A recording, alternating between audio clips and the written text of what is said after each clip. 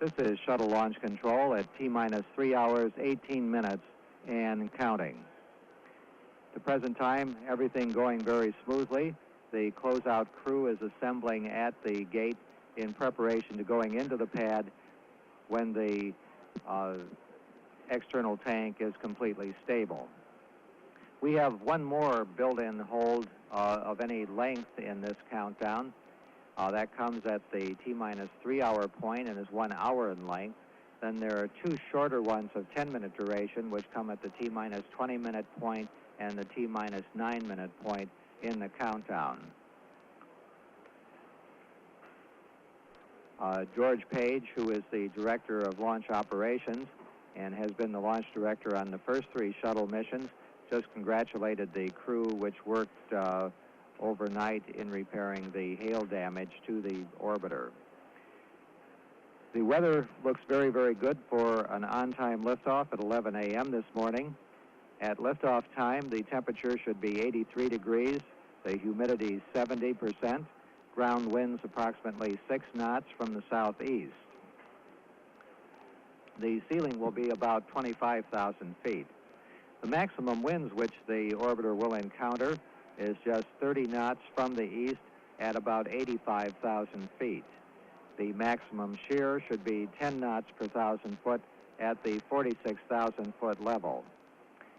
Shear is a condition where winds are blowing in different directions at different altitudes, so that first a rocket vehicle is pushed one way and then another. The countdown continuing at T-minus 3 hours, 16 minutes, 9 seconds, and counting. This is shuttle launch control. This is shuttle launch control at T-minus 3 hours, 2 minutes, and counting. We're coming up on a planned 1 hour built-in hold. The hold was originally in the countdown at the T-minus 2 hour and 5 minute point, and this was the way it worked during the first 3 shuttle missions. That has been changed so that some of the events which originally had been done during that hold period are now done during clock time. During this hold, the pre-flight alignment of the inertial measurement units will begin. Also during the hold, the ice and frost inspection team will enter the pad area and check the external tank for buildup of anything that might cause concern for the safety of the thermal protection system during liftoff. Built-in holds are periods when any tasks can be completed that have not been done during the normal time. As it is, everything has been going very, very smoothly in the countdown. We're approximately 1 minute away from going into that built-in hold. The ice inspection team has been cleared to the roadblock to stand by for both the hydrogen and oxygen tanks to be in a stable mode. The liquid hydrogen tank presently is in a replenish stable mode. However, the liquid oxygen tank is just reaching that point. 30 seconds away from going into our 1 hour hold at the 3 hour point in our countdown. The prime crew of Ken Mattingly and Henry Hartsfield has been awakened in the crew quarters, and they will be going in to have breakfast in the near future. About 5 seconds away from our 1 hour built-in hold.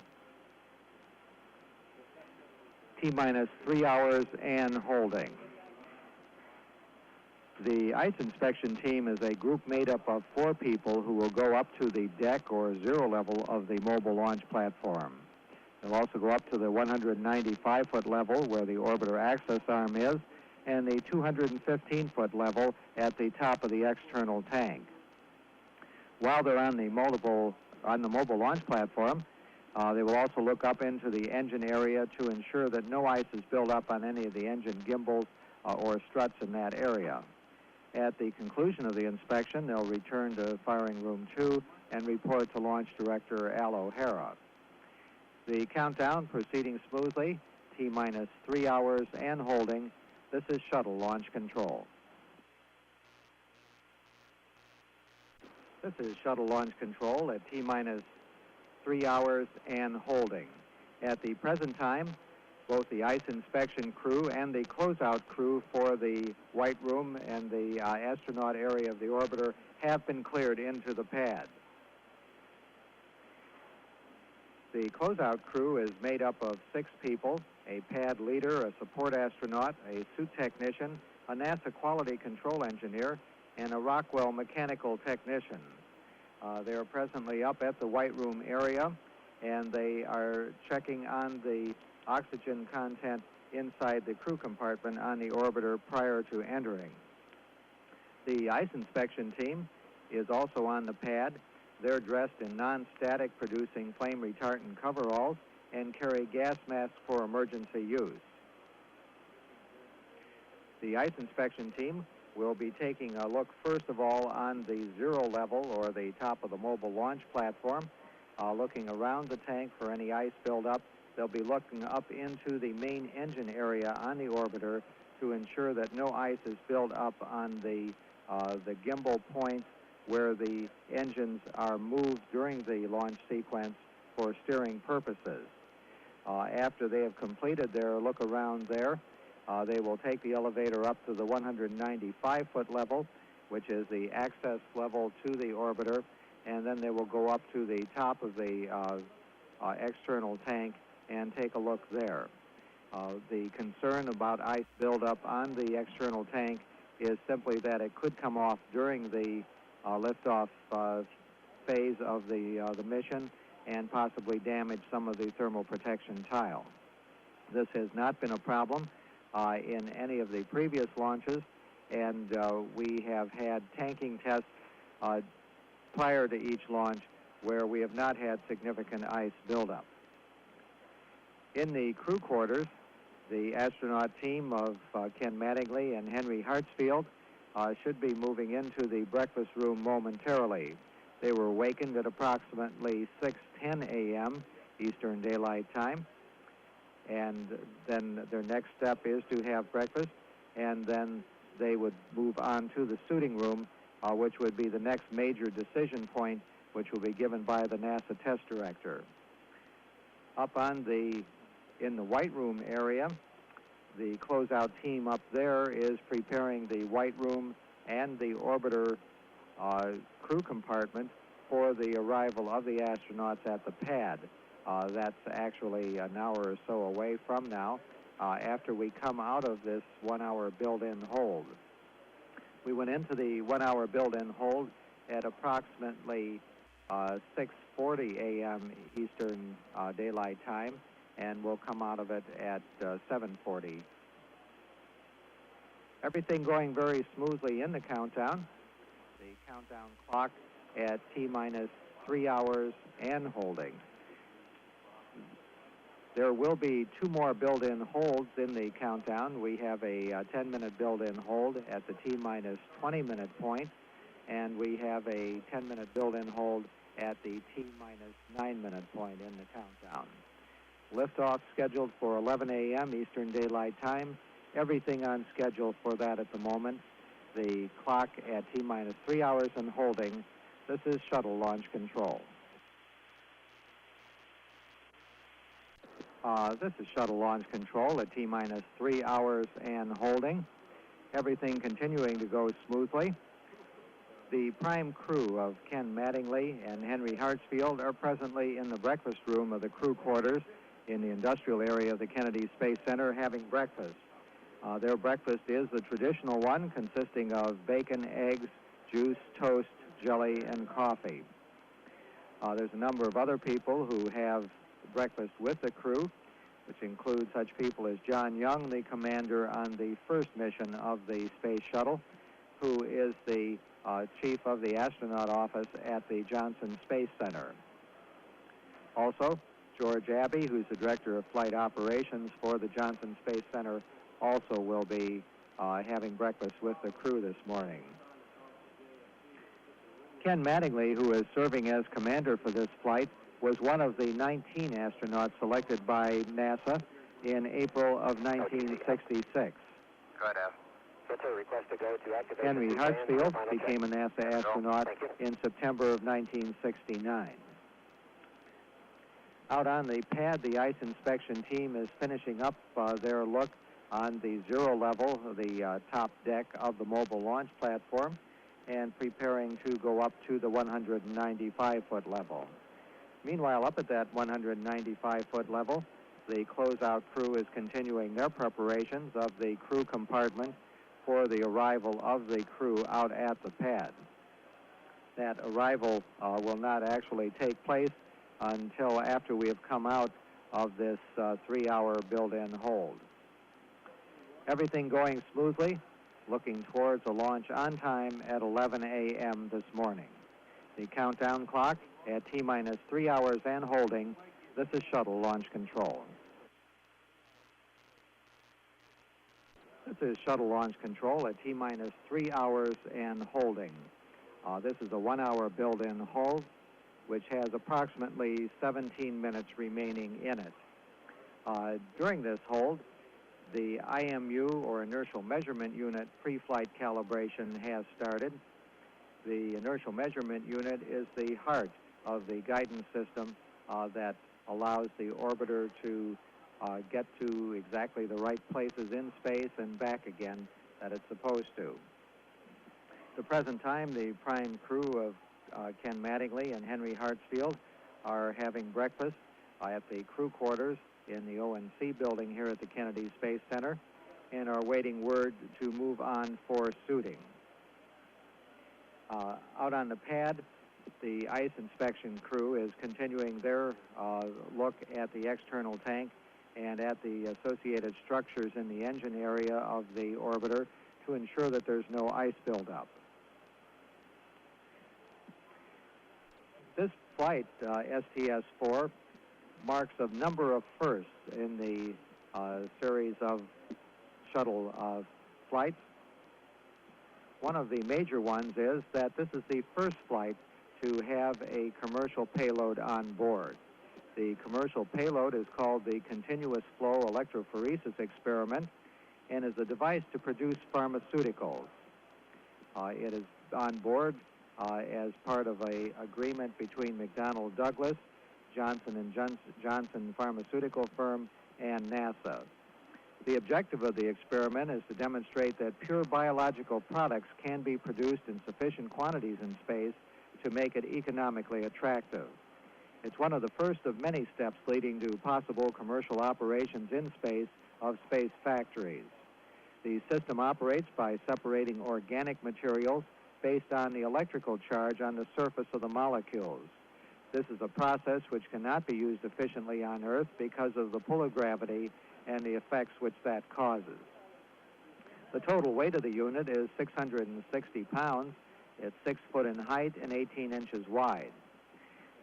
The experiment marks the first use of the Space Shuttle by a commercial firm.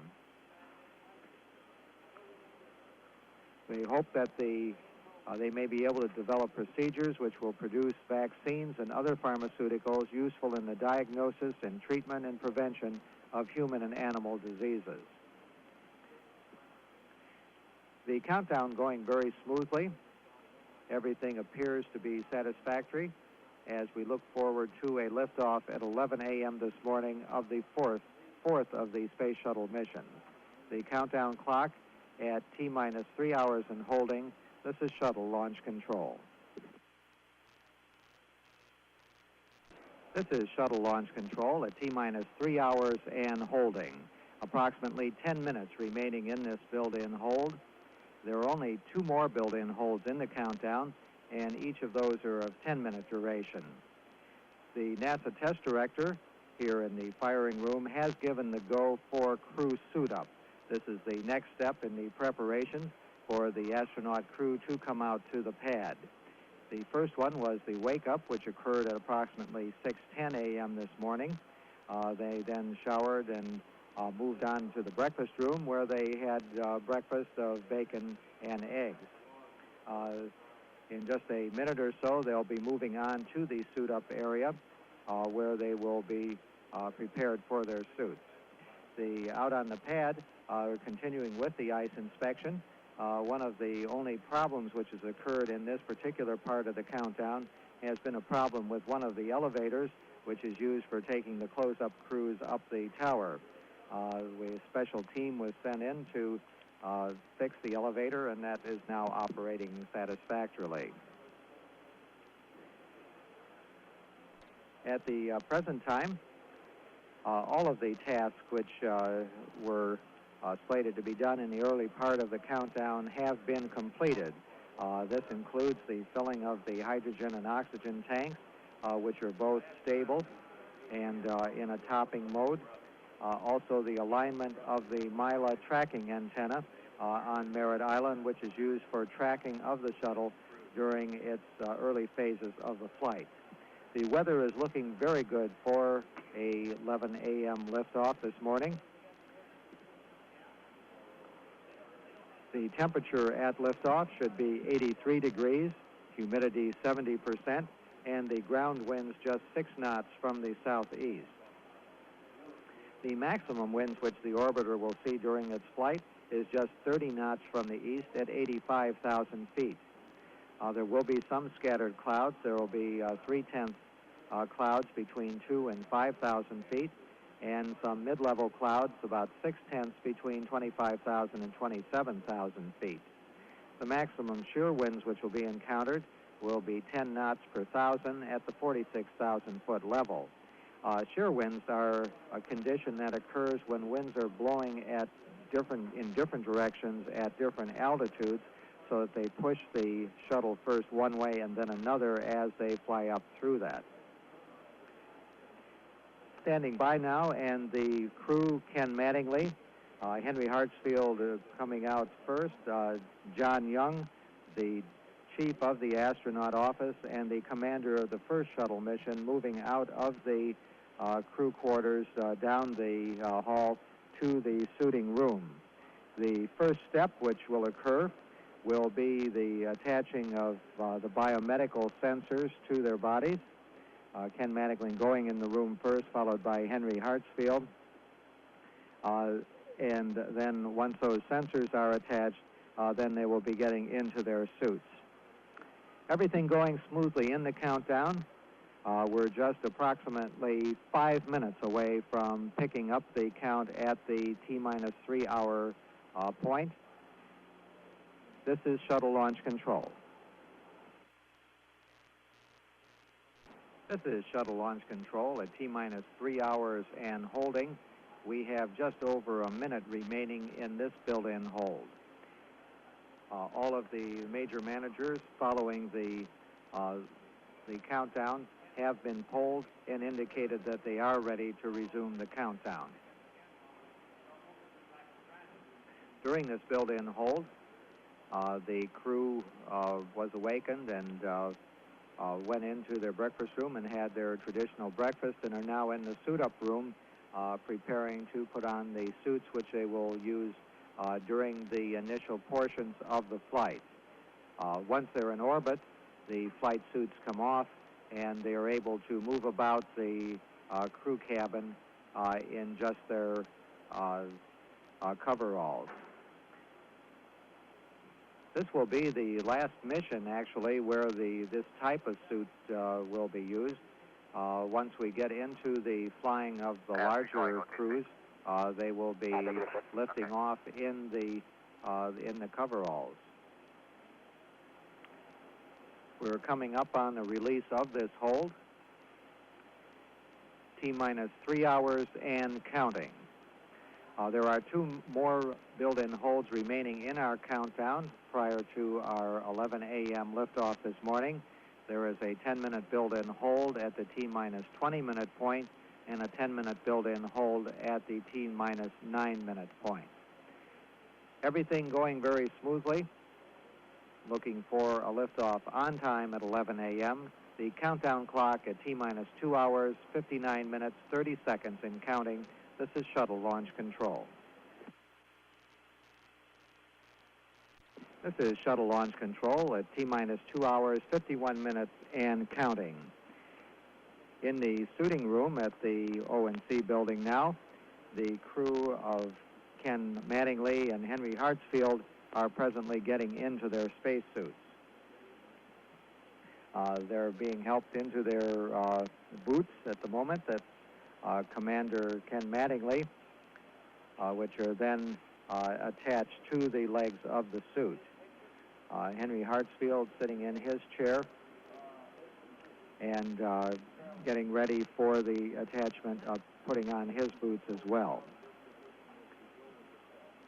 Ken Mattingly, who is serving as commander for this flight, served as a member of the astronaut support crews for Apollo 8 and 11 missions and was the astronaut representative in development and testing of the Apollo spacesuit and backpack. He was designated the command module pilot for the Apollo 13 flight, but was removed from flight status just 72 hours prior to the scheduled launch due to his exposure to the German measles. Mattingly subsequently served as the command module pilot of Apollo 16, April 16 to 27th in 1972. He's logged 265 hours and 51 minutes in space, 1 hour and 13 minutes of which were spent in extravehicular activity. He worked as head of the astronaut office, support to the Space Transportation System program from January of 73 to March of 78. He subsequently served as the backup commander for both STS-2 and 3 missions. Mattingly is a captain in the U.S. Navy. Mattingly presently trying on the helmet, which he will wear during the liftoff phases and the re-entry phases of the STS-4 flight. Henry Hartsfield became a NASA astronaut in September of 1969. He was a member of the astronaut support crew for Apollo 16 and served as a member of the astronaut support crew for the Skylab 2, 3, and 4 missions. Hartsfield retired in August 1977 from the U.S. Air Force with more than 22 years of active service, but continued his assignment as a NASA astronaut in a civilian capacity. He was a member of the Orbital Flight Test Mission Group of the Astronaut Office and was responsible for supporting the development of the Space Shuttle entry flight control system and its associated interfaces. He served as a backup pilot for STS-2 and 3. Hartsfield's married and has 2 daughters. Everything going very smoothly in the countdown. The countdown clock at T-minus 2 hours, 47 minutes, 55 seconds, and counting. This is shuttle launch control. This is shuttle launch control at T-minus 2 hours, 39 minutes, and counting. Out on the pad, the ice inspection team has completed their inspection of the external tank and the boat tail of the shuttle orbiter and reported back that they see no significant buildup of frost or ice in any of the places that are critical for the launch. They are on their way back now to the Launch Control Center.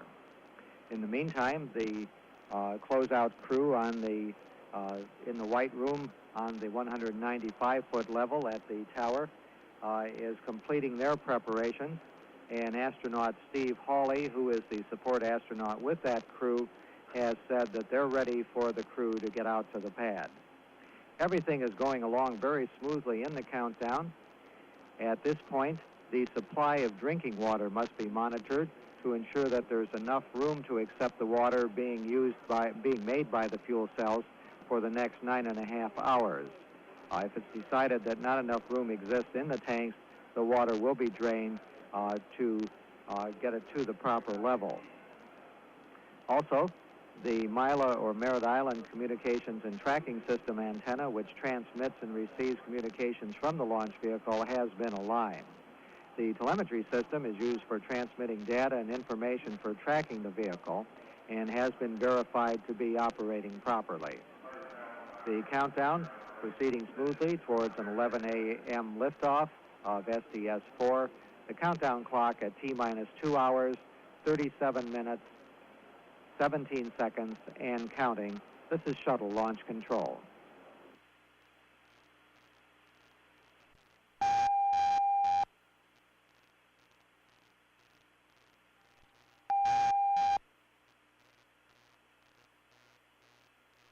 This is Shuttle Launch Control, T-minus 2 hours, 30 minutes, 13 seconds, and counting. And the astronaut crew of Ken Mattingly and Henry Hartsfield have emerged from the suit-up room and are moving into the elevator in the O&C building to begin their trip down to the ground floor and then out to the pad. On the pad, the closeout crew with the support astronaut, Steve Hawley, has been preparing the orbiter for their arrival and reported that everything is in readiness. They're moving down the elevator and will be emerging from the O&C building in just a few seconds from now. They'll be going out to the Astrovan, carrying their conditioning units for their suits in their hands, and the helmets with the visor protectors on them. Here they come out, led by Gene String from NASA Security and George Abbey, the chief of the office. Ken Mattingly and Henry Hartsfield getting into the Astrovan for the trip out to the launch pad. John Young accompanying them. John Young, the commander of the first flight of the Space Shuttle. He'll accompany them out to the pad, and then he will return to fly the shuttle training aircraft to determine that it is indeed possible for them to have a return to launch site aboard if that should become necessary, and to take another look at the weather at the shuttle landing facility. As it is, the weather looks very acceptable for a 11 a.m. Eastern Daylight Time liftoff. The Astrovan moving out of the O&C building driveway now, on its way out to the pad with the prime crew of Ken Mattingly and Henry Hartsfield. The countdown at T-minus 2 hours, 28 minutes, 7 seconds, and counting. This is Shuttle Launch Control.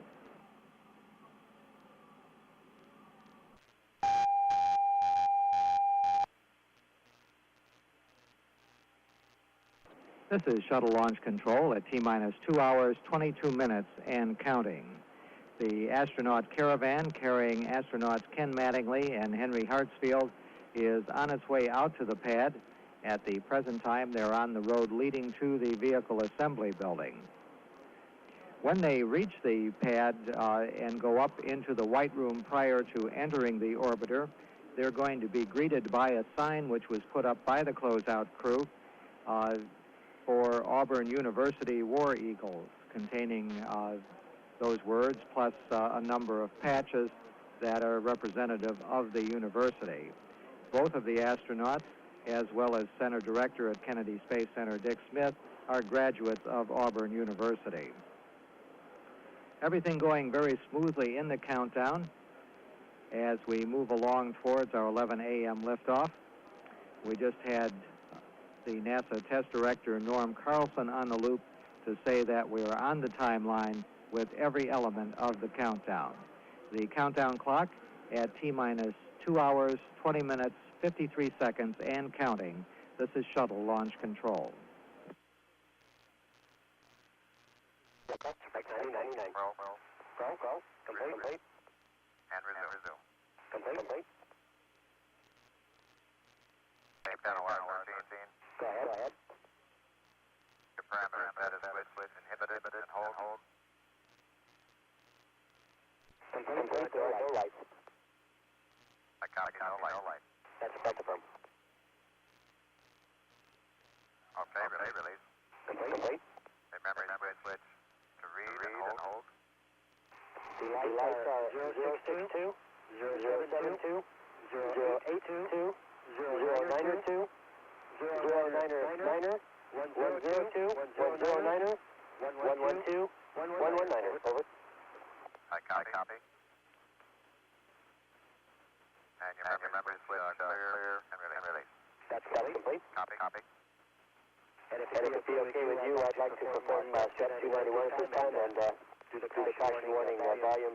You have a go. Okay. DCS? Go ahead. 291 complete. 292 is not performed, and I'll perform 293. Copy. Thank you. This is Shuttle Launch Control at T-minus 2 hours, 12 minutes and counting. The Astrovan carrying the prime crew of Ken Mattingly and Henry Hartsfield is just about to make the turn out near the base of the pad to go to the pad gate and up to the pad surface.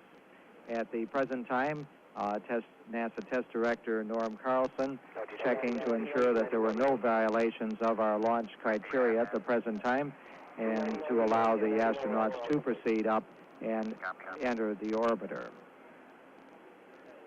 Everything has been going very smoothly in our countdown. The astronauts left the O&C building just about 10 minutes ago and came out past the vehicle assembly building where the orbiter and the external tank and the solid rocket boosters were assembled. Then past the press site where more than 1,500 press are on hand to witness the fourth launch of the Space Shuttle, past the Saturn V rocket used during the Apollo program, and which Ken Mattingly flew on Apollo 16. They are now on their way up the incline to the pad surface at pad 39A, where the Space Shuttle Columbia and the STS-4 mission awaits them.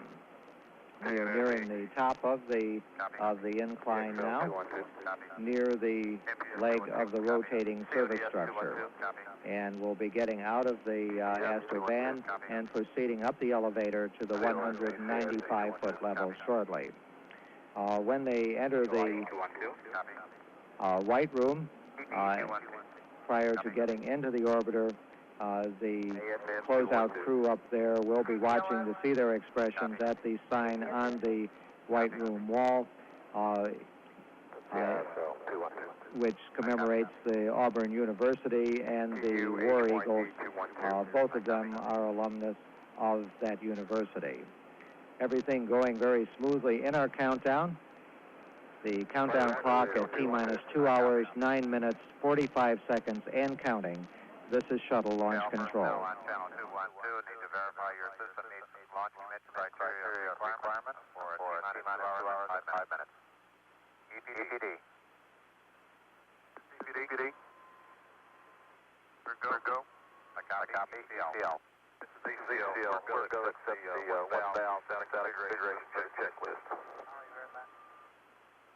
Into system regular valve. IFL. OTC. Go ahead. Do you have an indication of a master alarm? Negative, not at this time. Copy. Did you have one about 3 minutes ago? We had one when we did the caution warning volume test. Okay, that was where you set the hydraulic parameter. Affirmative. Copy that. Also.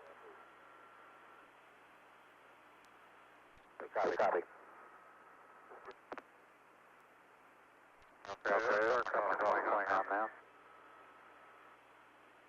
IFL OTC. IFL go. Okay, on launch criteria, you go. Go. GPS OTC. GPS, we'll go. HYD OTC. HYD, go. DVD OTC. DVD, go. CWS, go. COFS. Go. AFM. AFM, go. DLS. Go. CCME. Go. NPL. MPL, go. CGSF. Go. CCSE. CCSE, go. NSC, go. OFC, go. GNC, go. NPS, go. SNE, go. APU, go. FCT, go. AGDD. Go. XNC. It's correct. AMC. Go. ODS. ODS, go. And CMCC. We're go. Thank you. Okay, ECL OTC 212. ECL, go. Yeah, you're saying you're good except for one valve. Okay, the ANTREC checklist was changed so that there's into reg inlet system valve closed. The LCC just doesn't reflect that. Okay. Are you go then? We're go. Thank you. TCLIE. OOA. Step 173 in work. Okay, 173 in work, copy.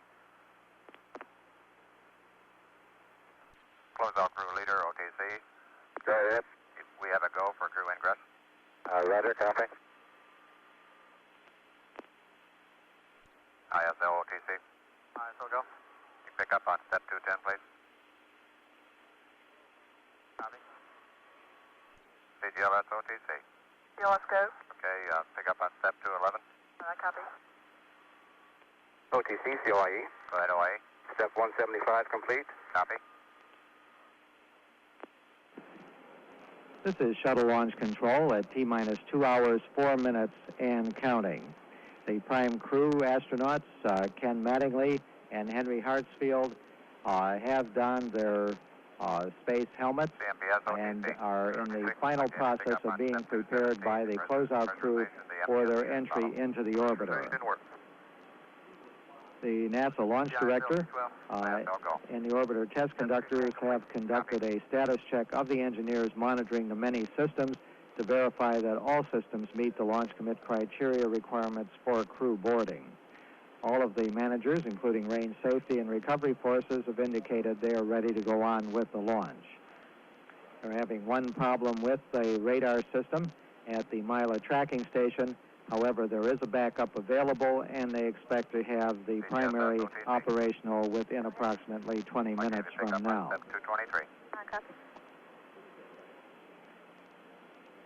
In just a few minutes from now, the shuttle launch, the ground launch sequencer computer program will be started. However, it's not actually placed online until the T-minus 20-minute point. But during this period, it will be tracking and keeping track to ensure that it's ready.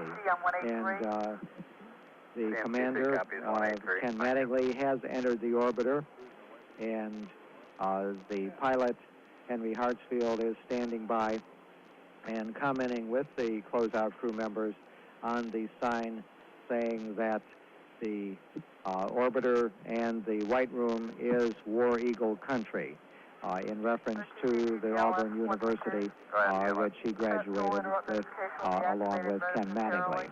Everything going smoothly, the countdown at T-minus 2 hours, 2 minutes, and counting. This is Shuttle Launch Control. Copy. All personnel, channel 212. The orbiter personnel shall remain on channel 212 through the launch. All orbiter personnel, be advised the flight crew will be ingressing your orbiter momentarily. Monitor your displays at the console. Do not reconfigure your concurrencies. OTC is TD212. Go ahead. Need to talk to MPS for a minute. You want to go to 132? You want MPS at 132? That's affirmative. CMPS OTC. OTC MPS, I'd like to finish pressurize my bottles before I go over there. TP copies. In the meantime, it has TRSD. Go to 132, please. FCP OTC. FCP copies. Could you go to 132, please? Didn't work. TC, CGSS. Go ahead, GSS. I can verify completion of step 0224. Thank you. As OTC. Go ahead, sir. Is the crew getting in? Affirmative, and we got him on comm. They're ready to talk to you. CDR OTC, Air Ground 1. Good morning, sir. Good morning to you. I think we have a beautiful morning for you this morning. And it looks like a beautiful spacecraft to go with it. We have a PLT on Air to Ground 1. Great, you're loud and clear today. How are you? Just fine. Setting up a beautiful day for you today. It looks great. OTC MPS, 212. Go ahead, MPS. MPS, any tanks are stable with flight pressure. Mike, copy. Would you go to 132 and talk to TPE, please? Will do. Okay, CDR and PLT, NTD on Air to Ground 1, comm check. How do you read? Good morning, sir. You're loud and clear. PLT reads you loud and clear. Okay, it's a beautiful day. Thank you. CBSE, OTC. COFC, OTC. Go ahead. Can you verify step 290? Didn't work. OTC, this is CBSM, 212. Go ahead, CBSE. Okay, I can verify step 0272, PLT and CDR ECG. Copy that, thank you. Roger. OTC, COFC. Go ahead, OFC. Okay, we can verify the RCS thruster fire commands are off for step 290 and give you a go on the post-ingress switch list for 295. Copy that. Ask OTC. Ask, go ahead. Okay, we're ready for post-ingress switch reconfiguration, part 2 of 2. Okay, I'll get to that in just a moment. Copy. This is shuttle launch control at T-minus 1 hour, 50 minutes, and counting. The solid rocket booster rate gyros have been turned on, and a gaseous nitrogen purge of the solid rocket booster aft skirt has begun. The rate gyros are used by the orbiter's navigation systems to determine the rate of motion of the solid rocket boosters. During their 2 minutes of flight, the simulation of the first motion of the shuttle has also been sent to the Johnson Space Center, range safety in the firing room to test the system, which indicates liftoff. And we have had confirmation that the first motion signal has been received properly. The flight crew, Ken Mattingly and Henry Hartsfield, have completed most of their entry procedures. The seat heights have been adjusted, as well as the rudder pedals. The ejection seat safing pins have been removed and placed in a special pocket of the commander and pilot spacesuits. They have begun their communications checks with the firing room and the air-to-ground voice checks with Mission Control at Houston. Everything going smoothly in our countdown as we proceed towards on-time liftoff at 11 a.m. this morning. The countdown clock at T-minus 1 hour, 48 minutes, 40 seconds, and counting. This is shuttle launch control. Oh, okay. OTC, CGSS. Go ahead, GSS. I'm going to take a short break. My NASA counterpart will monitor for me. Okay, copy. OTCS. Go ahead. 275 is complete, and we're working 276 through 286 at this time. Copy. Okay, coming up on 1 hour and 45 minutes. Mark. This is shuttle launch control at T-minus 1 hour, 40 minutes, and counting. One of the T-38 chase planes has just taken off. However, on this particular flight, it's taking a look at the weather. The weather advisory is used for determining if conditions are satisfactory for a return to launch site aboard as far as visibility is concerned, and what sort of weather might be moving towards the Kennedy Space Center that might have some impact on the launch time. All of our reports so far on weather have been satisfactory to support the 11 a.m. launch. The weather today is supposed to be very similar to the weather on the past few days, where there are thunderstorms in the afternoon. So the launch team, as it always does, is looking for a liftoff at the very opening of the window at 11.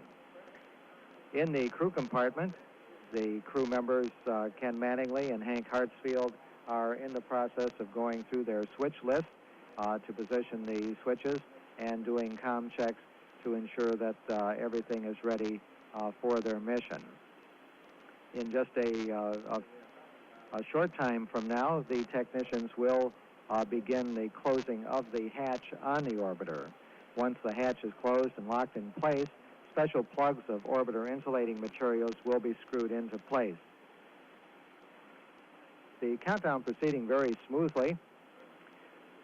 One of the tasks which the astronauts will have has to do with another experiment looking towards the use of space for manufacturing purposes.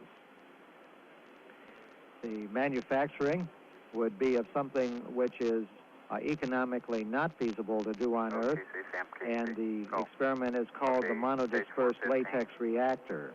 Located in the crew compartment mid-deck during liftoff, the device is designed to produce uniform-sized polystyrene latex balls larger than the 2-micron size which can be produced on Earth.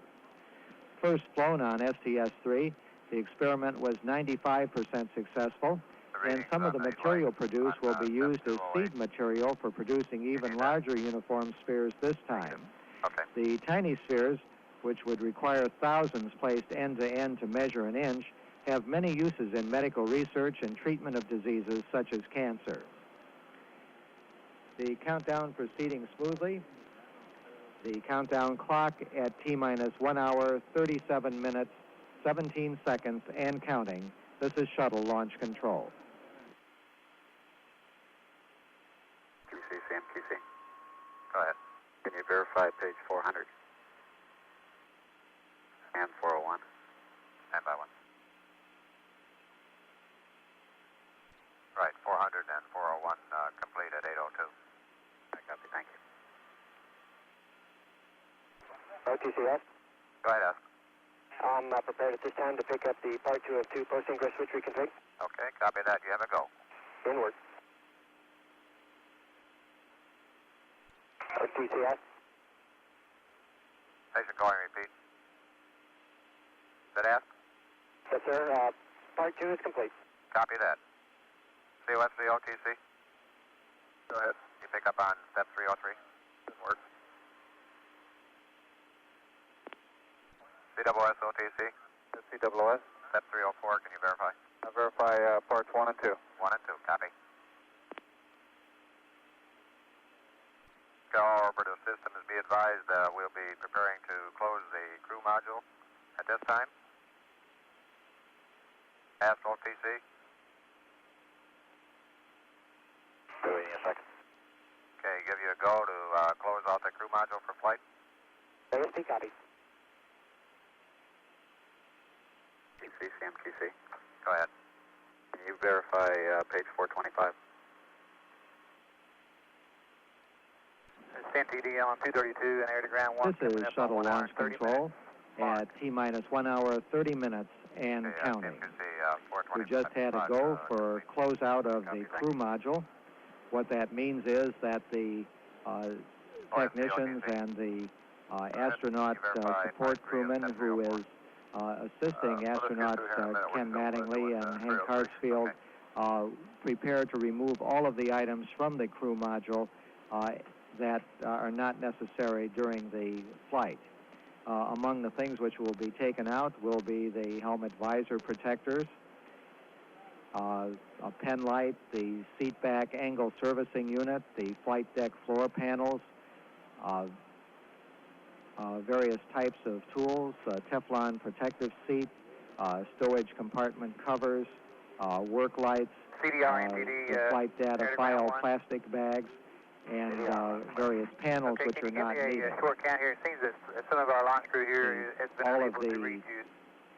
Okay, short count. All of the items in the closeout of that crew compartment have been going very smoothly. Once checklist has gone over and it's determined that everything has been removed, then the hatch will be closed and locked in place. The countdown has been going very smoothly. There has been no major problems which have come up in the entire countdown pertaining to the vehicle systems or any of the ground support equipment. The only problem that we've had during the entire countdown has pertained to weather, where we had a hailstorm Saturday evening, which did create some dimples or nicks in some of the thermal protection system. Everything that was accessible was fixed during the 8-hour hold during the evening, and we were able to pick up the countdown on time and are looking forward to an on-time liftoff at 11 a.m. This is shuttle launch control. Try that one again. Let me set the volume here. Okay, you're much better now. CDR, loud and clear, sir. And PLT loud and clear. CDR, loud and clear. And PLT loud and clear. OFC, OTC. Yeah, OTC, OFC, we can verify 303 through 307. Copy, thank you. CGLS 132. Go ahead, GLS. GLS functional net complete. Copy, thank you. What step is that, please? 61096. Okay, it's a subsequence. Copy that. That's right. It could be 17213. 213, thank you. Flight OTC. OTC flight. Okay, you have a go on your air-to-ground voice check. 1 hour, 25 minutes, Mark. Columbia, Houston. Configure for air-to-ground 1 voice check. Columbia, welcome. CDR to Houston. On air to ground 1, over. Columbia, Houston. CDR PLT. How copy air-to-ground 1? CDR, loud and clear. And PLT loud and clear. Roger. We have you loud and clear. Configure for air-to-ground 2 voice check.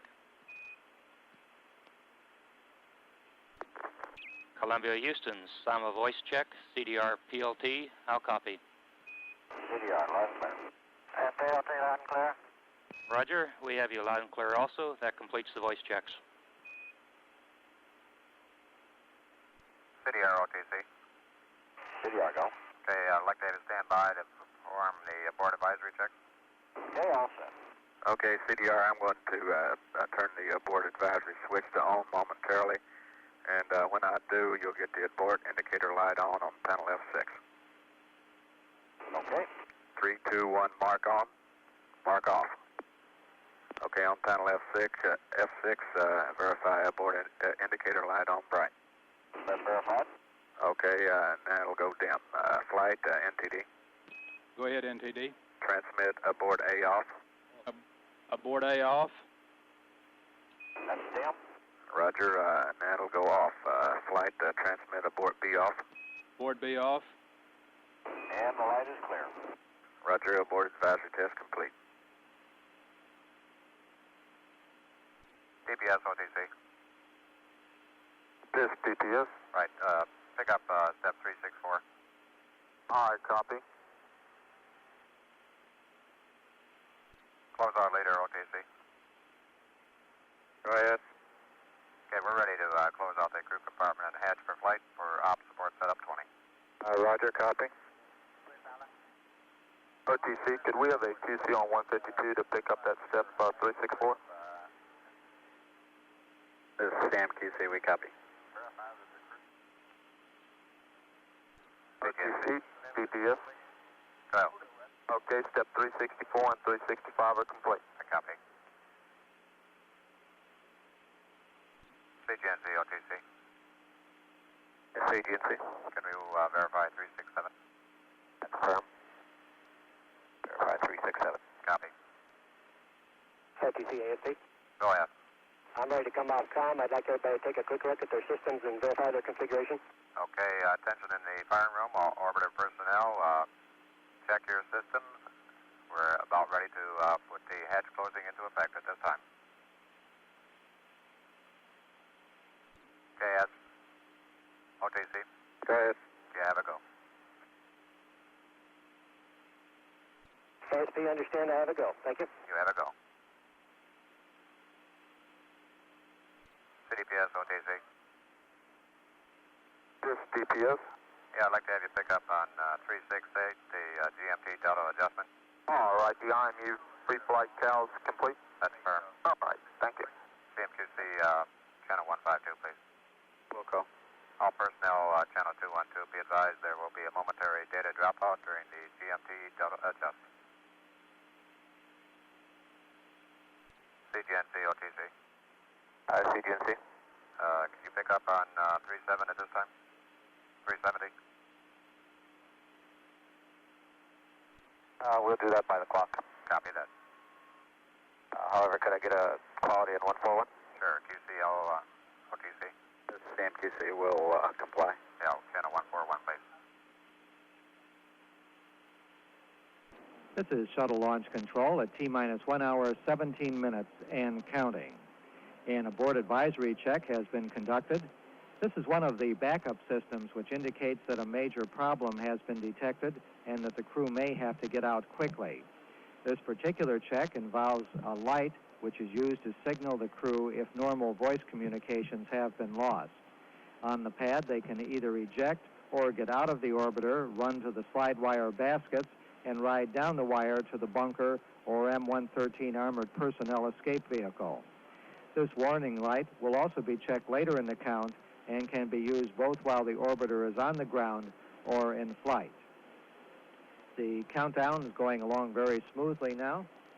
The final closeout of the crew compartment is underway, with the egress crew taking out a kit containing the flashlight, screwdriver, various other tools which could possibly need to be used when they are putting the crew into their seats and hooking them up to their life support systems. The crew is completely hooked up now and are going through their switch list checks and their comm checks, and the closeout crew is presently removing the ramps which are used for the entry into the crew module. The next step will be the closing of the hatch and sealing of that and attaching the insulation to protect it during the ascent and re-entry phases. The countdown clock at T-minus 1 hour, 15 minutes, 20 seconds and counting. This is shuttle launch control. OTC, close that crew there. Go ahead. Okay, we're getting ready to close the hatch now. Okay, you have it, go. OTC, CMQC. Go ahead, QC. Can you verify pages 429 through 33? Right, we have no open items on those pages. All right, copy. Be advised, we have no Net 105 capability back here. Copy. OTC, CMQC. Go ahead, QC. Can you verify pages 435, 36, and 37, and 38? Right, 35 complete. 36, 37, 38, 39. Yep. OTC, DPS. Go ahead, DPS. Yes, our GMT Delta just is complete. Okay, thank you. Good. Test one. Retest. OTC, CGNC. Go ahead, GNC. Do I have a go for step 370? You have a go per the clock. After that. OTC, Ascent 212. Go. GPS is complete. Copy that and understand.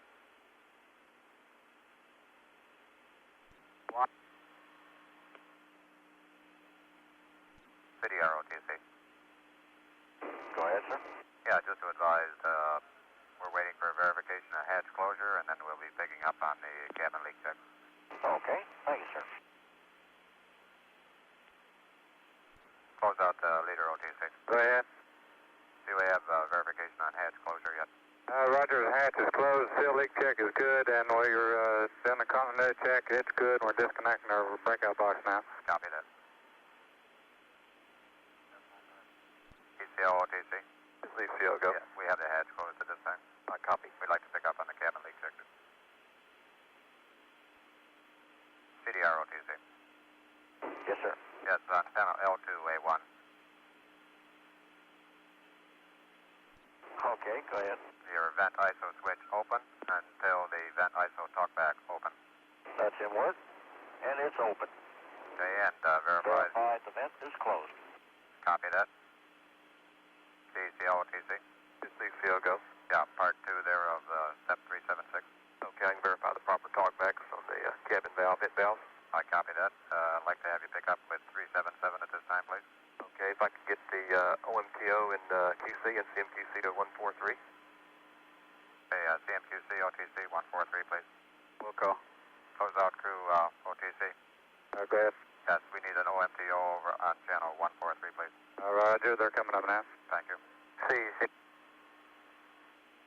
OTC, CGNC. Go ahead, GNC. I can verify step 370 at that is complete.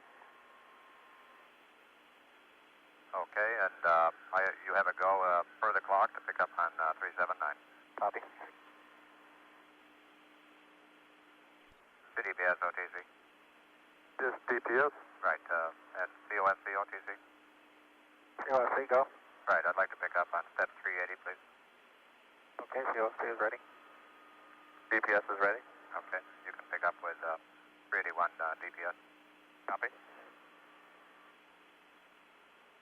Okay, step 381 is complete. Okay, pick up 382. PLT, CDPS. PLT, OTC. Yes, okay. PLT. Are you calling PLT? Right, DPS has a call for you. Go ahead, DPS. PLT, on the right CRT, select switch to 3. That's the 3. And on the right keyboard, resume. Resume. And verify on CRT 3 we have TPC memory. And that's verified. Okay, thank you, PLT. OTC, CDPS. Go.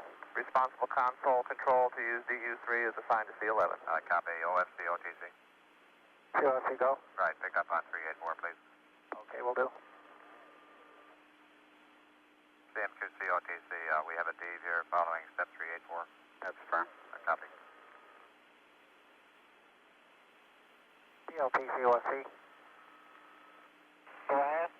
Okay, we'll be performing a, OFC, OTC. Go ahead. Okay, you're on 212. Okay. I understand. Yeah, okay. Continue. Okay, PLT, we'll be performing an AA and an RDA sensor self-test. We'd like for you to monitor CRT page 3. For out of tolerance conditions, that would be an up or down arrows. Okay. OTC, CL212. Go ahead. I need a reading from the CDR on panel 01 of the cabin pressure. CDR, OTC. Yes, sir. That's very difficult for me to read at this angle. It doesn't look to me like it's moved, and I show no DPDT. Yeah, OTC, I just need a baseline reading. Okay, copy that. Yeah, CDR, ECL, can you estimate on panel 01 the cabin pressure?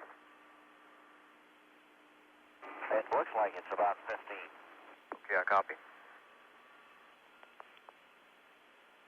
CDR, OTC. Go ahead, sir. Okay, at this point in time, we're at 1 hour, and we have a change that we talked about yesterday. I'd like to have you at this time perform your OMS GN2 pressurization.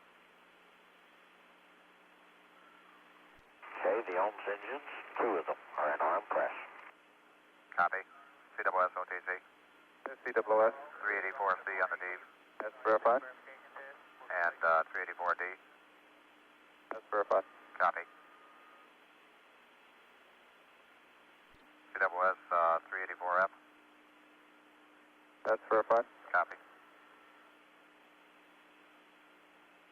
COFC, OTC. Go ahead. On the D, I'd like to have you pick up 384G. OTC, PLT. Go ahead, PLT. Yeah, I got a call to monitor a spec, and I thought somebody was supposed to call a spec 102, and I never saw it. I got an illegal entry on my, it's come back again on the CRT3. Okay, PLT to COFC, I think we didn't get the sensor self-test up there. We're going to recycle and do it again here. OTC, CL212. Go ahead, ECL. Okay, cam pressure's coming up. You'll have a master alarm momentarily. I copy.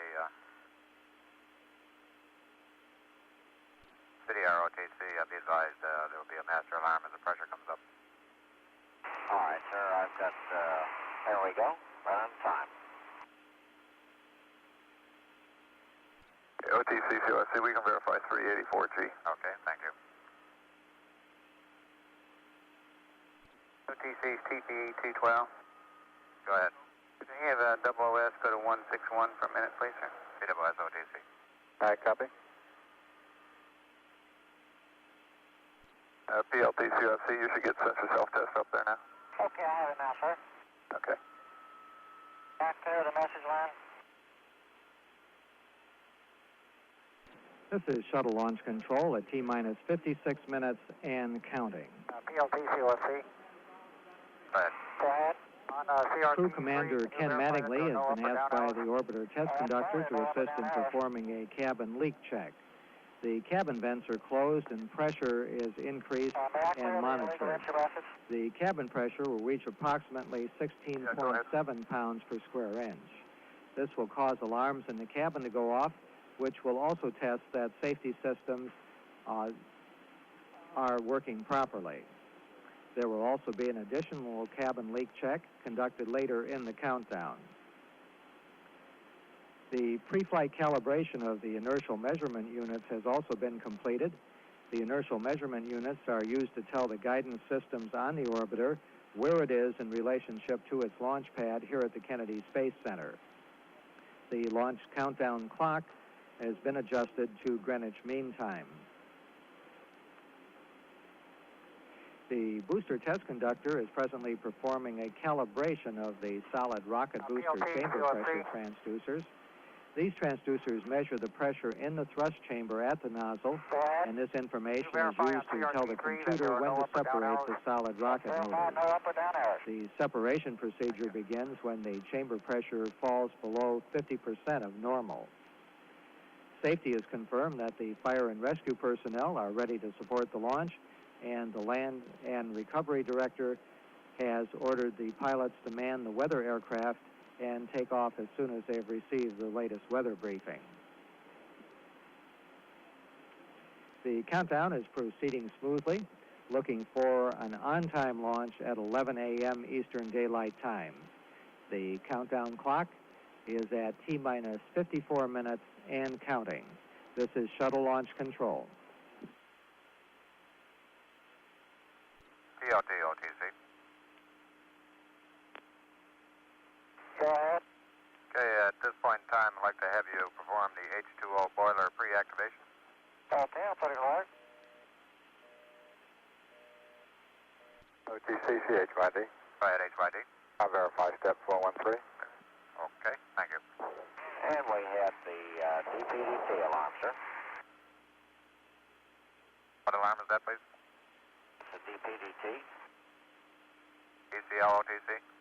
This is ECL on 212. That's us removing the probe from the cabin link chip. Okay, and that was an expected alarm, PLT. This is ECL, that's correct. COSC OTC. COSC, go. Yeah, your self-test, how you coming? We're just about finishing. Okay. This is shuttle launch control at T-minus 50 minutes, 15 seconds and counting. The shuttle training aircraft, piloted by John Young, is in the process of taking off from the shuttle landing facility. The shuttle training aircraft is used for flying approaches to the runway to determine if the weather is acceptable for a return to launch site abort, should that be necessary. Up to the present time in the shuttle program, of course, that has not been necessary, but in each time, that is one of the criteria that determines whether or not we have acceptable conditions for launch. The shuttle training aircraft is a modified one, which allows it to fly the very steep descent track that the shuttle actually comes down in during its landings. In this way, John Young is able to determine what the visibility would be to the shuttle aircraft as it approached and determine whether or not the conditions are acceptable for launch.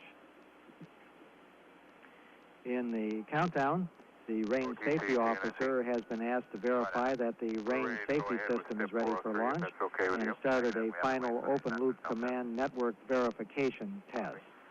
The Orbiter rate gyro assembly and accelerometer assembly are also being tested. The countdown clock continuing at T-minus 48 minutes, 40 seconds and counting. This is shuttle launch control. You want to take out? Self-test complete. 30 seconds. OTC, COFC. Go ahead. Okay, RTA and AA sensor self-test complete. Okay, pick up with the step 400, returning the responsible console. Okay, that's in work. NSC, OTC. NSC, Perform your TAC and channel. Select step 403. in work. CL212. Go ahead. Okay, you can notify pad to continue the side hatch closeout for orbiter op support setup number 20. Okay. And also that FSS breathing air system is no longer required. Okay. OTC, CNSC. Stand by one. Close all leader OTC. Go ahead. You may continue with your heads closed up. Roger, and where? Go ahead, NSC. Channel select is complete. Copy. OTC, TTE, we have DPS go to 161, please. GPS OTC. This DPS will go to 161. Copy. RCRE OTC. That's RCRE 212. Okay, step 418, the mag tape and the trip chart. Put that in work, please. 418 is confirmed, complete. Copy.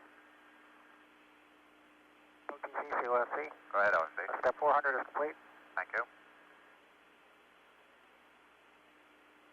CDPS OTC. This DPS. We're ready for the flight critical and payload MDM byte status. Step 401 at this time. All right, copy. We'll put that in work. OTC, ECL. Go ahead, ECL. Okay, the crew module pressurization and initial cabin 2 PSID leak check is complete. You can proceed with the cabin vent redundancy check. Step 439. Okay, you're complete with 439. Copy that. Okay, CDR OTC. Yes, sir. Okay, ready to pick up on cam and vent redundancy on panel L2A1. Okay. This is shuttle launch control at T-minus 45 minutes and counting. The S-band telemetry system is being switched to high power and configured to transmit and receive signals by radio rather than through wires as is done through much of the countdown. The crew is beginning to configure the switch panel for activation of the hydraulic auxiliary power unit's water boiler. Cabin is closed out. The ground launch sequencer mainline computer programs are activated at this point and monitored to prepare for taking over the countdown at the T-minus 9 minute point. During the countdown, the 5 onboard computers are updated or loaded several times. At T-minus 19.5 hours, the 4 primary computers all receive the final load from the mass memory units in the orbiter, and then all 4 are run together and the information in them compared to ensure that all understand the same thing. This is important since they act as a committee during flight and vote among themselves as to whether they are directing the flight to do the proper thing. At T-minus 45 minutes, Houston has the possibility of sending new information to update them based on any unusual weather conditions the vehicle might fly through. At T-minus 20 minutes, another chance occurs to update the computers if necessary, and one of the 4 computers is read out and compared with what should be identical programs contained in the firing room data processing system console. At T-minus 18 minutes, additional opportunities occur to input any changes. At T-minus 9 minutes, the countdown begins to be controlled by the ground launch sequencer. During this period, the ground launch sequencer sends commands to the onboard flight computers, which then report back when their tasks have been completed. At T-minus 28 seconds, the system is reversed, and the onboard computers take over the final seconds of the countdown, and the ground launch sequencer simply monitors what they're doing. However, it does have to send the command ordering the start of the main engine. Right. At T-minus 8 minutes, the backup computer is programmed with frequency changes and antenna changes to ensure that it has the latest information to enable the orbiter to speak to various ground tracking stations as it circles the Earth. Because of different capabilities at different ground stations, it's necessary to change the way in which information is sent to them. The countdown continuing at T-minus 42 minutes and 20 seconds. Up at the orbiter access area, the closeout crew has completed the closing and securing of the hatch and is in the process of separating the access platform from the orbiter, and it will be brought back to the park position just a short time from now. Prior to that, the various things which might be loose in that white room are stowed so that they will not be disturbed during the launch sequence. The closeout crew is presently taking a look to make sure that all of the work has been successfully completed and that they had not overlooked anything because of the way in which the closeout room mates with the orbiter during the early phases of the countdown. Up on the 195-foot level, it's required that a tether be used by that technician who is leaning over and taking a look. He is disconnected now and gone back into the white room area. The countdown continuing satisfactorily, T-minus 41 minutes and counting. This is shuttle launch control. OTC, close out later. Go ahead, leader. Okay, environmental camera is configured and pre-op 720 is completed. Okay, I need to verify all the drag-on lines have been removed from the OAA trussway. That's verified. Copy. OTC, CGLS. Go ahead, GLS. I'd like to verify 467 and 468. Okay, copy that. Close out, leader, OTC. Go ahead. Okay, you're at a point now where you're ready to evacuate the white room. That's fine. Okay. OTC, SAMQC. Go ahead. Could we get a TN on that 471, please? Close out, leader, OTC. 11 Tango. Copy, QC. I copy. Do you have a tech up there with you? 1586. All right, copy. Thank you. Okay, close out, leader, OTC. Go ahead. You have a go at this time to leave the white room. Copy. We're going to headset now. Be on radio. Our copy. We'll monitor net 105. That's fine. City Air, OTC. Yes, sir. Right, in about 5 minutes we'll be picking up with the cabin then. Okay, we'll be here. Copy. CDR, OTC. OTC, this is CCSE on 212. Go ahead, CCSE. Step 17-473 is complete. Copy that, thank you. This is shuttle launch control at T-minus 35 minutes and counting.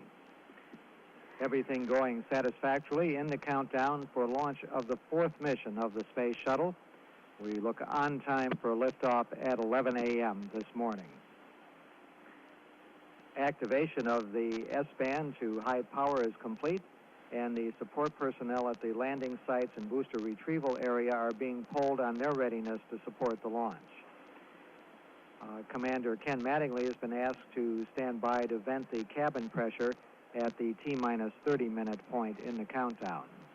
All personnel, this is a shuttle flight which, although it's the fourth one, has a number of firsts on it. And one of those firsts is that this will be the first flight of a getaway special. Officially titled a small self-contained payload, the Getaway Special program is offered by NASA to provide anyone who wishes the opportunity to fly a small experiment on board the shuttle. The experiment must be of scientific research and development nature. This particular Getaway Special is one which was bought by a private individual, Gil Moore of Utah, who donated the space to Utah State University. There are 10 experiments on board, all of which have been designed to provide information, which will be useful in the future, many of them for other shuttle missions. One, which is a fruit fly growth experiment, is designed to study the effects of microgravity on their genetic structure in succeeding generations, and is a forerunner of one which will be flown on a long-term exposure facility later in the program. The countdown continuing at T-minus 33 minutes and counting. This is shuttle launch control. That's in work. All right, sir, the pass BFS transfer is complete. Copy, thank you. TPS, OTC? Yes, TPS. Pick up 488, 489, please. Copy, will it? ETO, OTC? ETO, go. Can we verify 499? Yes, I can verify 499. Okay, and we'll be picking up with the cabin vent in about 1 minute. Copy. OTC, DPS. Go ahead, DPS. 488 and 489 are complete. All right, copy, thank you. Okay, ECO, OTC, let's record our DPDT at T-minus 30. This is shuttle launch control at T-minus 30 minutes and counting. DPDT's reading 0.004. 004. Commander Ken Mattingly has indicated that he is venting the cabin pressure. This is part of a cabin leak check in which the cabin is pressurized and then the pressure monitored to determine whether or not any leaks do exist. This, of course, is a very important check and may be conducted later in the countdown as well. The orbiting maneuver system engines are being pressurized for launch at this time as well. Copy that.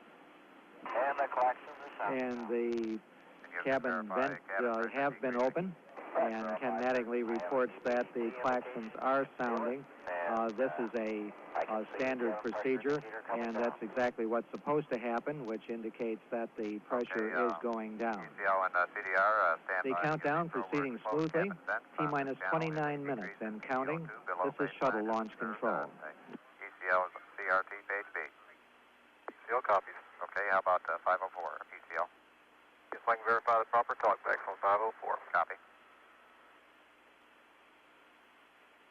EPD, OTC. EPD, go. Yeah, I'd like to have you pick up on set 512, please. Copy. Pad later, OTC. Pad later, go. Right, at this point in time, we can start and getting the teams ready to assemble at the roadblock A11 for the post-launch inspection and the staging personnel. That's in work. Yeah, wait.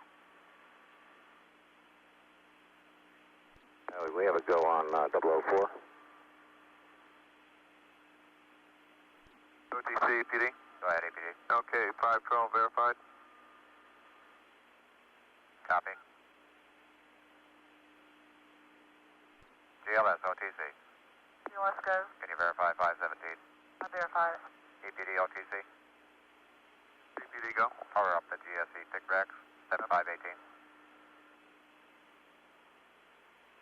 Okay, flight CDR and PLT, air to ground 1. Flight, you go ahead with and perform your final air to ground voice checks, please.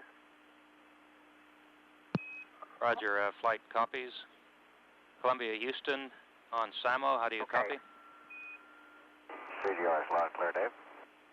And the PLT's reading you loud and clear.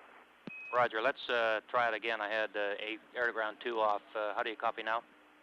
CDR still loud and clear. And you're loud and clear, Dave. Okay, I have an altimeter setting update for KSC RTLS. Altimeter is 30.15. Altimeter setting at Dakar remains the same. Runway preferences remain the same. Visibility and weather at KSC remains as briefed. Visibility is currently 10 miles.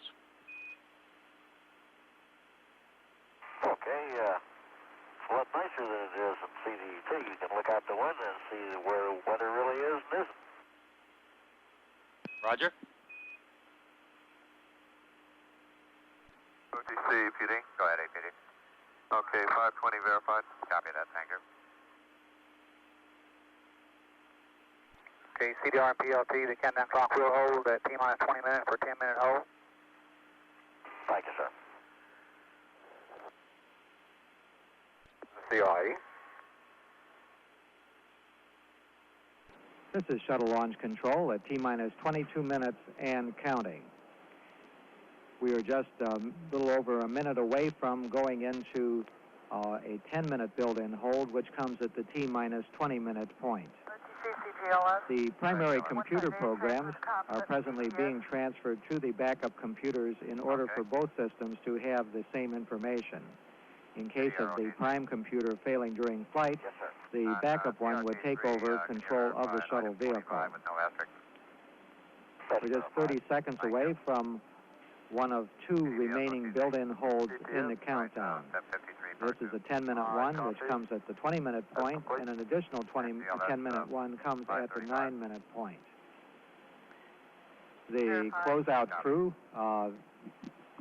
has left the pad area now and started back to the roadblock and their launch position.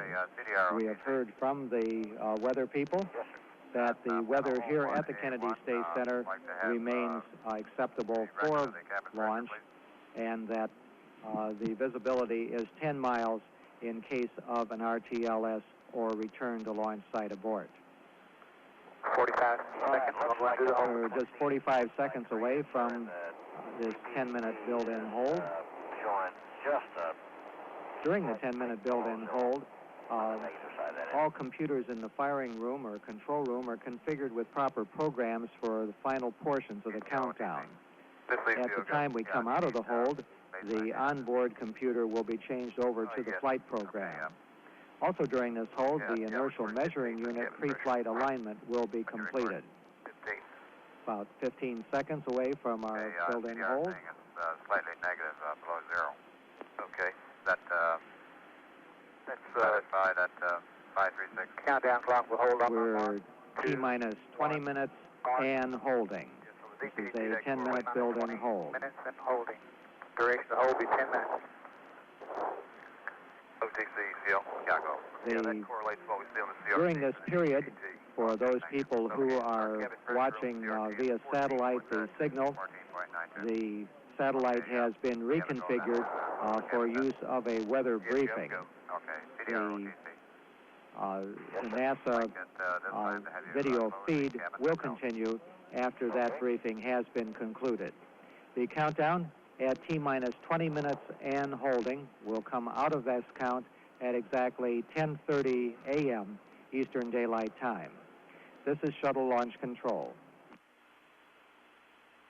Okay, the vent ISO and the vents are both closed and the talkbacks are both closed. I copy, ECL, step 540. Okay, ECLing verify, step 540. Copy that, thank you.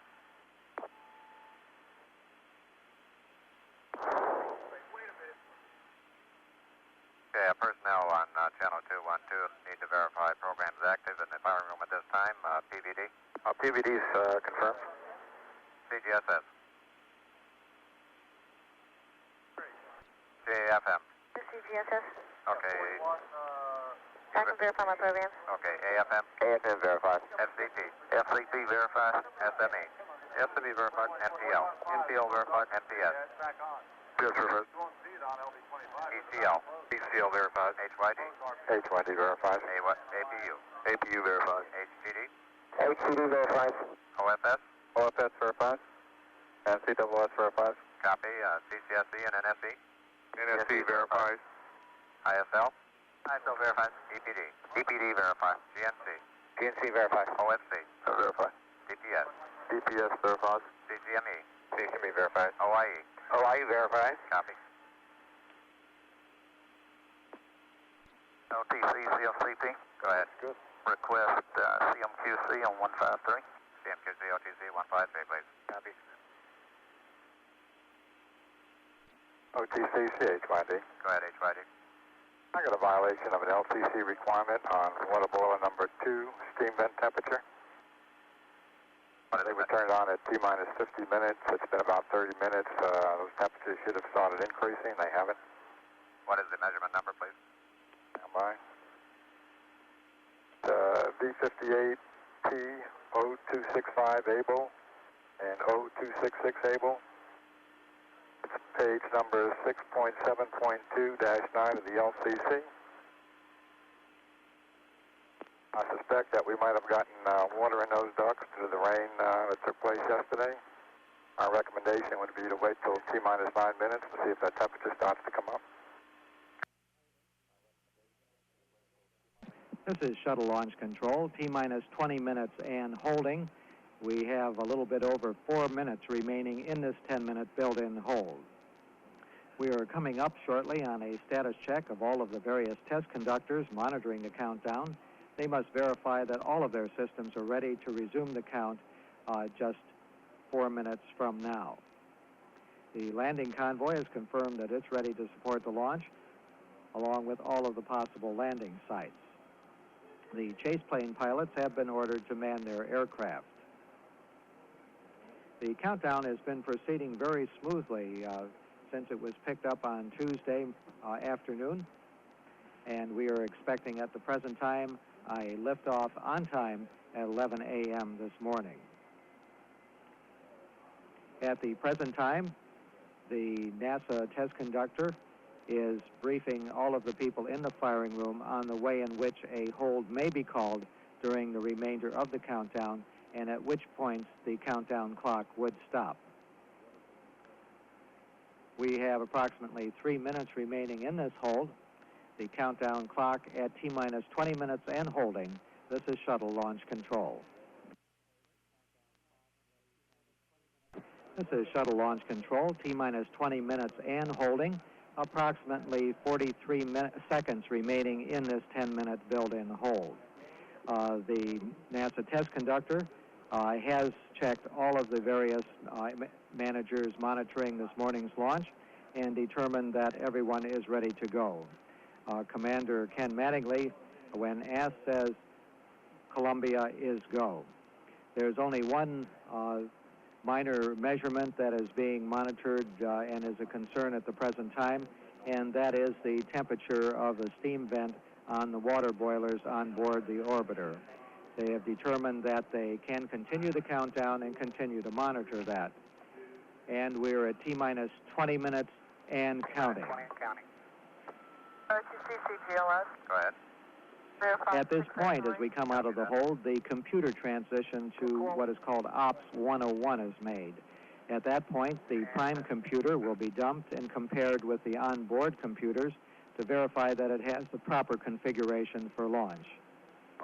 The purge of the 3 fuel cells on board is underway, and the fuel cells are purged by flowing the reactants, the hydrogen and oxygen, through them to determine that they are properly clean and then for launch. The countdown clock continuing at T-minus 19 minutes, 15 seconds and counting. This is Shuttle Launch Control. OTC, DPS. Go ahead, DPS. Okay, the ops transition is complete. Passes in 101. I copy that. CDR OTC. Yes, sir. I'd like to have you perform the manual transition of DFS to 101. OTC, CLFC 609 is verified. Copy that. DLT OTC. DLT OTC. Go ahead. Configure the paths and BFS horizontal set to displays. Okay, I'll put it in just a minute. COFC, COIE, step 646 complete. Copy.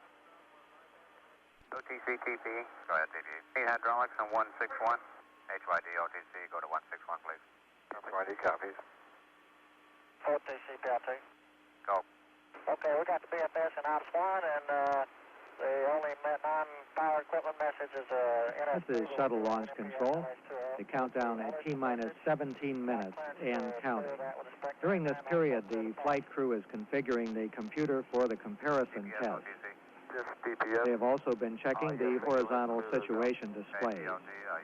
A gimbal check of the main propellant system is also being performed. The gimbal means simply that the engines are moving from side to side to ensure that they can steer the vehicle properly during the flight. The countdown continues smoothly as we move towards a launch on time at 11 a.m. Eastern Daylight Time this morning. The countdown clock, T-minus 16 minutes, 23 seconds and counting. This is Shuttle Launch Control. PLT, OTC. PLT, OTC. Go ahead. Perform the MPS helium reconfiguration. Okay, I'll put it in work. CWS, OTC. CWS. Okay, pick up on step 655, please. Copy. OTC, DPS. Right, DPS. Okay, step 6. Say again, DPS. Step 622 is verified. BFS is ready for uplink. Step 624. I copy. And we'd like to ask the PLT if he did the GPC CRT to assign CRT3 to BFS. PLT, OTC. Go ahead. Did you assign CRT3 to BFS? That's affirmative. That's complete. Copy that. Thank you. PLT, OTC. Go ahead, sir. I'd like to record the RCS quantities for forward, left, and right, fuel, and oxidizer. Okay, forward RCS, oxidizer 93, fuel 96. Left RCS, oxidizer 107, fuel 106. Right RCS, oxidizer 107, fuel 106. Okay, copy that. Okay, CDR, stand by for board advisory checks. Roger. CDR NTD, monitor panel F6 for the abort indicator light. On my mark, the light will come on. 3, 2, 1, mark on. The light is on bright, sir. Mark off. Okay, flight NTD. Houston flight NTD, 212. NTD, Houston flight. Roger, sequence 17, step 665, perform flight abort advisory checks. Okay, transmitting aboard light off. OTC, CFCP 212, fuel cell purge is complete, ready for fuel cell thermal conditioning for 697. Okay, have a go. CDR, verify lights dim. No, sir, doesn't look like it changed. Flight NTD. And the light just went out. We repeated the command, the light should be out. That's firm. Okay, go ahead, flight. Fido. OTC, CWS, about to configured for flight. Copy. Okay, the abort light is bright. This is Shuttle Launch Control. A The off. countdown at T-minus 13 minutes and counting. B off. The abort advisory checks are underway again. This is the system which is used to inform the crew of any problems and the necessity of aborting the mission if there should be a breakdown in the regular voice communication system. The cross-vent valves between the orbital maneuvering system and the remote control system are also being configured for the launch. That's affirmative. Roger. During the past couple of minutes, the solid booster test conductor ordered the gaseous nitrogen purged on the aft portion of the solid motors to begin. This will continue up to engine ignition. We also have verifications from Department of Defense Contingency Support Group that they are ready for launch. The countdown at T-minus 12 minutes, 10 seconds and counting. This is Shuttle Launch Control. On my mark, minus 12 minutes. Mark. OTC, DPS. Right, DPS. Okay, T-minus 20 minute dumping compares complete, and there were 0 miscompares. Copy that, thank you. Okay, the countdown clock will hold at T-minus 9 minutes for a planned hold of 10 minutes. OTC. OTC, copy. BTC. TTC. AFTD. CSPE. PLT and CDR. Roger. SRO. LRD. STM. STM, copy. Safety. Mila. Mila, copy. Houston, flight. Thank you. CTLS, OTC. CTLS, OTC, PLT, we've got a message, fuel cell exit temp on fuel cell 1. Copy, fuel cell exit temperature on fuel cell 1. This is CFCP, that's nominal. PLT, we expected message, nominal. Okay. OTC, CHYD. HYD, go ahead. I'll verify step 647, and for the quantities you can record 100, 100, and 100. 100, 100, 100, copy that. This is shuttle launch control at T-minus 10 minutes and counting. We're just a few seconds away now from our final build-in hold at the T-minus 9-minute point. The comparison of the prime computer with the onboard computer has been completed. All aero services and actuators on the orbiter are presently in the proper configuration for the auxiliary power unit to start and the hydraulic pressure to be applied. 275 amps at this time, 110. 30 seconds until holding the clock. We have 30 seconds from our build-in hold at the T-minus 9-minute point. Verify step 714 through 716 and 717. Aero services and ATDCs are ready. At the start of the 9-minute hold, the NASA test director will poll the various test conductors to determine their readiness to proceed. Countdown clock will hold on my mark. The countdown clock will hold in 5 seconds. 4, 3, 2, 1. T-minus 9 minutes and holding. This is a planned 10-minute build-in hold, the final one in our countdown for launch of STS-4 at 11 a.m. Eastern Daylight Time this morning. All of the things in our countdown have proceeded satisfactorily up to the present time, and we are anticipating an on-time liftoff. The countdown, T-minus 9 minutes and holding. This is shuttle launch control. This is shuttle launch control, T-minus 9 minutes and holding. Approximately 5 minutes remaining in this build-in hold prior to picking up the count once again. Prior to doing that, we'll have a status check to ensure that we're ready to resume the count and go on to launch. Following ignition of the solid motors and liftoff, the vehicle will take approximately 7 seconds to clear the tower. At that point, the shuttle velocity will be greater than 100 feet per second and increasing.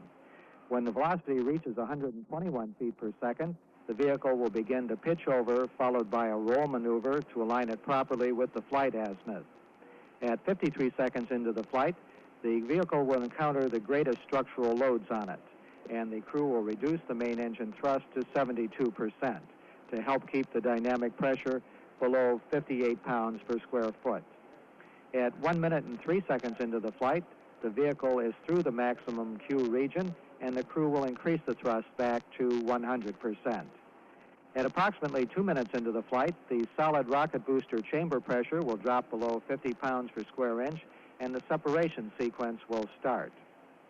The main engines will continue to burn for 8 minutes, 81 seconds, and the external tank will separate 18 seconds later. At that point, the orbiter will be at an altitude of approximately 60 nautical miles.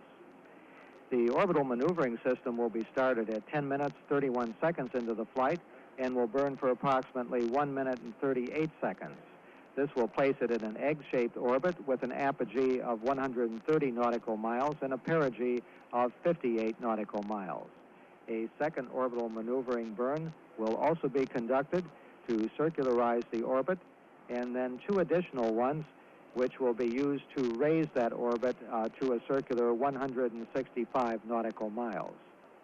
At present time, the systems engineers are discussing measurement on the number 1 fuel cell to determine whether it is acceptable to come out of the hold, which should be up 3 minutes from now. The countdown clock at T-minus 9 minutes and holding. This is shuttle launch control. This is a shuttle launch control, T-minus 9 minutes and holding. We have about 56 seconds remaining before coming out of the hold at the T-minus 9 minute point. We have had a go on the fuel cell and are presently getting goes from the various managers monitoring this morning's launch. Al O'Hara, the launch director, has wished the crew a successful liftoff and mission, and says that we will see them in California on our country's 206th anniversary. Center Director Dick Smith wished them a good trip and said Godspeed and a War Eagle. The War Eagle being the battle cry of the Auburn University teams, of which both of our astronauts on this morning's flight are alumnus, as well as Center Director Dick Smith. Coming out of our built-in hold, T-minus 9 minutes and counting. The launch events are now being controlled by the ground launch sequencer from now up to T-minus 25 seconds, when they switch to the onboard redundant set launch sequencer. The ground launch sequencer is part of the launch processing system and operates by relaying commands to the orbiter's onboard computers, which then report back to the launch processing system that the commands have been executed. The primary job of the computers is to check that all of the launch commit criteria, such as propellant loads, temperatures, pressures, and other measurements, are proper. The launch and recovery director has ordered the chase planes to take off. T-minus 8 minutes, 15 seconds, and counting. DOT, OTC. Go ahead. Set your AC bus sensors to monitor. Minus 8 A minutes. number of events will happen during this final 8 minutes of the countdown. NTD flight. Go ahead, Brian. At T-minus 7 minutes, 752 complete. Thank you. the orbiter access arm, which has remained in place, will be retracted. And the astronauts asked to close their visors and verify their seats in the launch position. At T-minus 6 minutes, they will perform the APU, or auxiliary power unit, pre-start. At 5 minutes, there will be a go for APU start.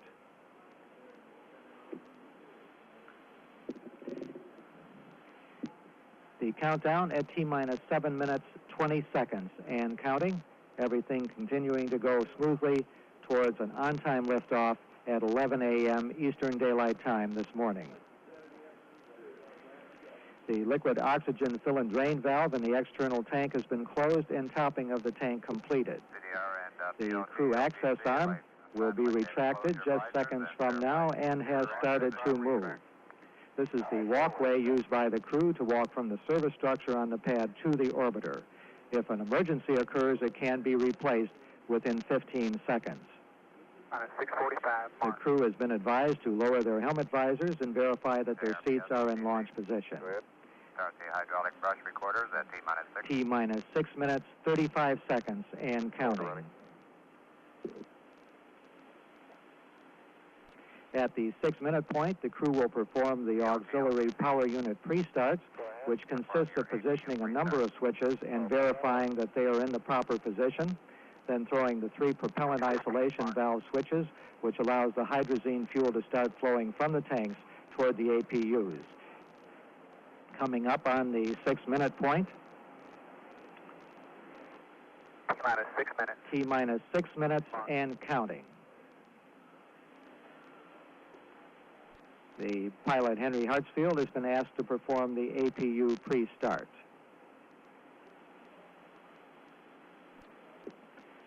Flight OTC.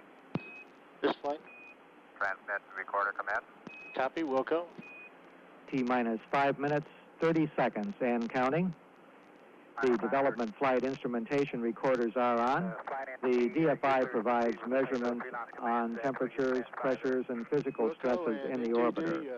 The recorders store this information for playback after landing. Coming up on the 5-minute point, 12 seconds away. The orbiter flight recorders are on. Coming up on T-minus 5 minutes. Coming up on T-minus 5. Mark. T-minus 5 minutes and counting. And we have a go for APU start.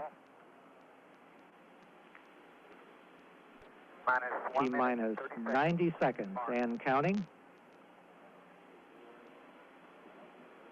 T-minus 1 minute, 20 seconds and counting. The liquid hydrogen tank is at flight pressure.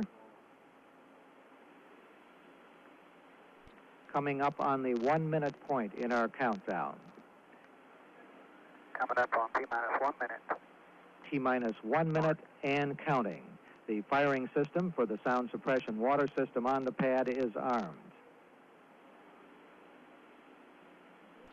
T-minus 45 seconds. We were 14 seconds away from switching command of the countdown from the ground computers to the onboard computers. And the development flight instrumentation recorders are on. T-minus 35 seconds. The GOX vent arm is fully retracted, and we're switching control of the countdown to the onboard computers. T-minus 25 seconds.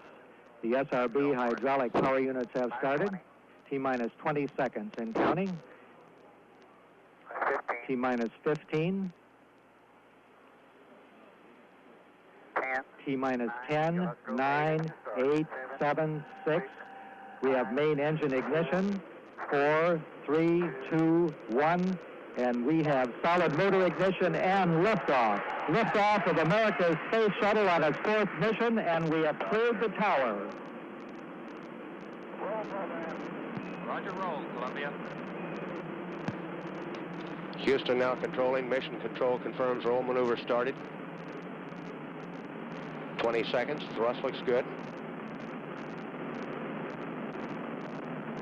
26 seconds. Roll maneuver completed. 30 seconds. 1 nautical mile in altitude. Throttling engines down to 65% now as programmed. 36 seconds. Plot board status looks good. Mission control. 42 seconds. Columbia now 3 nautical miles in altitude. 46 seconds. Coming up on period of maximum aerodynamic pressure on the vehicle. 52 seconds. Columbia now 4 nautical miles in altitude. 56 seconds. Pass through max Q. Still looking good. Throttling engines. Giving a go at throttle up. Roger, go at throttle up.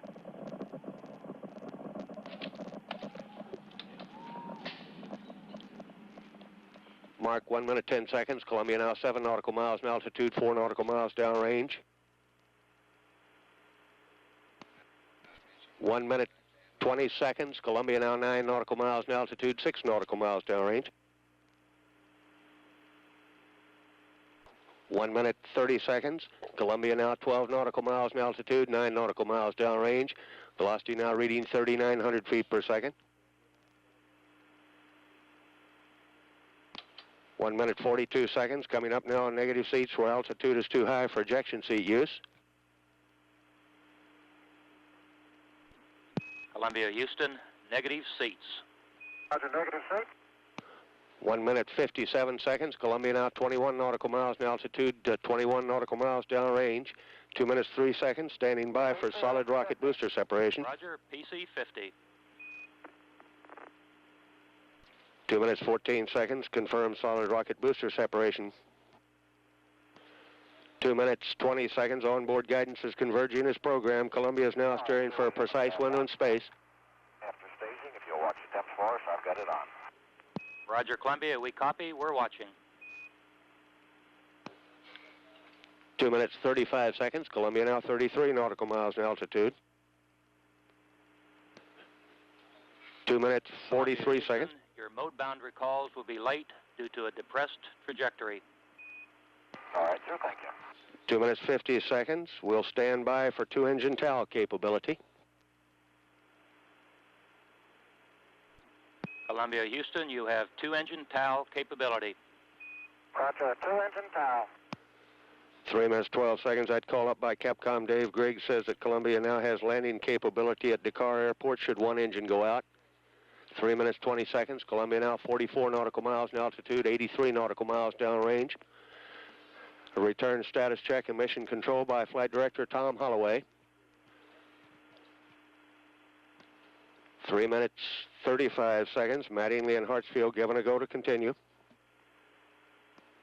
3 minutes, 40 seconds. Columbia now 48 nautical miles in altitude, 102 nautical miles downrange. Velocity now reading 7,800 feet per second.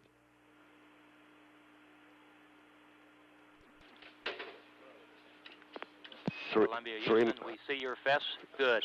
Standing by for negative return. Stand by for negative return. Mark, negative return. Roger, negative return.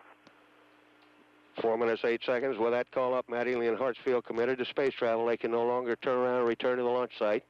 4 minutes, 15 seconds. Columbia now 53 nautical miles in altitude, 142 nautical miles downrange. Still riding on 3 good engines. Columbia now traveling at a velocity of 9,100 feet per second. 4 minutes, 30 seconds. A flash evaporator is activated to provide cooling for Columbia. 4 minutes, 46 seconds. We'll stand by for the Press to MECO call up by Capcom Dave Griggs. 4 minutes, 55 seconds. Columbia now 57 nautical miles in altitude, 193 nautical miles downrange. Columbia, Houston, you are go at 5. Roger, go at 5. Stand by for Press to MECO. Mark, Press to MECO. Roger, Press to MECO. 5 minutes, 16 seconds. A Press to MECO call from Capcom Griggs says, should Columbia lose but one engine, press on, keep flying forward. Columbia's engines have enough energy to achieve normal altitude and velocity at cutoff. Columbia now 58 nautical miles in altitude, 243 nautical miles downrange. Velocity now reading 12,000 feet per second. Mark, 5 minutes, 45 seconds. Columbia now 58 nautical miles in altitude, 262 nautical miles downrange. 5 minutes, 58 seconds. We'll stand by for single engine TAL capability. Columbia now 58 nautical miles in altitude. Columbia, Houston, you have single engine TAL capability. Mark, 6 minutes, 12 seconds. That report from Capcom Griggs indicates if a 2-engine failure occurred, Mattingly and Hartsfield are capable of an emergency landing at Dakar Airport. 6 minutes, 25 seconds. Columbia now 58 nautical miles in altitude, 358 nautical miles downrange. Velocity now reading 15,400 feet per second. 6 minutes, 40 seconds. Trajectory plots and mission control still on target. 6 minutes, 48 seconds. Columbia now 57 nautical miles in altitude, 412 nautical miles downrange. Columbia pitching over now, diving to increase velocity, decrease altitude, giving Columbia a most favorable attitude. 7 minutes, 5 seconds. Columbia now 50, standing by for single engine press to MECO. You are single engine press to MECO. Roger, single engine press. 7 minutes, 18 seconds. That report says that Mattingly and Hartsfield can achieve normal engine cutoff targets even if 2 engines go out. 7 minutes, 25 seconds. Columbia now 56 nautical miles in altitude, 515 nautical miles downrange. Velocity now reading 19,900 feet per second. 7 minutes, 40 seconds. G-force is building for Mattingly and Hartsfield now, coming up to 3 Gs. Columbia now 56 nautical miles in altitude, 570 nautical miles downrange. 7 minutes, 55 seconds. Columbia's 3 main engines slowly being throttled back now. Should be throttled at 65% at 6 seconds before main engine cutoff. Flight Dynamics reports velocity of 23,000 feet per second. Mark, 8 minutes, 10 seconds. Columbia now 57 nautical miles in altitude, 666 nautical miles downrange. 8 minutes, 20 seconds. Status looks good. Mission control. 8 minutes, 29 seconds. Standing by now for main engine cutoff. 8 minutes, 40 seconds, confirmed shutdown. Columbia returned to space for the 4th time, not yet returned to orbit. Standing by now for external tank separation. Confirm external tank separation. Columbia now moving below and beyond the external tank. Go, no go status check and mission control by Flight Director Tom Holloway for the first ohms burn and shutting down the auxiliary power units. Columbia Houston, your go for nominal ohms 1, APU shutdown on time. Oh, thank you, David. 9 minutes, 30 seconds. Columbia giving a go for the first ohms burn. Columbia will now be maneuvering to ohms 1 burn attitude. Columbia Houston, the thermal evap duct heater messages can be ignored. Okay, thanks, sir. I warned about that. Using the two 6,000-pound thrust Columbia engines. Houston and the APU thermal can be ignored also. Thank you, David. Ohms 1 will be posi-grade, moving Columbia forward and higher on her flight path. 10 minutes mission elapsed time, about a minute and a half away from loss of signal.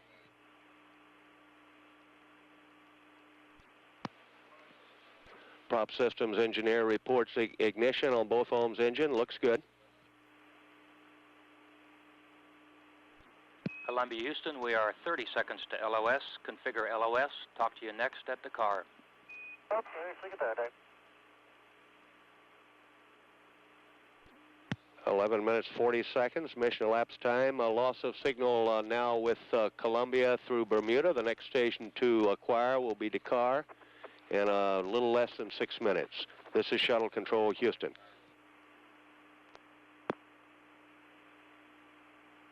Shuttle Control Houston, 13 minutes, 18 seconds. Mission elapsed time. Flight Dynamics Officer Ron Epps reports the following predicted numbers for the first ohms burn. Time of ignition, 10 minutes, 39.3 seconds. Delta V, 153.5 feet per second. Burn duration, 1 minute, 30.5 seconds. A resulting apogee of 130 nautical miles, a resulting perigee of 33.3 nautical miles. At 14 minutes mission elapsed time, this is Shuttle Control Houston. Shuttle Control Houston, 17 minutes, 28 seconds, standing by for reacquisition. Through the car for about 6 minutes. Configure AOS, and we're standing by for gimbal check. Okay, sir, we just got a forward RCS leak message on manifold F1. Roger, Columbia, we see that.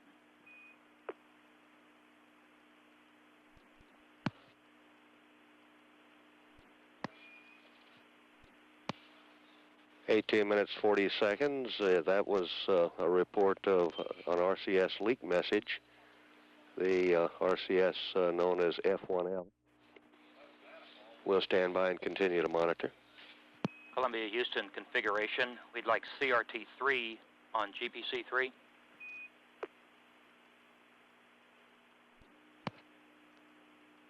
The RCS jet in question is forward manifold 1 left firing. 19 minutes, 40 seconds. Continuing to monitor. This is Shuttle Control Houston. Houston, Columbia, I don't see any divergence between the fuel and oxidizer on the forward end of the do you? Stand by, Hank. We're looking. Columbia Houston, we're satisfied currently with your forward RCS configuration. We'll continue to watch it and advise you if it changes. Okay, sir. Thank you. That was Capcom Dave Griggs speaking with Hank Hartsfield aboard Columbia.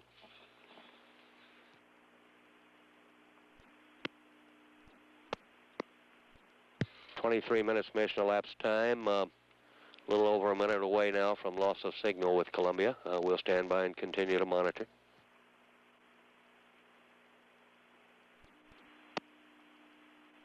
Columbia, Houston, we are 30 seconds to LOS. Configure LOS. Your go for nominal ohms 2.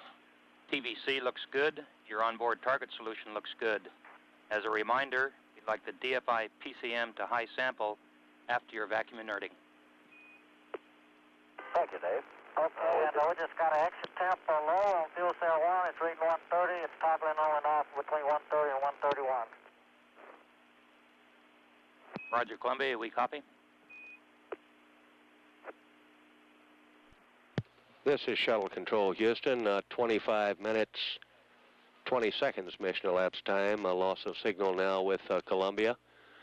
The next station to acquire will be Botswana in a bit over 9 minutes. However, that's a very short duration pass, less than 40 seconds in duration. Yargati will be acquired in about 26 minutes from now. The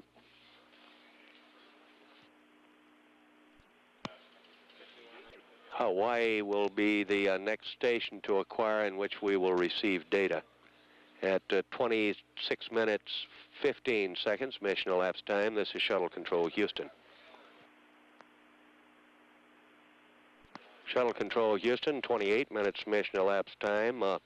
Flight Dynamics Officer Ron Apps has passed along further ohms burn numbers. The resulting, or the refined numbers for the first ohms burn are as follows. The time of ignition was 10 minutes, 32.6 seconds. The delta V, in fact, was 154 feet per second. The burn duration was 1 minute, 37.7 seconds. The apogee read 130 nautical miles, and the perigee read 33.3 nautical miles. His forecast for the second ohms burn gives a time of ignition of 37 minutes, 40.6 seconds, a delta V of 175 feet per second, a burn duration of 1 minute, 47.1 seconds, giving an apogee and perigee of 130 by 130 nautical miles. The ohms 2 is a Hohmann transfer, bringing the perigee up close to make a circular orbit. We're at 29 minutes, 30 seconds, mission elapsed time. This is Shuttle Control, Houston.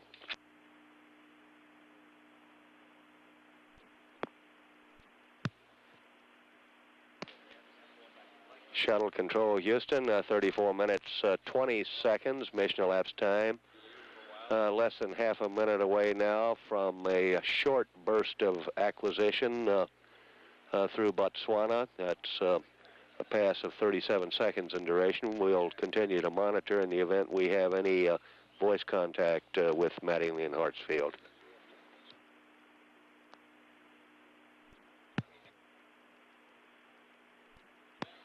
Shuttle Control, Houston, 36 minutes mission elapsed time.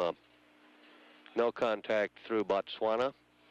Yargati is a little less than 16 minutes away. This is Shuttle Control, Houston.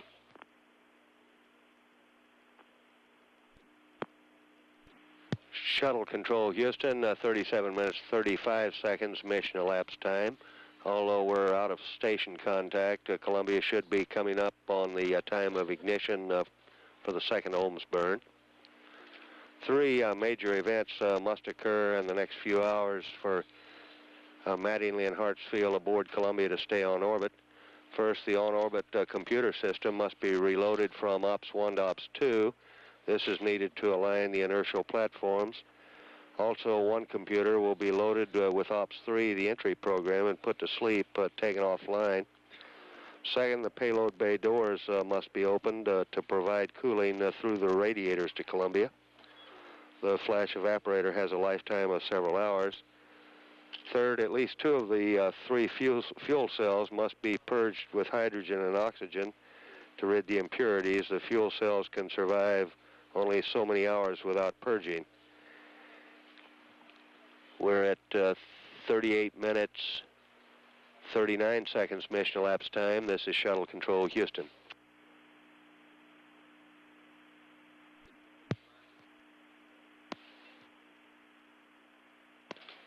This is Shuttle Control Houston at 51 minutes mission elapsed time, less than a minute away now from reacquisition of Columbia through Yargady. This will be a voice contact only station. We'll stand by and monitor the conversation as it takes place. This is Shuttle Control Houston. Columbia Houston with you through Yargady for approximately 7 minutes. Go ahead. Hello there, sir. We're here, and everything on OMS 2 is out of the seat. We're getting our own storage and things like that. Here so far is that we get a nuisance alarm on that fuel cell exit temp that's come on numerous times. I've never seen it go below 130, but it's been as high as 134, which it is right now, and it gets down to 130 and starts toggling the CFW.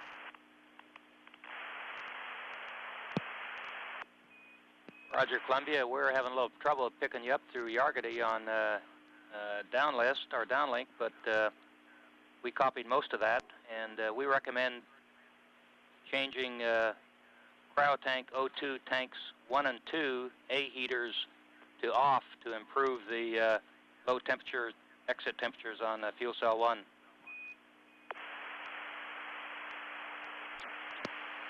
That was Capcom Dave Griggs speaking to both Mattingly and Hartsfield. Mattingly spoke first as we acquired Columbia through Yargady. Columbia, Houston, did you copy O2 tanks 1 and 2 A heaters off? Houston, Columbia, you're breaking up badly, Dave. Well, we can't reach you. Roger, Hank, I'll try again. To improve the fuel cell 1 exit temperature problem, recommend O2 tanks 1 and 2 A heaters off. Okay, I have O2 tank 1 and 2 A heaters to off. Roger, Hank, we copy?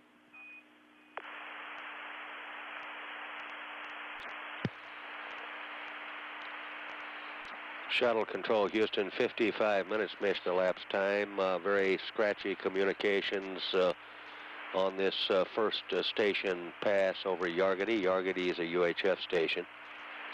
55 minutes mission elapsed time. We'll continue to monitor. This is Shuttle Control Houston.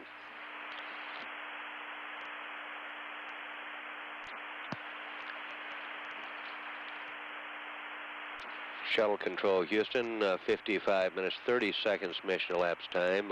We've also had a report, of course, that the second ohms burn went as programmed.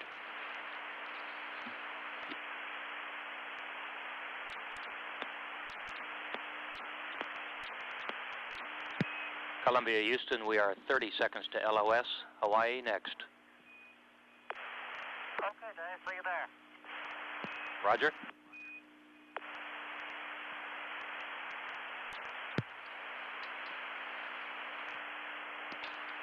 This is Shuttle Control Houston at 59 minutes mission elapsed time. A loss of signal now with Columbia through Yargady. The next station to acquire will be Hawaii in a little more than 18 minutes. This is Shuttle Control Houston.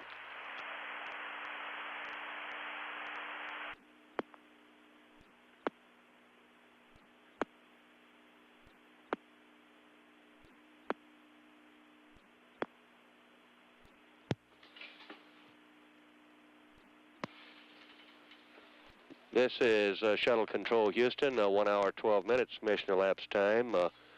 We've just received the heart rate numbers from the flight surgeon. During the ascent phase of the mission, both the commander and the pilot peaked at 110. In the case of Commander Ken Mattingly, his heart rate peaked at 110 right at liftoff, and it would appear in the case of pilot Henry Hartsfield, his rate peaked to 110, very close to main engine cutoff time. At 1 hour 13 minutes mission elapsed time, this is Shuttle Control Houston. Shuttle Control Houston, 1 hour 13 minutes. It also appears that in the case of pilot Hartsfield, he had peaked at 110 at liftoff as well as main engine cutoff. This is Shuttle Control Houston. Shuttle Control Houston, 1 hour 17 minutes mission elapsed time. Reacquisition of signal coming up through Hawaii. Columbia Houston with you through Hawaii for approximately 6 minutes. Go ahead. Houston, reading you loud and clear. We've got the depth transition complete. Ken's in the aft station setting some switches. And Dave, how do you read? Roger, TK, we got you loud and clear. Okay, sir, working in the aft, I'm on the wireless now, and the only thing I've seen so far is on panel R12L, the galley supply. I've got a barber pole talkback on that fellow I just noticed, and I think he generally says open or close, and just giving you that for information.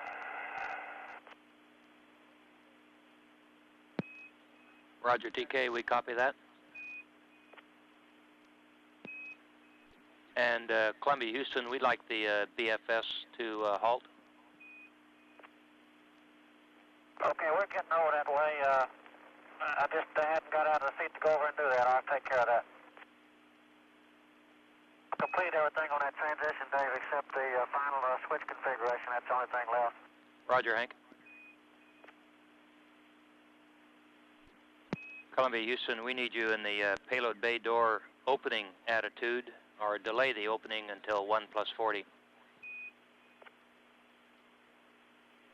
Okay, I'll start us on our way. Roger.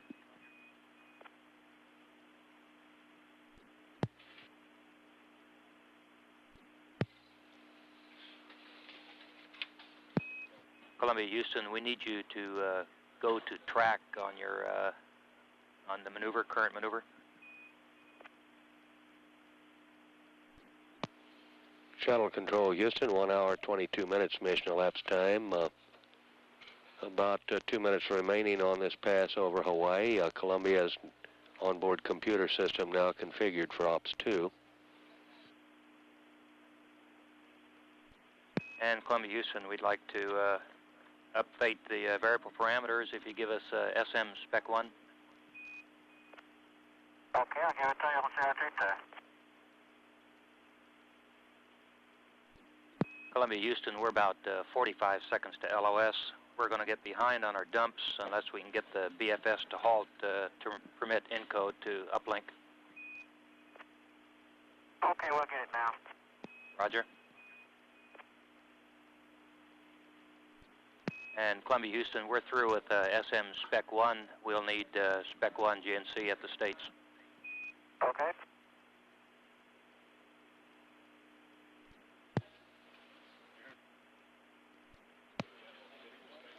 This is Shuttle Control Houston at 1 hour 24.5 minutes mission elapsed time.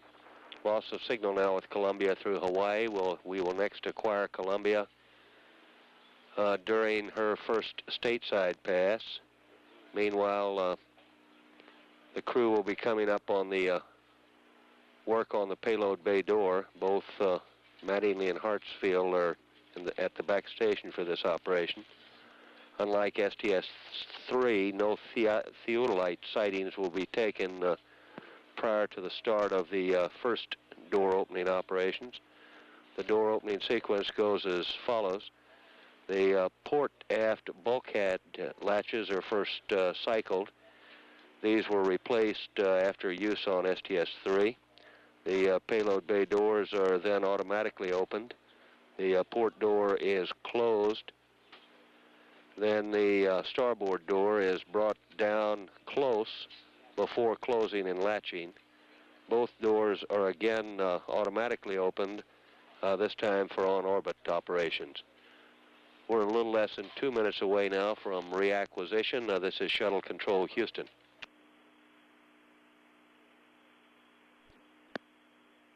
This is Shuttle Control Houston at 1 hour 27 minutes mission elapsed time. Less than 30 seconds away now from reacquisition of Columbia during her first stateside pass. We'll stand by and monitor.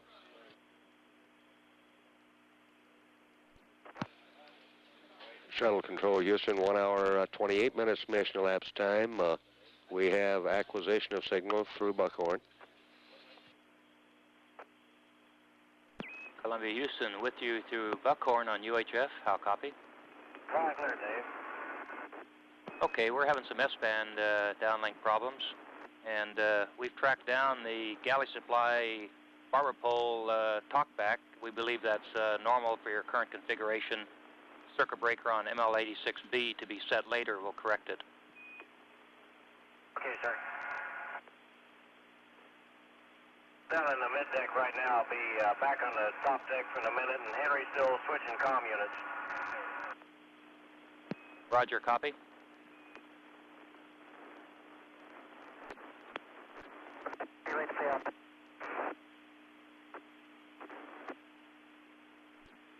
Columbia Houston, to improve comm, we'd like you to select manual upper left antenna.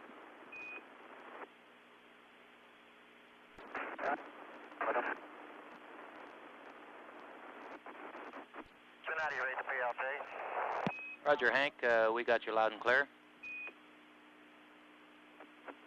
And Hank, we're having S-band downlink problems. Request you go manual, select upper left antenna.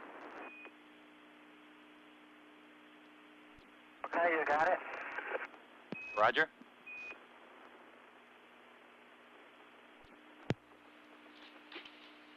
Shuttle Control Houston, 1 hour 32 minutes mission elapsed time.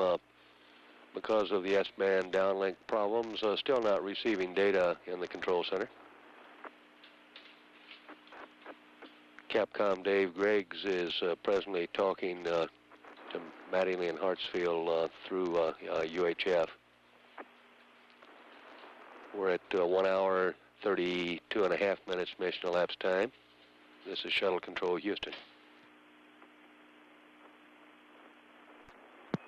Columbia Houston, request select lower right antenna. Okay. Roger.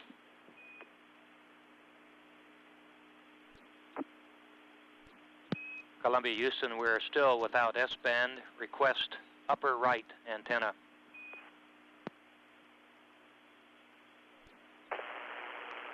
Columbia Houston with you through Mila for 10 minutes. Go ahead. Okay, Dave, got you loud and clear. Roger, and we do have S-bound downlink at this time. Shuttle and you got your GNC Spec 1 on CRT2. Roger, we see it. Thank you. We'll give you a call when we're through with it. Shuttle Control Houston, 1 hour 36 minutes mission elapsed time. Now receiving data and mission control through Mila.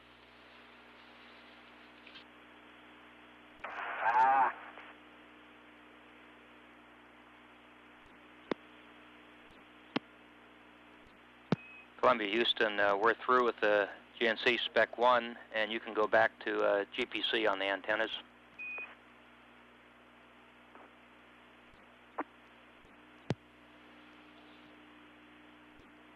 This is Shuttle Control Houston, 1 hour 39 minutes mission elapsed time.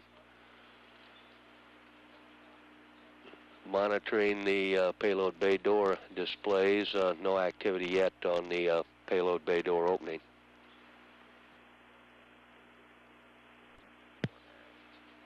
Shuttle Control Houston, 1 hour 41 minutes mission elapsed time. We show the port aft latches on the bulkhead have been released.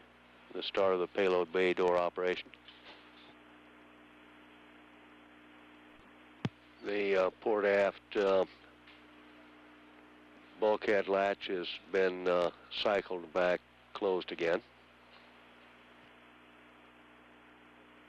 We're at 1 hour, 43 minutes mission elapsed time. About 3.5 minutes remaining on this pass. This is Shuttle Control, Houston.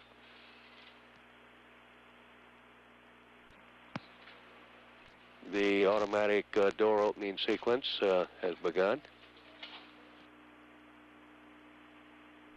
Center line latches are coming open. Latches 5 through 12 now show open. All center line latches are now open.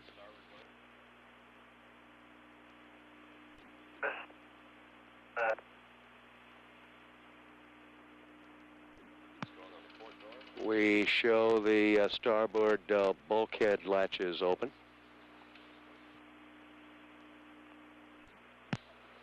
We now show the starboard door is open. We're at 1 hour 45 minutes mission elapsed time.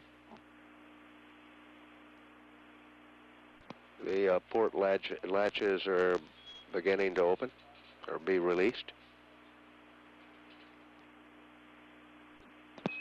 Columbia, Houston, we are about 50 seconds to LOS. We are not go for VRCS at this time due to temperatures. We expect to be go by Ascension. Entry refs mats are on board. Your go to clear the cams, and we'll have some information on fuel cell 1 configuration changes due to the temperature problem for you at Ascension. Okay, David, I'm just getting the port door open now, and all the things are running a little bit ahead of time. And I think we got most of our chores here. We're back on schedule, and we ought to make up a bit here in the next few minutes. And I'll copy that stuff from you next time we get a little chance to talk. Roger, we copy. See you at Ascension.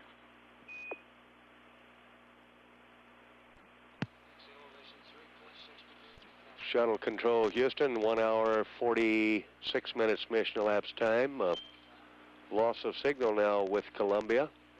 At the close of that pass, we showed both the starboard and port doors as being opened. 1 hour 47 minutes mission elapsed time. This is Shuttle Control, Houston.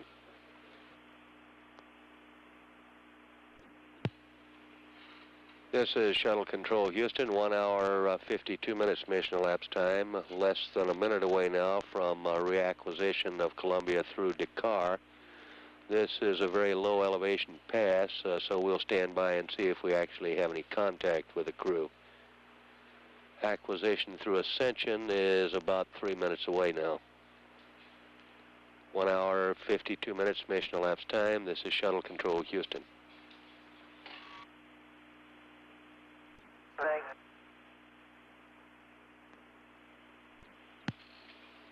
We have AOS Dakar. 1 hour 53 minutes mission elapsed time.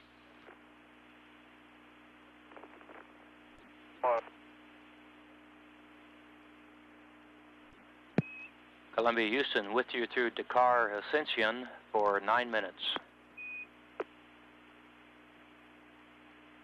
Okay, Dave. Roger, we copy.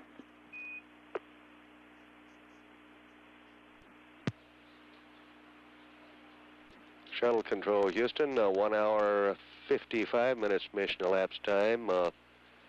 The crew aboard Columbia continuing with their payload bay door sequence. They presently have the port door closed and the starboard door close to being closed. We're at 1 hour 55 minutes mission elapsed time. This is Shuttle Control, Houston.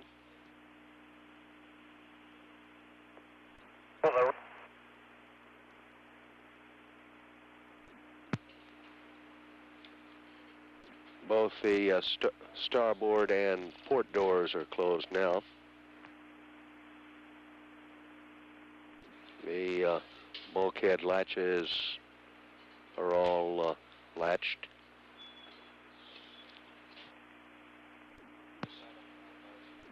Shuttle Control, Houston, 1 hour 57 minutes mission elapsed time. All of the latches, the bulkhead and centerline latches, are presently closed and latched. Houston, you still with us? Roger, TK, we got you loud and clear. Go ahead.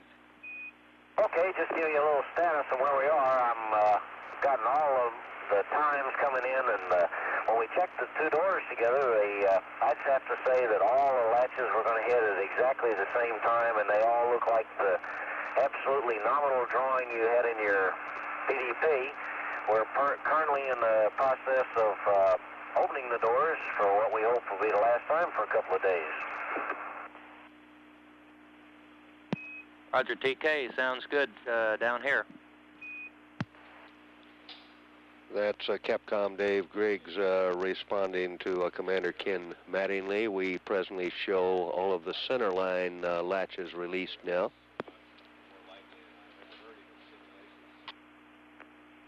Okay, Dave, we've got the starboard door is now in its opening cycle, and it moves with an uneven rate, but it's not jerky. It's a smooth but a varying rate.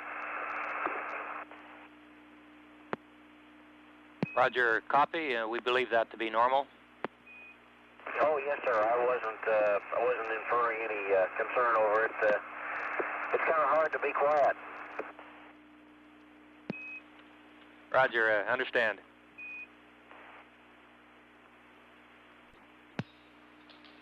Shuttle Control Houston, 1 hour, 59 minutes, 48 seconds mission elapsed time. We show the starboard door open now.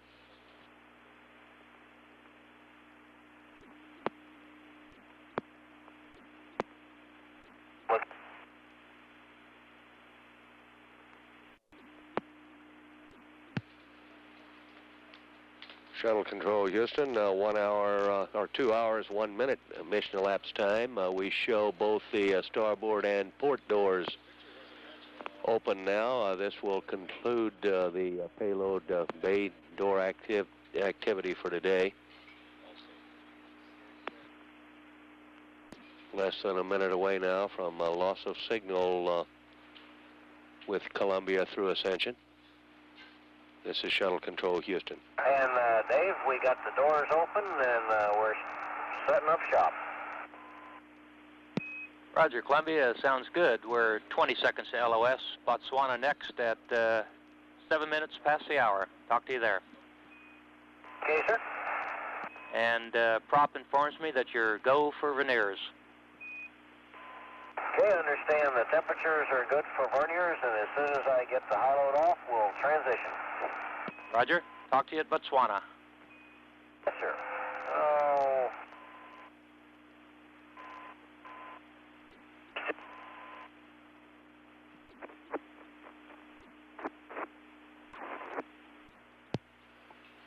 Shuttle Control Houston, 2 hours, 7 minutes mission elapsed time, standing by for reacquisition of Columbia through Botswana. Columbia Houston with you through Botswana for about 6 minutes. All right, sir.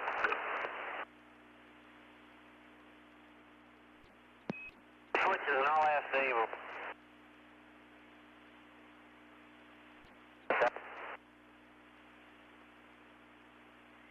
Well, Houston, Columbia. Go ahead, Columbia, we have you.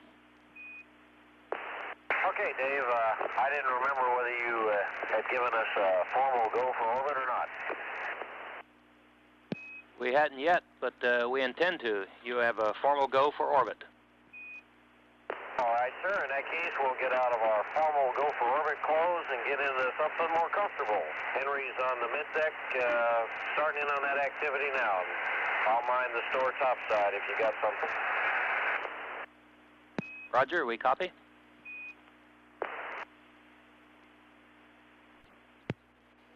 Shuttle Control Houston, 2 hours, 12 minutes mission elapsed time. That was Capcom Dave Griggs passing along to Commander Ken Mattingly aboard Columbia.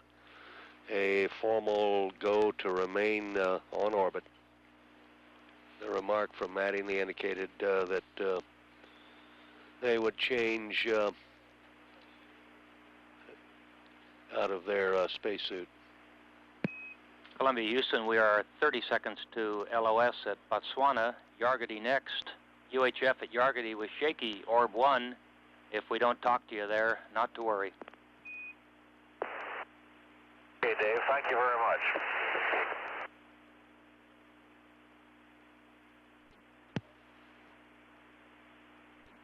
Shuttle Control, Houston, 2 hours, 14 minutes mission elapsed time. Loss of signal now with Columbia through Botswana.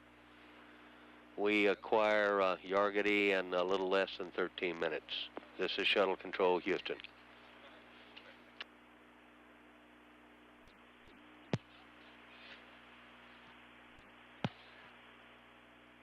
This is Shuttle Control, Houston, at 2 hours, 27 minutes mission elapsed time, standing by for reacquisition of Columbia through Yargady. Columbia, Houston, with you through Yargady for 6 minutes. Okay, Dave, I can read you. How many? Roger, much better this time, TK. You're very weak, so we'll have to go slow, but we were just getting ready to finish our mid-deck configuration, and Hank was getting ready to do his suit off, and I got my temperatures down. Each time I took the payload heat exchanger and put it to the payload position for both loops 1 and loops 2, I got a master alarm at the time I took the switch to payload heat exchanger position. And on spec 88, I've got a couple of missing parameters on loop 1, and it makes me think I got a signal conditioner problem somewhere. Okay, we copy all that, TK. ECOM's looking at it. Okay. Columbia, Houston, TK, can you identify the missing parameters? Sorry, just a second. What? Columbia, Houston, believe UHF is breaking up. We have not copied the missing parameters. Dave, go ahead now. Roger, I think we're hearing you better now. Go ahead with missing parameters. Okay, you're very weak. I'll go on the assumption you can hear me on spec 88. Up in the right-hand corner, I got water loop number 1. Pump delta P is 0 low. The interchanger flow is 1 low. Interchanger outlet temperature is 71 high. In the lower left-hand corner of that same spec, under the evaporator section, I have topping and high load, both A and B, zeros and low. That's 4 parameters. Roger, we copy.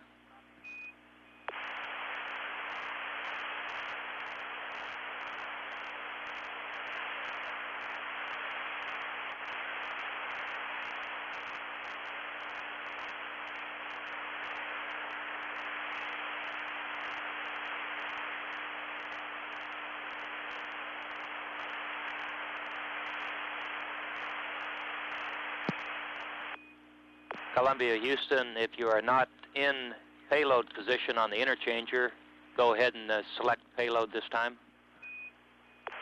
Okay, I am in payload, Dave. Roger.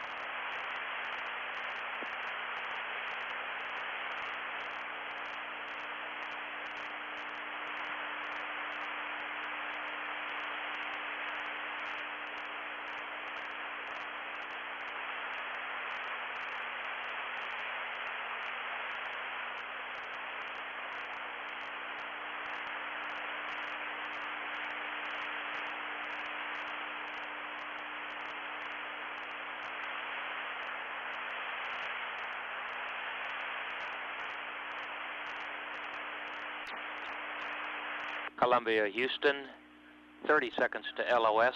Hawaii next at 2+51. Okay, Dave.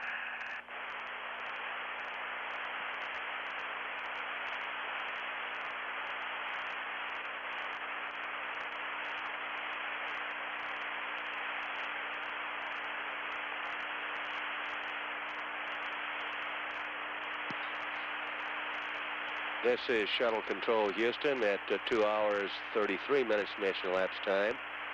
Loss of signal now with Columbia through Yargany. We should reacquire Columbia in about 18.5 minutes over Hawaii.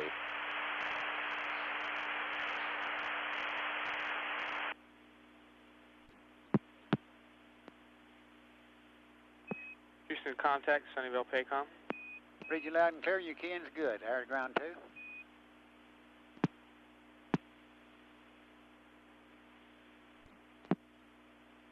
Houston contact, Sunnyvale Paycom.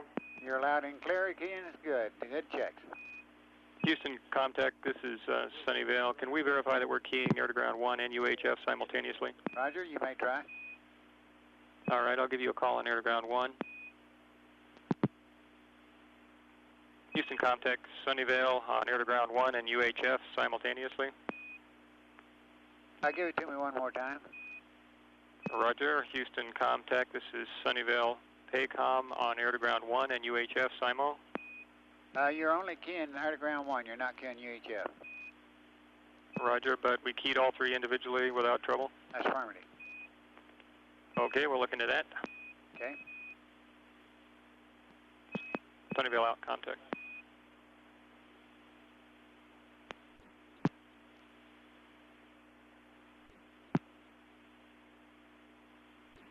Shuttle Control Houston, 2 hours 51 minutes mission elapsed time. We're standing by for reacquisition of signal through Hawaii.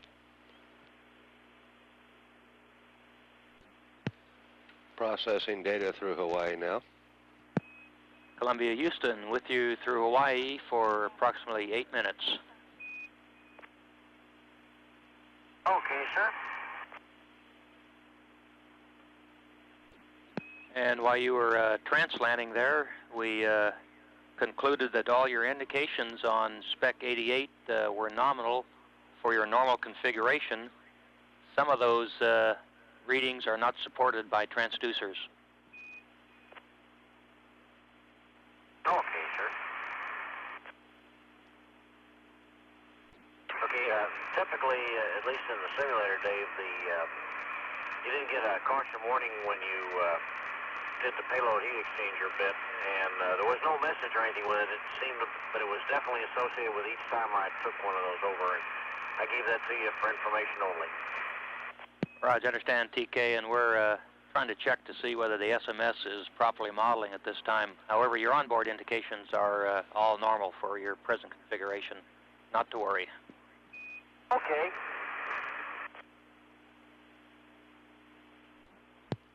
Shuttle Control Houston, 2 hours 54 minutes mission elapsed time. The prop systems engineer in the control center reports Columbia now on verniers. Columbia, Houston, can you confirm the Star Tracker doors are open? No, sir, I hadn't opened them yet. Roger.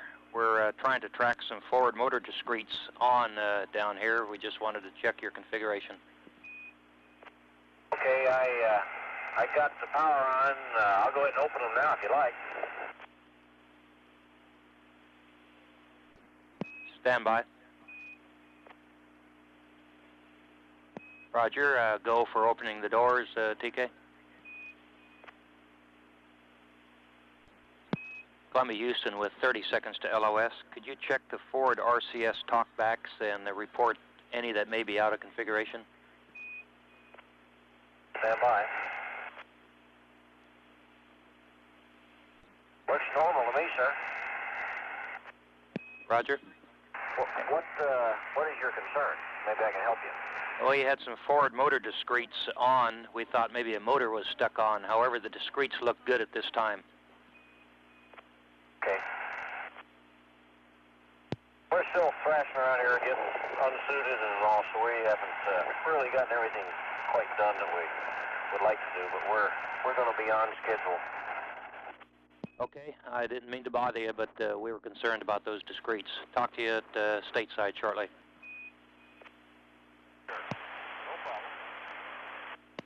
Shuttle Control Houston, 3 hours mission elapsed time, loss of signal with Columbia through Hawaii. We will reacquire in approximately 2 minutes over the States. Meanwhile, we have a report from the launch sequence.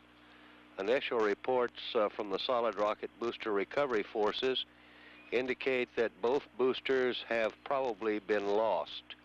Recovery forces operating in the SRB impact zone in the area of 28.40 degrees north latitude and 78 degrees west longitude have located both SRB frustums and drogue parachutes. Recovery forces have not been able to locate either of the twin solid rocket boosters or main parachutes. Initial aircraft sightings indicated that one of the boosters had been located resting low in the water, but a report was later received that it apparently sank. Another sighting indicated that the other booster was floating erect in the water, but later reports implied that it too had sunk or may have been mistaken for a frustum. Aircraft and recovery ships UTC Freedom and UTC Liberty are continuing their search in the drop area. Additional reports will be issued as additional information is received. We're standing by now for reacquisition of Columbia over the States at 3 hours and 1 minute. This is Shuttle Control Houston.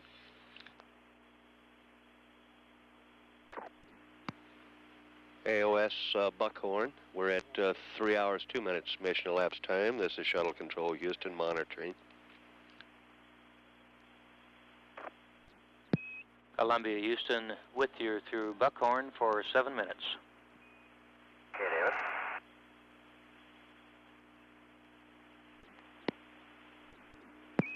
Columbia Houston, we have a couple of flight notes for you. Flight data file is not required, but pencil and paper would help. Okay, Dave, go ahead.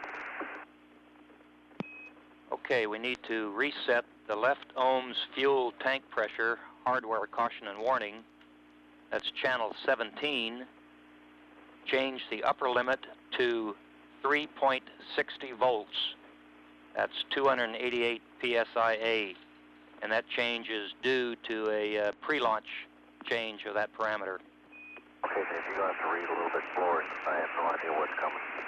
I got changed the left ohms fuel tank pressure. That's channel 17. Change the upper limit to something. Roger, I say again, change the upper limit to 3.60 volts. And that is a pressure of 288. That change is due to a pre-launch change of that parameter. Second message is related to your fuel cell 1 exit temperature alarms that occurred earlier. We believe those alarms are aggravated by loads going onto that fuel cell. To reduce those loads, we would like you to put O2 tanks 3 and 4 heaters A off. Leave the B heaters auto. Okay, that's done. Roger, and in conjunction with that problem on the fuel cells, we need to have the WCS fan separator on 2 vice its current position. Okay, WCS fan separator on 2 vices 1. Raj, and one other note, per our pre-launch discussions, we would like ohms 3 and 4 done with 1 engine in secondary TVC. Okay, sir.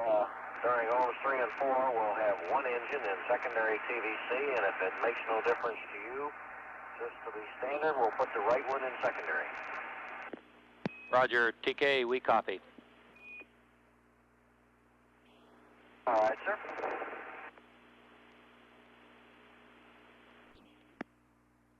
Columbia, Houston, we're 15 seconds to LOS. Talk to you at Mila shortly.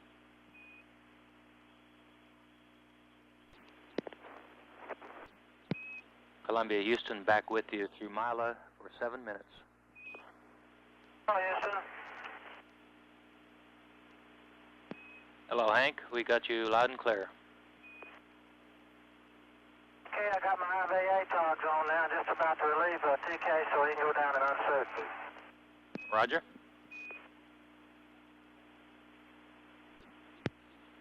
Shuttle Control Houston, 3 hours 11 minutes mission elapsed time. Fuel cell purge in progress.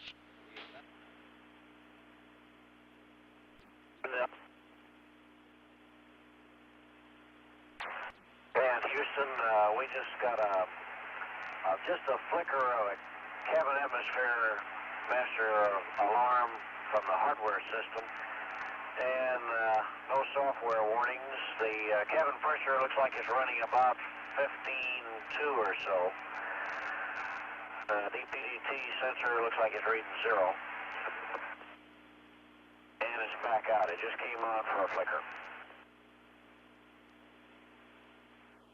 Roger, TK, we copy, and we're looking.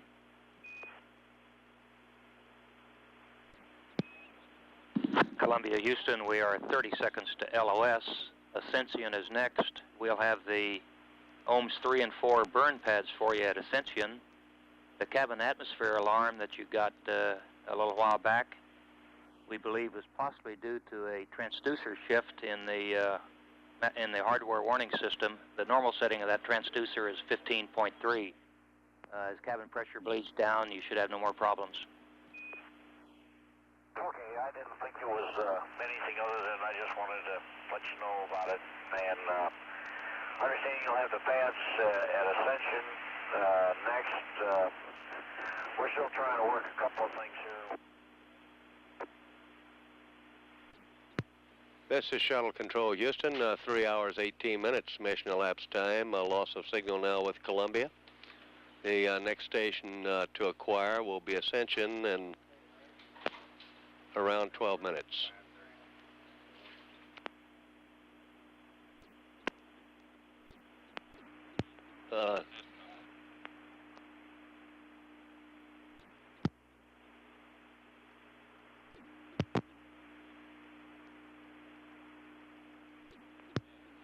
This is Shuttle Control Houston, 3 hours 30 minutes mission elapsed time. Standing by for reacquisition of signal with Columbia through Ascension on this, the third revolution of flight STS-4. Processing data through Ascension now. Columbia, Houston, with you through Ascension for approximately 5.5 minutes. We have the ohms 3 pad. Okay, stand by 1. Okay, go ahead, Dave. Roger, ohms 3 pad, 2 engine burn, TV roll 180, trim load, pitch plus 0.5, left yaw minus 5.7, right yaw plus 5.7, weight 228,300, TIG 4 hours 29 minutes 13.6 seconds. Peg 7, Delta VX plus 0054.2. Delta VY, all balls. Delta VZ plus 001.0. Burn attitude, roll 332, pitch 152, yaw, all balls. Delta V total 0054.2. TGO 32 seconds. Vigo X plus 0052.27. Yaw. Correction, Y plus all balls. Z plus 014.33. Apogee 161. Perigee plus 130. Okay, I have both engines, 180 roll, plus 0.5, minus 5.7, plus 5.7, 228300, 4 hours, 20 minutes, 13.6 seconds, plus 0054.2, all zips, plus 001.0, attitude, 332, 152, all zips, Delta V total, 54.2, 32 seconds, in the x-axis, 52.27, 0Y, and the Z, 14.33, and they're all plus. And I got 161 by 130. Roger. Correction to your TIG time. 4 hours, 29 minutes, 13.6 seconds. Roger. 4 hours, 29 minutes, 13.6. Roger. We have 2.5 minutes to LOS. I can give you ohms 4 now if you'd like. Okay, go ahead. Ohms 4, 2 engine, roll, 180. Trim load, pitch, plus 0.5. Left yaw, minus 5.7. Right yaw, plus 5.7. Weight, 227075. TIG, 5 hours, 14 minutes, 12.7 seconds. Peg 7, Delta VX, plus 0053.9. Delta VY, all balls. Delta VZ, plus 003.5. Burn attitude, roll, 028. Pitch, 335. Yaw, 001. Delta V total, 0054.0. TIGO, 32 seconds. Vigo X, plus 0052.08. Y, plus all balls. Z, plus 014.27. Apogee, 161.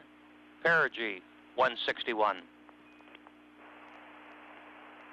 Okay, both engines, 180, plus 0.5, minus 5.7, plus 5.7, 227075, 5 hours, 14 minutes, 12.7 seconds, plus 53.9, all zips, plus 3.5, attitude, 028, 335, 001, 54.0, 32 seconds, plus 52.08, all zips, plus 14.27, 161 by 161. Roger. 30 seconds to LOS. F1L forward 1L jet, we believe, does have a small leak. To avoid contamination on the ohms 3 burn, we would like you to close forward manifold 1 before the burn.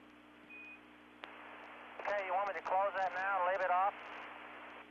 Now would be fine, Hank, and we're about 5 seconds to LOS. Talk to you next at Botswana.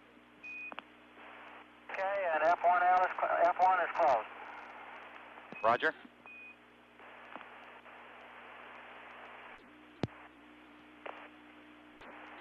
This is Shuttle Control Houston, 3 hours 37 minutes mission elapsed time. That was Capcom Dave Griggs passing along the ohms 3 and ohms 4 pads to pilot Henry Hartsfield aboard Columbia. And at the close of that pass over Ascension, Griggs advised the crew aboard Columbia to close forward manifold 1 before ohms 3. It is believed that the forward RCS jet has a small leak, and it's probably frozen at present. We're at 3 hours 38 minutes mission elapsed time. The next station to acquire will be Botswana in a little more than 3 minutes. This is Shuttle Control Houston. This is Shuttle Control Houston at 3 hours 40 minutes mission elapsed time.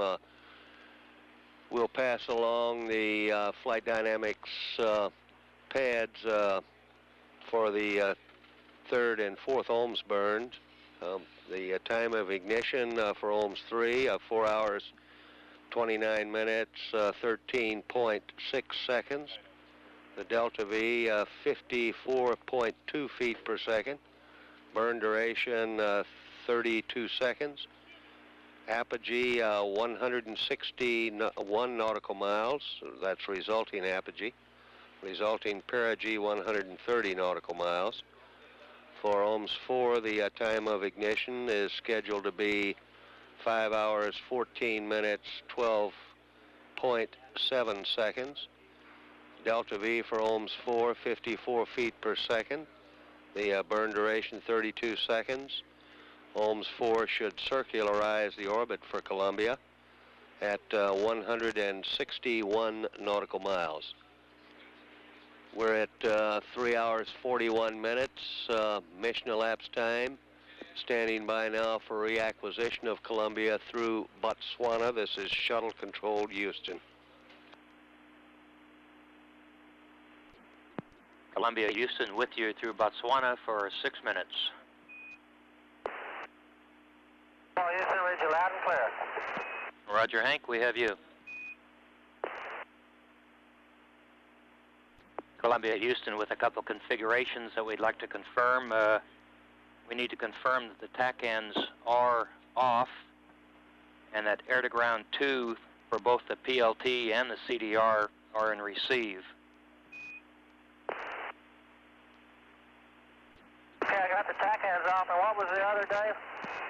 Air-to-ground 2 in receive for pilot and commander. Okay. Roger, Hank, and we'll be looking at you going into free drift here fairly shortly. We're about 20 seconds to LOS. Okay.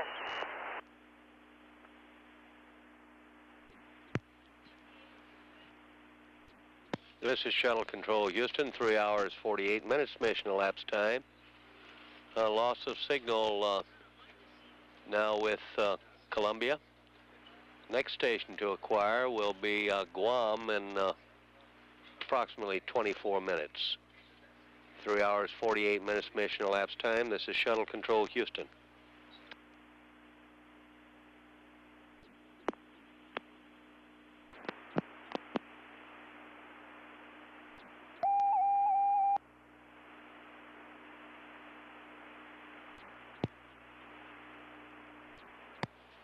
This is Shuttle Control Houston, 4 hours 12 minutes mission elapsed time. Standing by now for reacquisition of Columbia through Guam.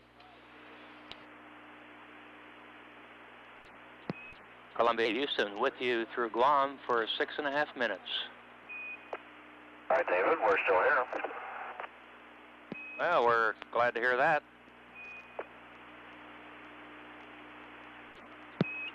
Columbia Houston, if you have your ohms 2 orbit ohms burn card, I have an addition to it. All right, sir. Okay, go ahead. Roger, TK, last entry down there where you have the DFI recorder wideband mission to standby. We need to add also the DFI PCM recorder to low sample.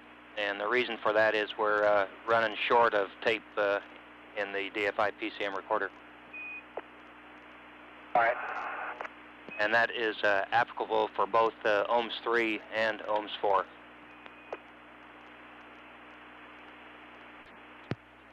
Shuttle Control Houston, 4 hours 17 minutes mission elapsed time. Displays in the control center show Columbia now in proper burn attitude for ohms 3. We're about 11.5 minutes away from ignition for ohms 3. Columbia Houston, we're 30 seconds to LOS. Hawaii next. Talk to you there. All right.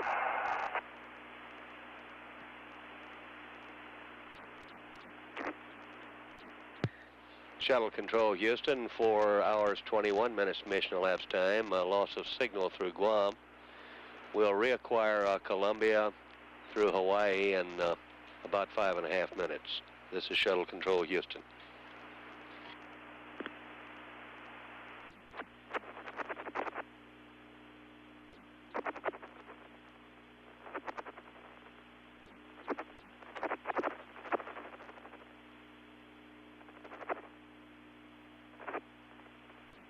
Shuttle Control Houston, 4 hours 27 minutes mission elapsed time. Approaching acquisition of Columbia through Hawaii. We're about 2.5 minutes away now from ignition of the OMS 3 burn. This burn should take place over Hawaii. We're now acquiring Columbia through Hawaii. Buck on, Comtech. Columbia, Houston, with you through Hawaii for 6 minutes.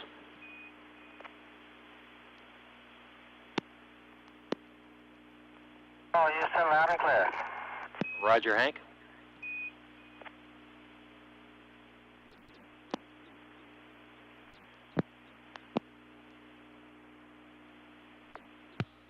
Shuttle Control Houston, a minute away now from OMS 3 ignition.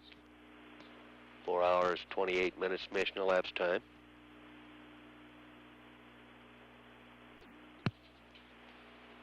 Prop Systems engineer reports ignition on both engines. Shut down on time. Displays in the control center show a resulting apogee of 160.9 nautical miles and a perigee of 130.4 nautical miles.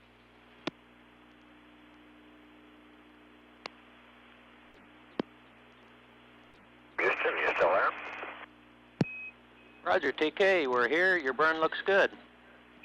I was going to say, things look pretty nice here.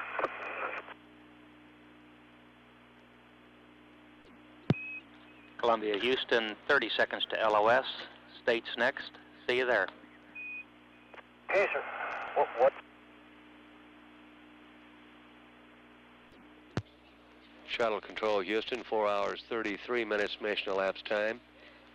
Loss of signal now through Hawaii. We'll reacquire Columbia in a little less than 3 minutes over the States. This is Shuttle Control Houston.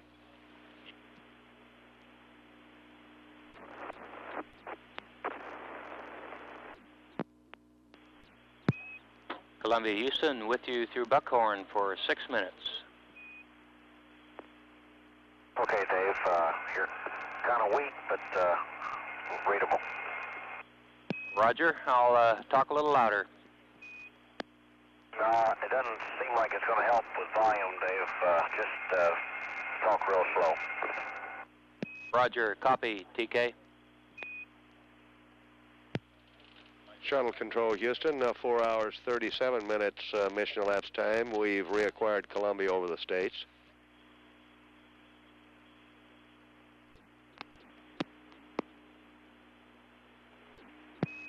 Columbia, Houston, you have a MCC go for the scheduled APU activity at 4+40.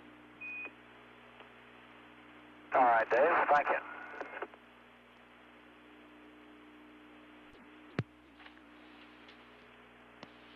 Shuttle Control Houston, 4 hours 40 minutes mission elapsed time. Columbia now maneuvering to proper attitude for the 4th OMS burn.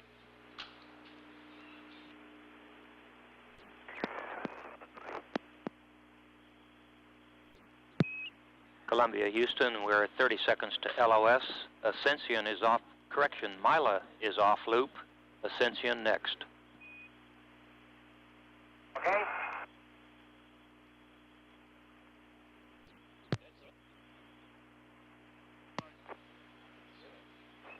This is Shuttle Control Houston, 4 hours 43 minutes mission elapsed time.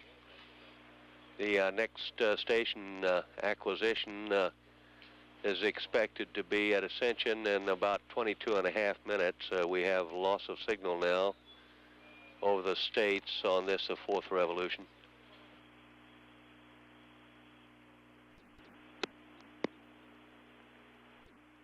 Shuttle Control, Houston, 5 hours, 5 minutes mission elapsed time, less than a minute away now from reacquisition of Columbia through Ascension. Meanwhile, the fourth ohms burn is scheduled to take place in approximately 9 minutes. This is Shuttle Control, Houston. Processing data through Ascension now.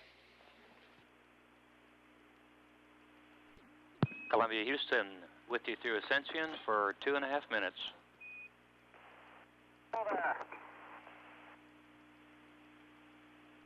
And we have you loud and clear, Hank.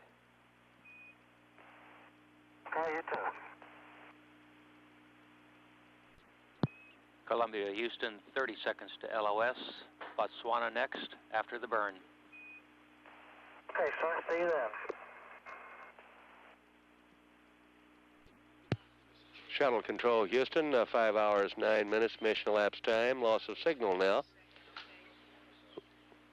Through Ascension, we will next acquire Botswana in a little less than 7 minutes. This is Shuttle Control, Houston.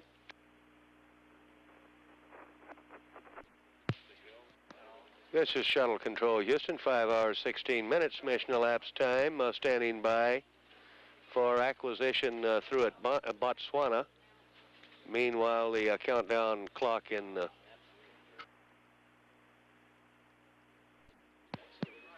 countdown with you through Botswana for 7 minutes. Countdown clock indicates the burn should have taken place 2 minutes ago. Roger, Hank. We have you 5 by 5.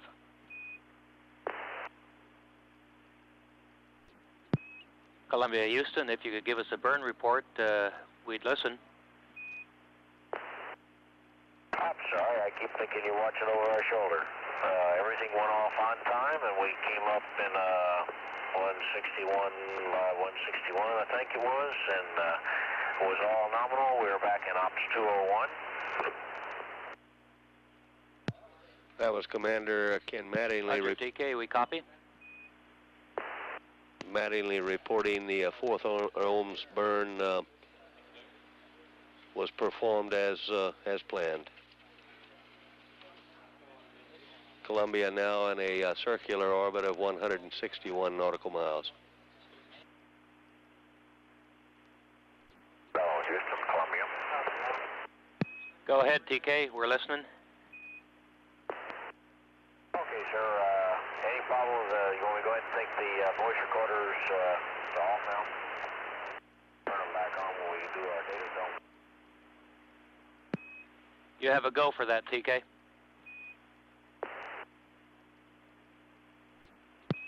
Columbia, Houston, CDR, are you on the mid-deck this time?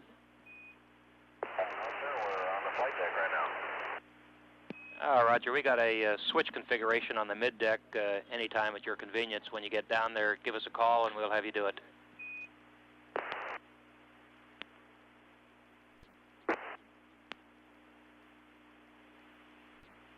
And Columbia, we're 30 seconds to LOS. Talk to you next at Guam. Okay.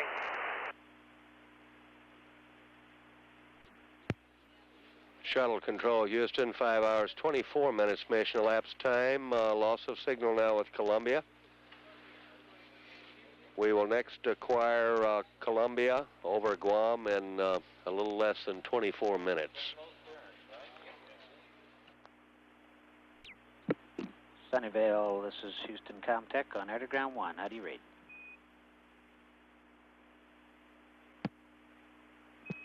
Roger, Houston Comtech. Okay, give us a few keys, please. Sunnyvale, Houston, Air to Ground 1. Roger, go ahead. Okay, what are you doing? You key in SIMO, Air to Ground 1 and UHF? Oh, that's the intent. Okay, that's working perfect. Super. Okay, thank you.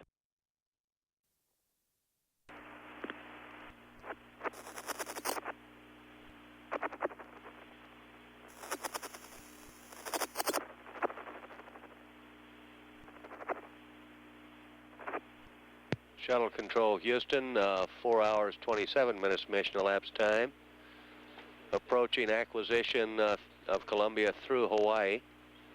We're about 2.5 minutes away now from ignition of the OMS 3 burn. This burn should take place over Hawaii. We're now acquiring Columbia through Hawaii. Buckhorn contact. Columbia Houston, with you through Hawaii for 6 minutes.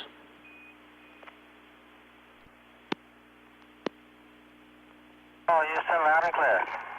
Roger, Hank.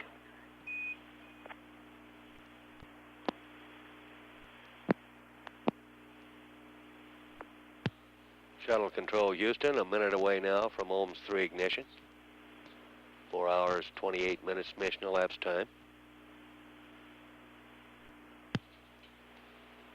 Prop Systems engineer reports ignition on both engines. Shut down on time.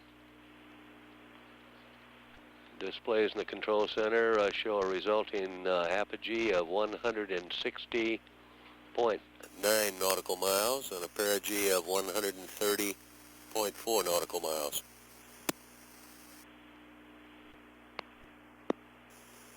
Houston, you still there? Roger, TK, we're here. Your burn looks good. I was going to say, things look pretty nice here. Columbia Houston, 30 seconds to LOS. States next. See you there. Jason, what? Shuttle Control Houston, 4 hours, 33 minutes mission elapsed time. Loss of signal now through Hawaii. We'll reacquire Columbia in a little less than 3 minutes over the States. This is Shuttle Control Houston.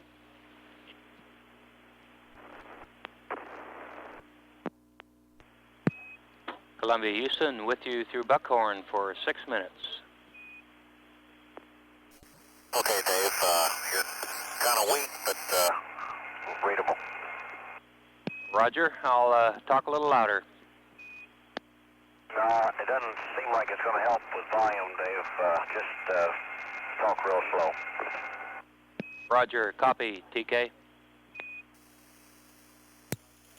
Shuttle Control Houston, 4 hours, 37 minutes mission elapsed time. We've reacquired Columbia over the States.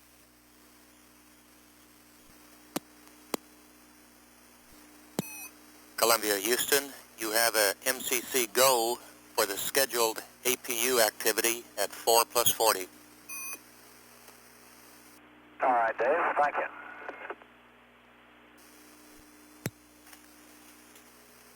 Shuttle Control Houston, 4 hours, 40 minutes mission elapsed time. Columbia now maneuvering to proper attitude for the 4th OMS burn.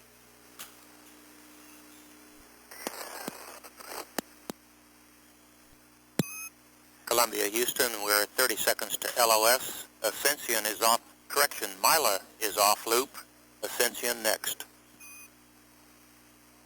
Okay.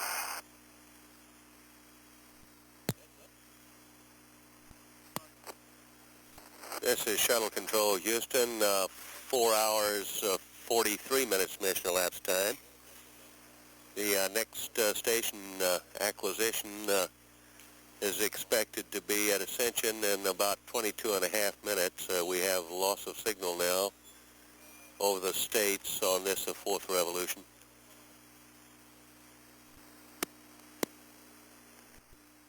Shuttle Control Houston, 5 hours, 5 minutes mission elapsed time, less than a minute away now from reacquisition of Columbia through Ascension. Meanwhile, the 4th OMS burn is scheduled to take place in approximately 9 minutes.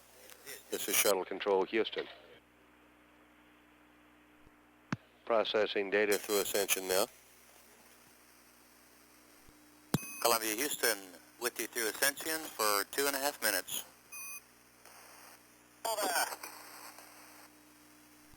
And we have you loud and clear, Hank. Columbia Houston, 30 seconds to LOS. Botswana next after the burn. Okay, sir, see you then. Shuttle Control Houston, 5 hours, 9 minutes, mission elapsed time, loss of signal now. Through Ascension, we will next acquire Botswana in a little less than 7 minutes. This is Shuttle Control Houston. This is Shuttle Control Houston, 5 hours, 16 minutes, mission elapsed time, standing by for acquisition through at Botswana. Meanwhile, the countdown clock in the countdown Houston with you through Botswana for 7 minutes. Countdown clock indicates the burn should have taken place 2 minutes ago. Roger, Hank. We have you 5 by 5. Columbia, Houston, if you could give us a burn report, we'd listen. I'm sorry, I keep thinking you're watching over our shoulder. Everything went off on time, and we came up in 161, I think it was, and it was all nominal. We were back in Ops 201. That was Commander Ken Mattingly. Roger, TK, we copy. Mattingly reporting the 4th ohms burn was performed as planned.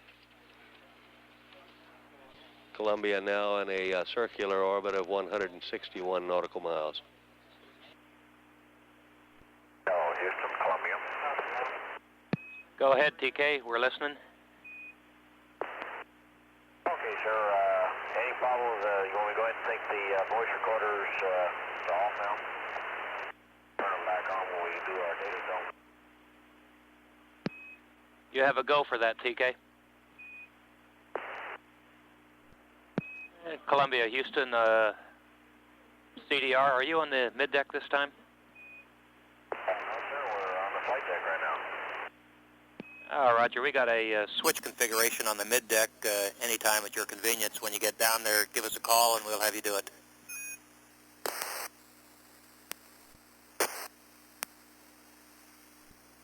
And Columbia, we're 30 seconds to LOS. Talk to you next at Guam.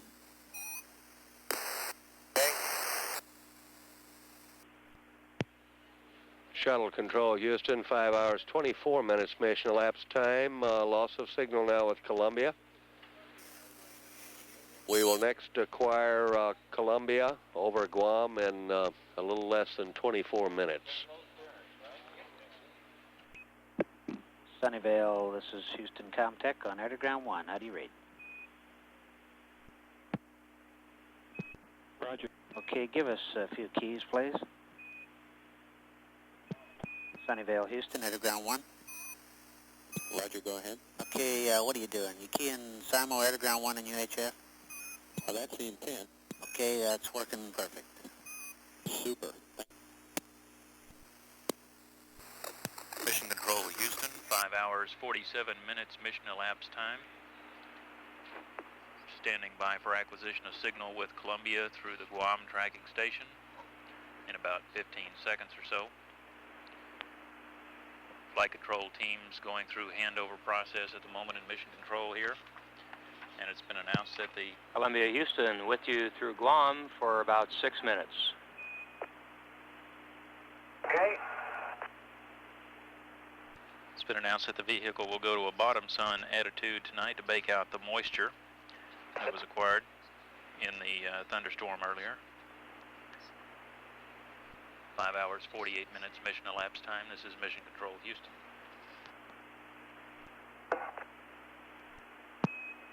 Columbia, Houston, I have a couple of flight notes. If you're ready to listen, no Flight data file required. Okay, we're trying to do this experiment activation stuff right now. It's your call on which to do. proceed with what you're doing.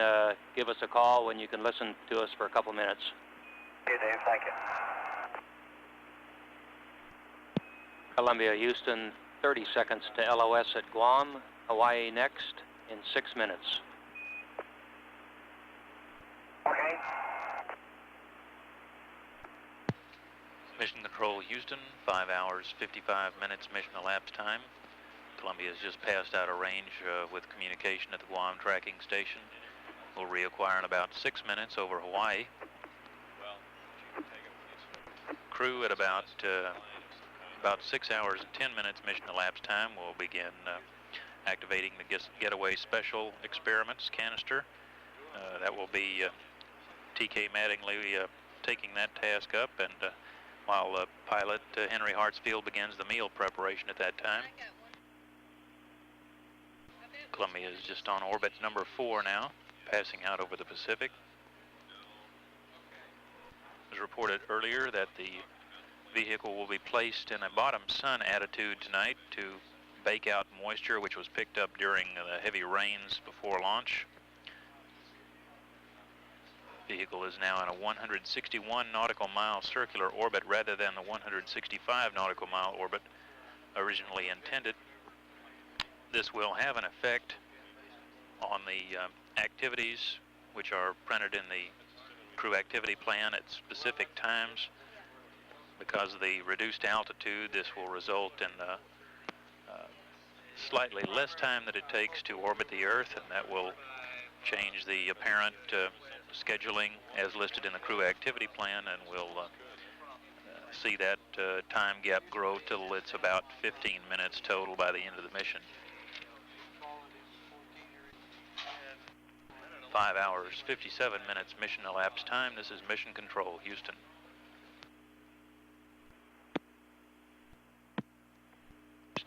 Mission Control, Houston.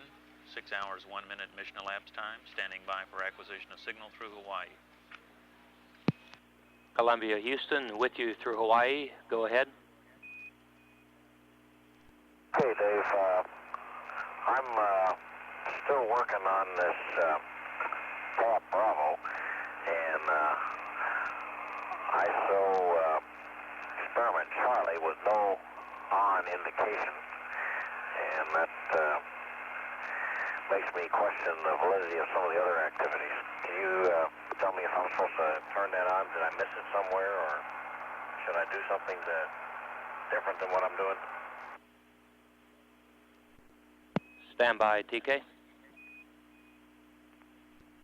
Columbia, Houston, stand by for PACOM. Columbia, this is Sunnyvale. How do you read? Over. Okay, you're very weak, so speak slowly, sir. Roger, Columbia.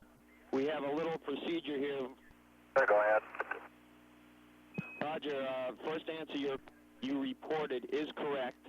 As for the procedure, we'd like you to verify tab be accomplished at 06 at 1730 LED on. Wait a minute. Let's go back to the beginning. You're very weak and you're talking faster than I can copy. Now, I've got, what I heard you say was verify that tab Bravo was executed, which I did, but beyond that I didn't copy, sir. Roger. I was giving you power. Okay, and you'd like for us to terminate the other tab activities until then, is that correct? Just complete tab Bravo.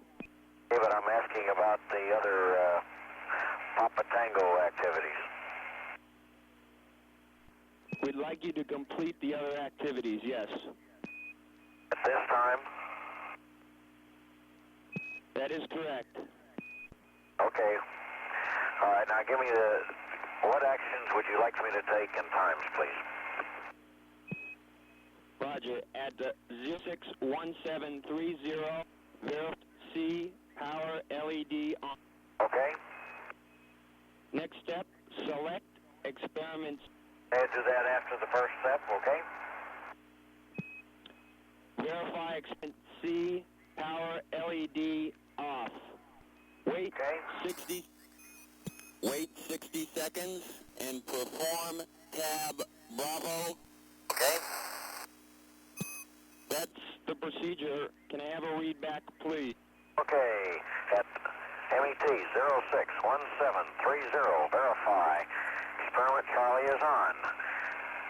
In any event, select Experiment Charlie power off.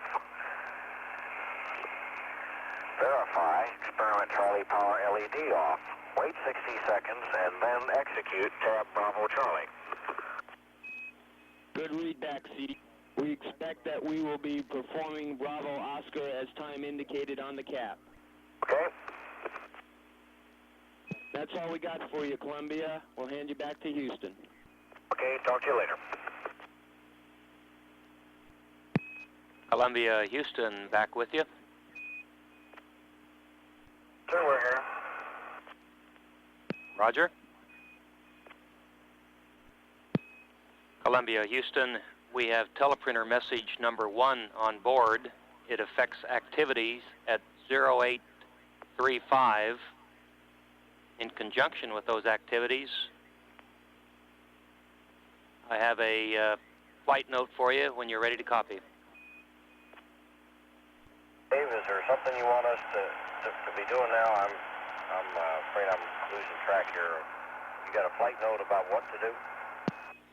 Disregard, Columbia. We have a teleprinter message on board, affects activity at 8:35. Disregard all S. We are going LOS in about 5 seconds. The orbit team is coming on. We enjoyed working with you. The Ascent team wishes you a good flight. Okay, Dave. Ascent team, I sure appreciate all your help today. You folks give us a good show, and it is all that people said it was. It's a beautiful machine. Hope you'll stay around till a new team comes on. Roger, TK. Talk to you later. Hey, hang around a few seconds if you would. Mission Control, Houston, 6 hours, 10 minutes mission elapsed time. Just had loss of signal over Hawaii.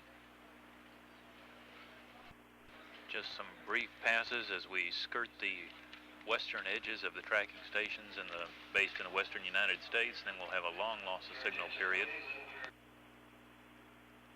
Columbia now passing out over the Pacific just to the west of we'll be down over the west of Central America, and will not acquire for a long period of time there, about 40 minutes there, again over Botswana and Southern Africa. At 6 hours, 11 minutes mission elapsed time, this is Mission Control, Houston. Mission Control, Houston, coming up on a possible brief period of acquisition here with Columbia as it passes over western edge of the tracking Columbia, station. Houston, the orbit team is with you through Buckhorn for 3 minutes, and we've got the SM team standing by. Okay, let me tell you what I just came back by here and took a look at the attitude errors and noticed that I was way out in roll, so I have brought the vehicle back around to try to recover attitude. You can take a look at it and see what it is that I'm doing, and I think we've got things secured well enough to do that. Okay, we copy, TK, and we're looking at it. Okay, I guess looks to me like I am going, have been rotating in the proper direction. That GG took off a lot faster than I had expected, but it looked like I was about to get too far off attitude. You might have some other rules ready for you tomorrow. Just before the Ascent team went off, I was talking to Dave and I asked him just if he'd hang on a second because I was afraid we were going over the hill.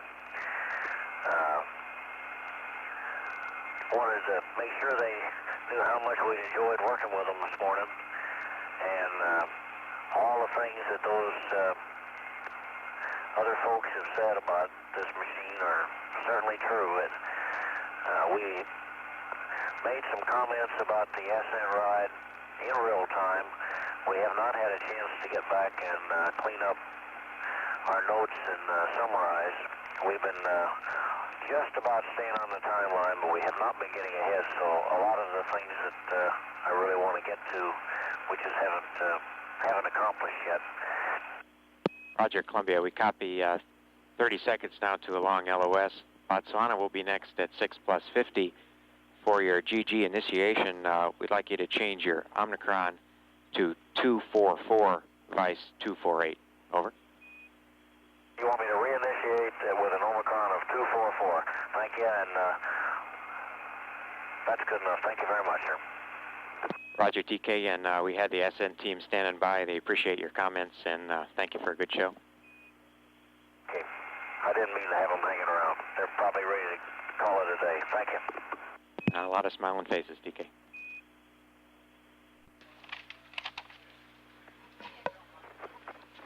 Mission Control Houston, 6 hours, 15 minutes, mission elapsed time. Had loss of signal with Columbia over the tracking stations in the western U.S., and we'll have a long loss of signal period here until we reacquire at Botswana in about 35 minutes. Columbia is currently on orbit number 5. Crew is due to begin meal preparation shortly, and they'll be handling some housekeeping duties a little bit later. Initiating the getaway special canister, which is mounted in the payload bay, which contains the student experiments from Utah State University. Just recently completed a handover here in Mission Control with the Ascent team going off and the orbit team coming on. Flight Director Chuck Lewis now assuming the Flight Director position. And very shortly we'll be having a press conference in the Building 2 press conference room with the off-going Flight Director Tommy Holloway. 6 hours, 17 minutes mission elapsed time. This is Mission Control Houston. Mission Control Houston, 6 hours, 30 minutes mission elapsed time on orbit number 5. The Columbia now passing out over South America. Pilot Henry Hartsfield is currently scheduled, according to the crew activity plan, to begin the activation of the monodispersed latex reactor, which is an experiment to produce uniform-sized latex particles. That was a further extension of the experiment which was conducted on STS-4 and will be continued on some future flights. And the crew is due to begin their meal period at about 6 hours, 35 minutes mission elapsed time. 6 hours, 31 minutes mission elapsed time. This is Mission Control Houston.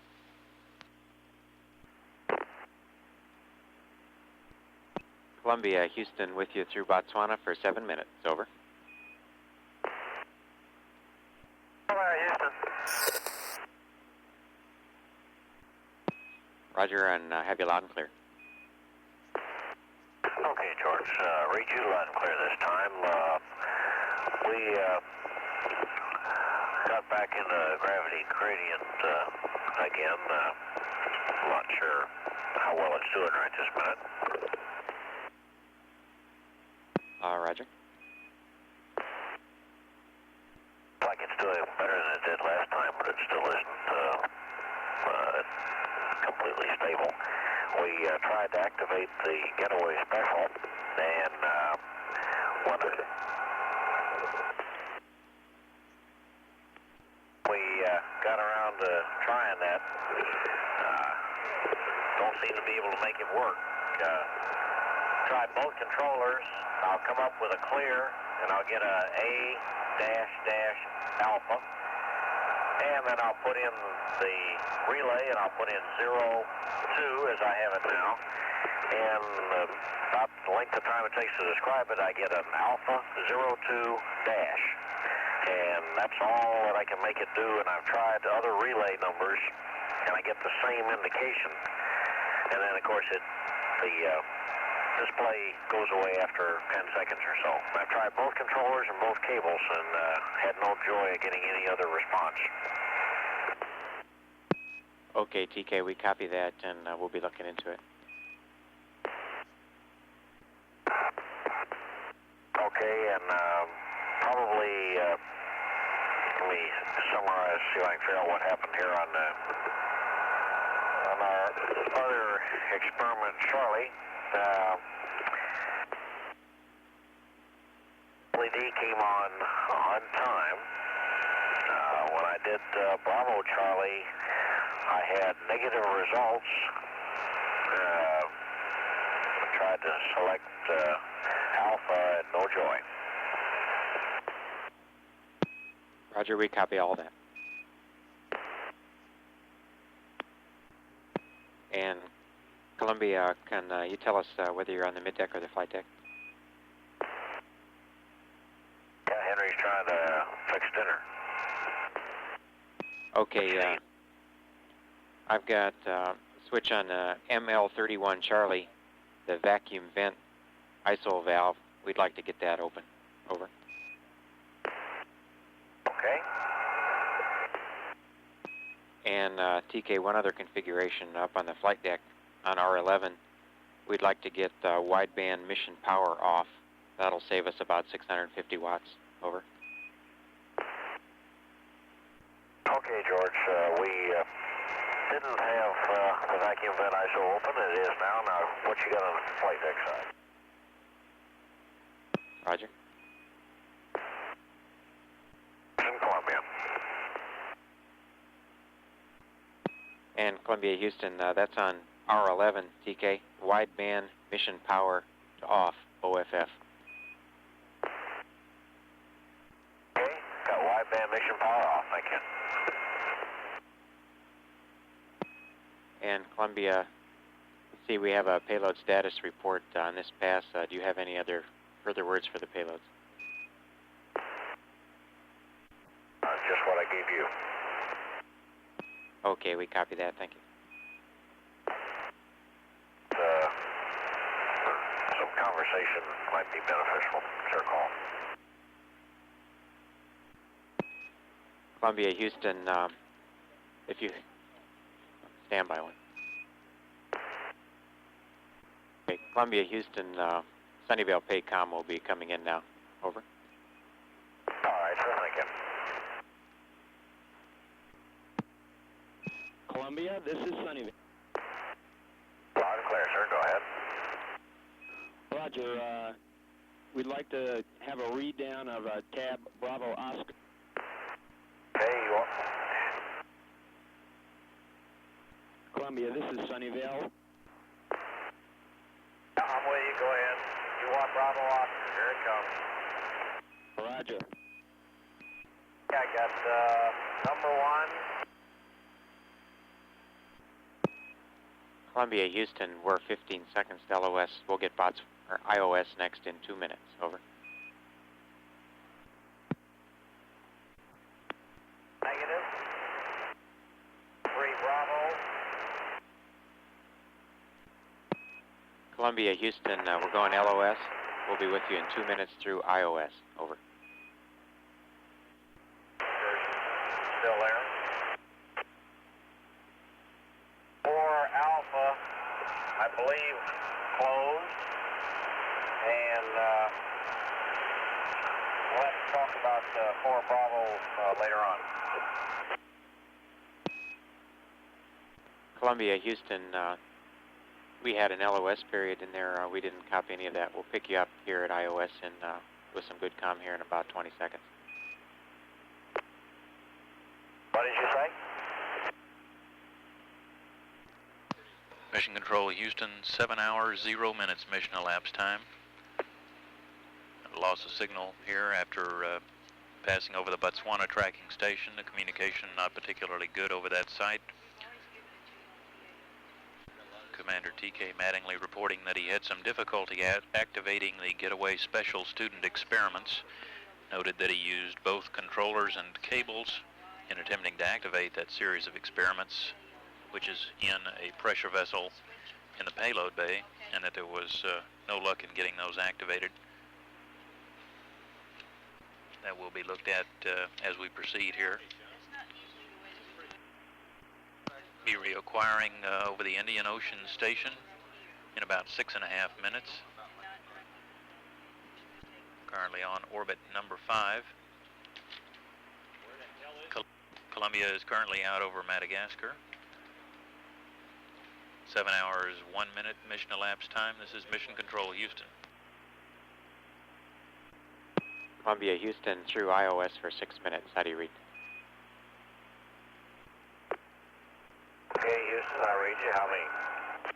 Roger, TK, you're loud and clear, and turn it back over to Sunnyvale.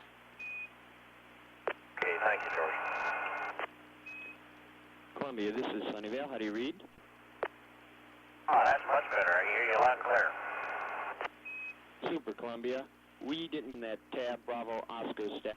We'd like you to start from the top, please. Here we go with Bravo Oscar. Number 1 is verified. Number 2 is runs as low as 12 and as high as about 19. Currently is cycling between 16 and 19. Number 3 is off. 3 Bravo is off. 3 Charlie is on. 3 Delta is on. 3 Echo is off. 3 Foxtrot is off. 3 Golf is on. And I made a comment that I had turned the override on when we went out of attitude last time, and I had left it there until we got all squared away. 4 Alpha, I believe, is verified closed, and 4 Bravo is not significant now, but we'll need to talk about it later. Over. Copy, Columbia.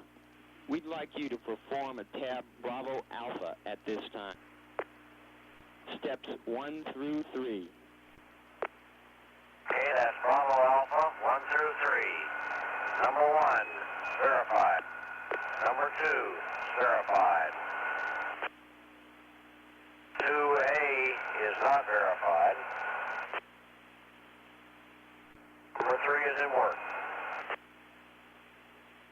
Columbia, did I copy you saying the override LED? Oh, I'm sorry, it is on. Excuse me, it is on. Copy. Columbia, after permitting you to do a cover override off. Okay, and no joy on step 3. Copy, no joy on now step 3. To override off. That's affirmative. We'd like you to try that step 3 again, Columbia. Yeah, just get ready to try to get enough light to see outside. And visually it's also closed. Copy, Columbia. Visually it's closed. Columbia, that's all we've got. Thanks for the info. We'll Okay, that's no joy. Would you like me to try cycling in the other direction? Negative, Columbia. That's all we've got for you. We'll hand you back to Houston now. And Columbia, Houston's back with you for a minute and a half. Sunnyvale, Columbia. Roger, Columbia. This is Sun. You copy? No. Houston, Columbia. Columbia, Houston, read you loud and clear for 1 more minute.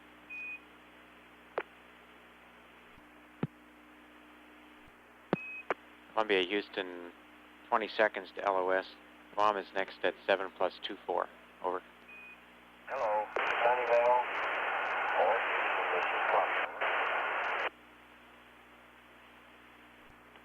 Columbia, Houston, going LOS. Guam is next, 7+24. Mission Control, Houston, 7 hours, 8 minutes mission elapsed time. Just had loss of signal through the Indian Ocean station and will reacquire in about 17 minutes over the Guam tracking station. Mission Control, Houston, 7 hours, 9 minutes mission elapsed time.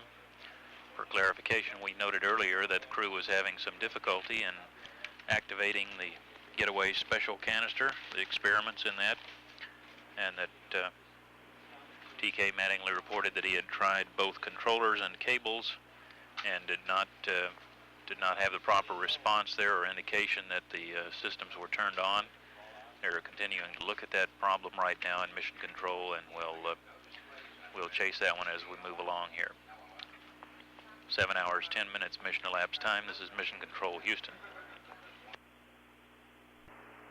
Mission Control Houston, standing by for acquisition of signal through the Guam Columbia, station. Houston through Guam for 5.5 minutes. How do you read? Read you loud and clear. Roger, Hank, and read you the same. I've got some water dump numbers for you if you're ready to copy.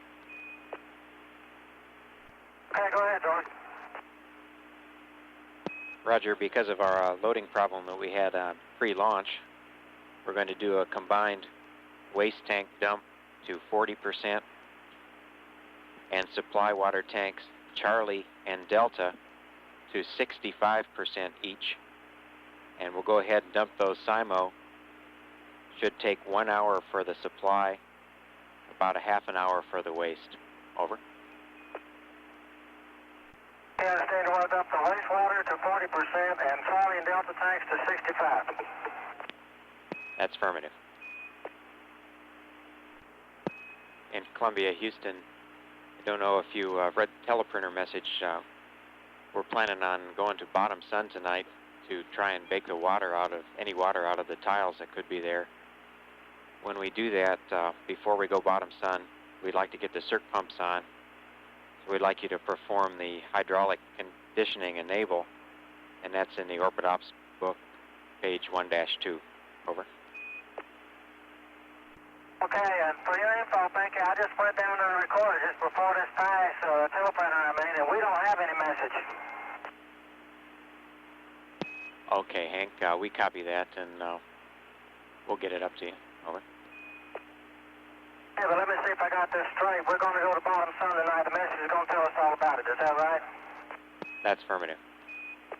And before we do that, we want to do the hydraulic condition enable and orbit off checklist, and I think I copied page 1-2.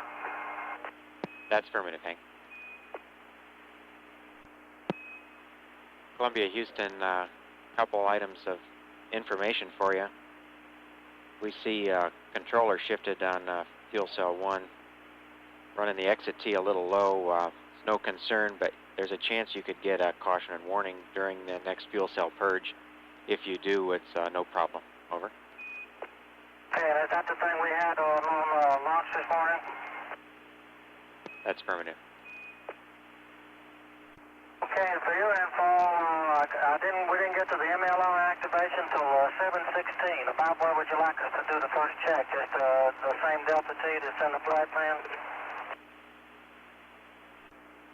That's affirmative, Hank. Columbia, Houston, we're 40 seconds to LOS. Reminder, you've got a private medcom coming up here at Hawaii at 7+35. Also, we see that you still got the cam light set. You're go to do the item 48s. And if we don't talk to you at Hawaii, they're having a weather problem at Santiago. If we get no comm through Santiago, we don't want you to do any troubleshooting. It's a ground problem. Over. Okay, thank you. And we were just waiting on you to go. I forgot to ask you about the item 48. Roger that. One other cleanup item we see is that the vernier drivers are still on. You might get those off while you're up there. Over. What do you want done, George? The vernier RJD power is still on. Get that off for the gravity gradient. I'm just getting ready to stop it here. Okay, disregard then, TK. Mission Control Houston, 7 hours, 30 minutes mission elapsed time. Just lost communication with Columbia through the Guam tracking station and will reacquire in about 6.5 minutes over Hawaii.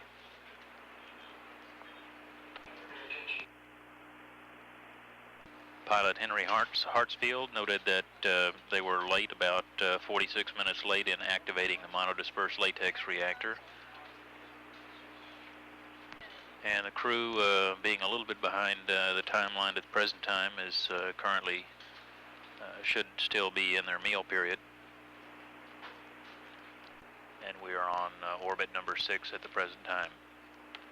7 hours, 31 minutes mission elapsed time. This is Mission Control Houston. Mission Control Houston, standing by for acquisition of signal through Hawaii. Crew is scheduled to have a private medical communication in this pass over Hawaii. That is in the crew activity plan and is usually optional with the crew as to whether they want to have that conference. Flight controllers here in Mission Control to continue to troubleshoot the problem in activating the getaway special payloads.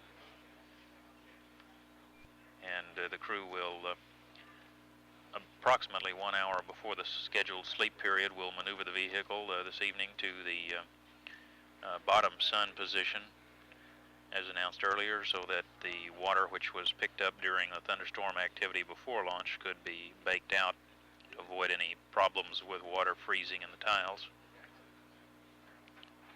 At 7 hours 38 minutes mission elapsed time, this is Mission Control, Houston. Columbia, Houston, with you for 4.5 more minutes. Okay. Columbia, Houston, if there's someone on the flight deck, we'd like to get a GNC Spec 1 for some variable parameters. Over. Columbia, Houston, we see a Spec 1 on CRT2. Is that for us? Affirmative. Roger, Hank, we copy. We're going to try and send a teleprinter up again at Santiago. We'd like you to verify the TPR configuration for the Q card before that. Over. Okay, we'll do that. And Columbia, Houston, we saw a hit on the left ohms crossfeed Bravo. We'd like to get that switch in GPC with the talkback closed. The problem was the limit switch dropped out, and when we lose that limit switch, the motor tries to drive the valve closed. Putting it in GPC will preclude that. Over. Okay, say again, which switch? Left ohms crossfeed Bravo to GPC. Okay, you got it. Thank you. Columbia, Houston, the CRT is yours. Okay. Columbia, Houston, 40 seconds, LOS. Santiago is next at 8+07. Okay, see you there. Roger. Mission Control, Houston, 7 hours 45 minutes mission elapsed time, just passed out of range of the Hawaii tracking station. Have a long swing out over the Pacific Ocean here, and we'll reacquire in about 21 minutes. In a brief pass over the Santiago tracking station, just skirting the northern edge of that. Crew finishing up their meal period at this time, and is currently maneuvering to an attitude to align the inertial measurement units. We're about an hour and 43 minutes away from the scheduled beginning of the crew's sleep period. Crew will be going to sleep a little bit early on this mission and getting up very early in the morning to begin their day. At 7 hours 46 minutes mission elapsed time, this is Mission Control, Houston.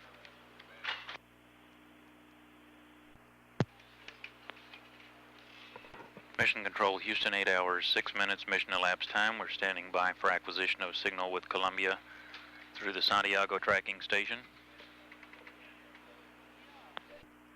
This will be a very, very brief pass over the Santiago station. Following that, it'll be about another 18 minutes or so before we reacquire at Botswana in southern Africa. We're approaching that time of the evening where the passes get rather few and far between as the orbit precesses westward during the day. There'll be many periods of long loss of signal during the night here. But the crew will be entering their sleep period in about an hour and 20 minutes. 8 hours 7 minutes mission elapsed time. This is Mission Control, Houston. Columbia, Houston, for 30 seconds through Santiago, we've got a teleprinter coming up to you. We'll see you again in Botswana, 8+27. Okay. Mission Control, Houston, 8 hours 26 minutes mission elapsed time. We're about to reacquire signal with Columbia over the Botswana tracking station on orbit number 7. flight controllers and mission control looking over the items that need to be relayed up to the crew before the crew sleep period, which begins in about 1 hour. One of the things they'll be looking at is the sequence in which the crew attempted to initiate the getaway special experiments, so that an attempt can be made to determine what position the switches or the relays in that experiment are set so that it can be activated. Crew has been going through a number of activities, caution warning tests, calibrations, and many other items listed in the crew activity plan. And they're about 20 or 30 minutes away from the pre-sleep activities. Columbia, Houston, through Botswana for 5 minutes. Over. 5, please. Roger, and read you 5 by. And Columbia, Houston, can you verify that you received the teleprinter message at Santiago? Over. Columbia, Houston, how do you read? Yes, sir. I'm trying to think of COAS mark. Will it hold for a minute, George, or are we running out of time? Because I'm going to run out of nighttime here in a second. We'll stand by.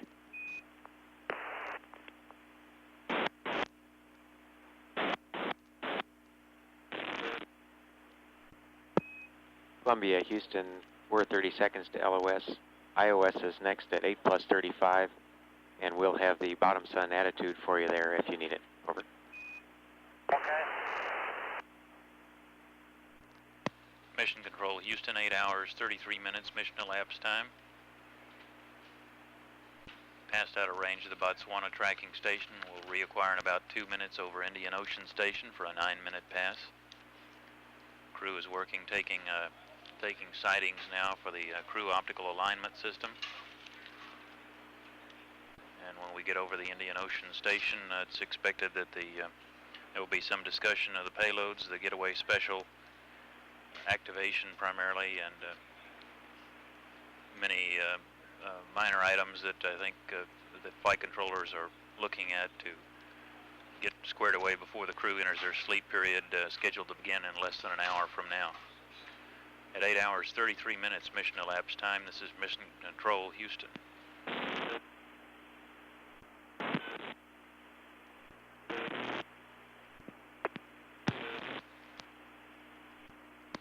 Mission Control, Houston, standing by for acquisition of signal through the Indian Ocean Station. Columbia, Houston, through iOS for 8 minutes. Over.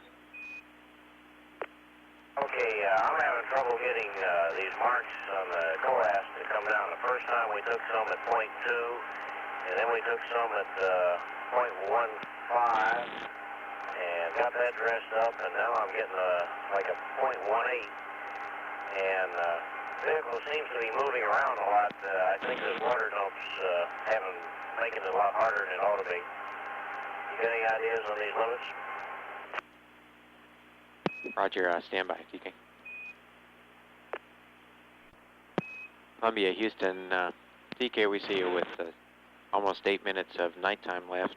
You want to dress up the DAP to give you some rotation compensation on spec 20. Item 21, get enter .003. That should give you some help on attitude hold. Over. It's not attitude hold, George. It's the fact that I'm in pulse and you got a vent going. Roger, I copy.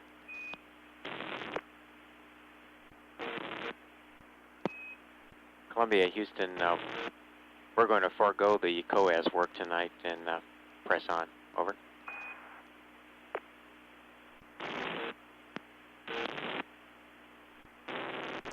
Okay, George, we got through that last one. Looks like we're getting around .12. I want to quit at that. Okay, TK, we copy.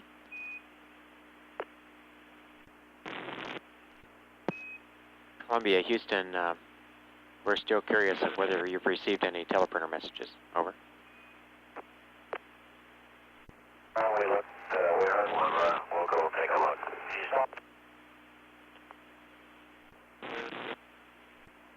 And Columbia, Houston, We'd like to get your attitude read up for the bottom sun if you're ready to copy. Over. Let's do that. I was going to say, why don't you tell me where to go instead of telling me to go read a message right now? Yeah, roger. That'd be the easiest way. The maneuver to bottom sun is going to be 35 degrees off of normal bottom sun to expose the bottom of the orbiter we think was the wettest. We'd like to go to DAP Bravo 2. The attitude is roll 271.8, pitch 59.6, and yaw 298.2. Over. Okay, I'll read that. Bravo 2, 271.8, 59.6, 298.2. Now I'm on my way. Roger, good read back.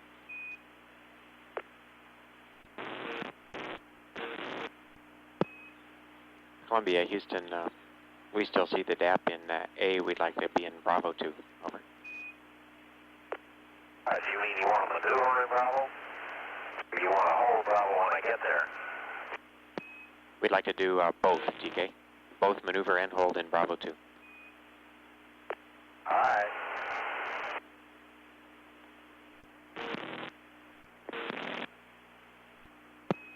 Columbia, Houston, 1 minute left this pass.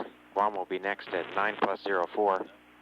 For your pre-sleep, we will want an SM checkpoint tonight. And when we do the voice recorder, we'd like the time that you switched the IECM for us, and that was back in the PI, post-insertion book on page 117. Over. George, you're hard to read, and so we haven't had a chance to catch up and write notes or do anything today, and just as soon as we get a chance to do that, we sure will. Roger, TK, we copy. George, if you wanted the time we cycled the IECM switch, it was 3 hours, 38 minutes, and 38 seconds when it went back to 2. Okay, Hank, we copy. Thank you.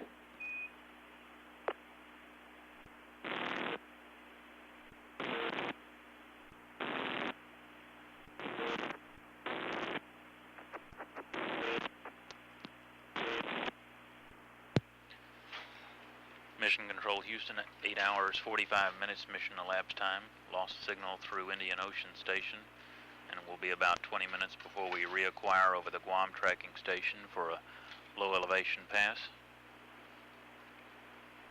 Columbia is currently on orbit number 7.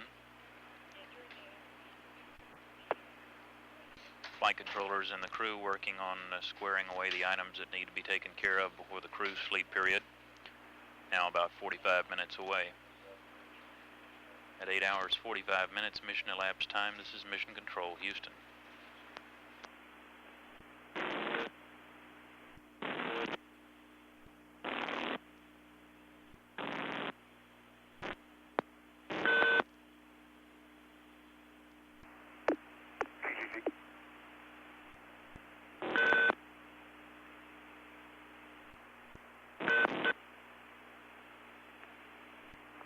Mission Control Houston, 9 hours 2 minutes mission elapsed time.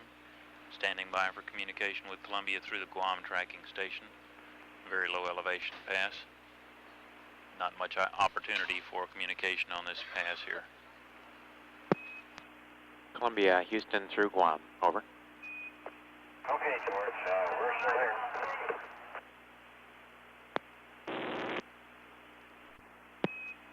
Roger, TK, you're loud and clear. Can you verify for us that the teleprinter is working? Yes, sir. I'm just now getting around to reading the message. Okay, that's good, thanks. Columbia, Houston, we're 20 seconds to LOS. Hawaii is next at 9+13, and be advised we'll have the Sunnyvale Paycom with you at Hawaii. Over. Understand, Paycoms will be talking next time? We'll give you the AOS and hand over to the Paycom. Over. Okay, sir.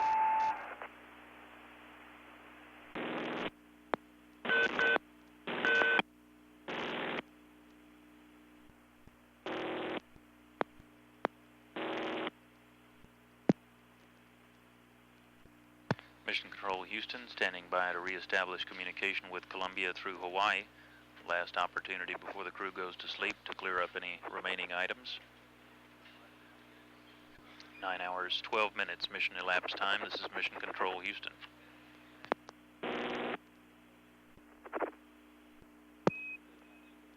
Columbia, Houston through Hawaii for 7.5 minutes.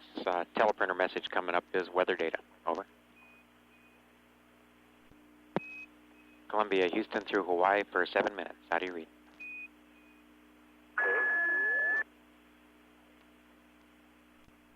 Roger, TK, copy you with a squeal in the background. Say again, please. Can you read me now? Roger, loud and clear. Okay, I'm catching you on the upstairs speaker box. We'll check out the lower deck. Roger, TK, sounds good to us, sir.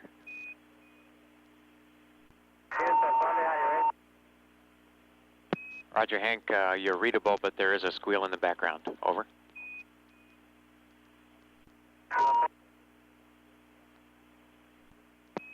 And Columbia, Houston, a word on the gas.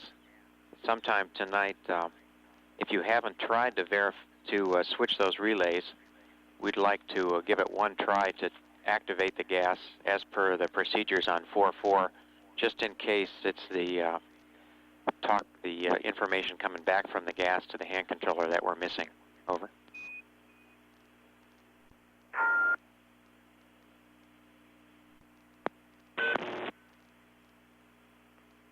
Okay, George, go ahead. Roger, TK, did you copy the information on the gas? Sir, I sure didn't. We're trying to get boxes set up here. Go ahead. Okay, good comm now. We'd like to try and get the gas activated tonight. We think we may just be missing the information coming back from the gas to the hand controller. So we'd like you to go through and try setting those relays each once. Over. Oh, you have to be more specific. I thought I had tried to do that. Can you talk me real quickly through what you want done? Roger, TK, can you verify that you've tried to do the enter to change the state of those relays? Yes, sir. I can get no readout. All I get is a dash, and trying to make entries doesn't seem to do anything. Okay, we copy that. And Columbia, Houston, this time we're going to hand over to Sunnyvale, Paycom. Columbia, this is Sunnyvale on air to ground. How do you read? Unclear. Roger, Columbia, you're not loud and clear with us, so we'd like you to go ahead and go up to panel L11 and perform the following procedure as I read it. Ahead.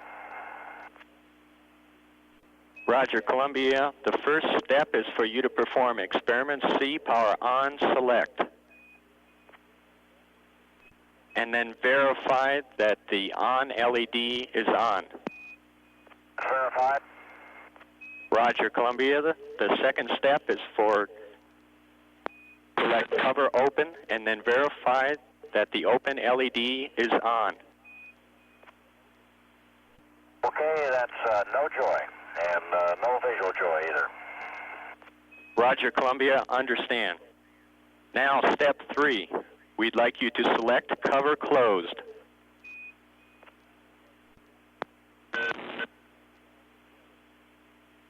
Columbia, Sunnyvale, we would like to then get a status of the closed LED.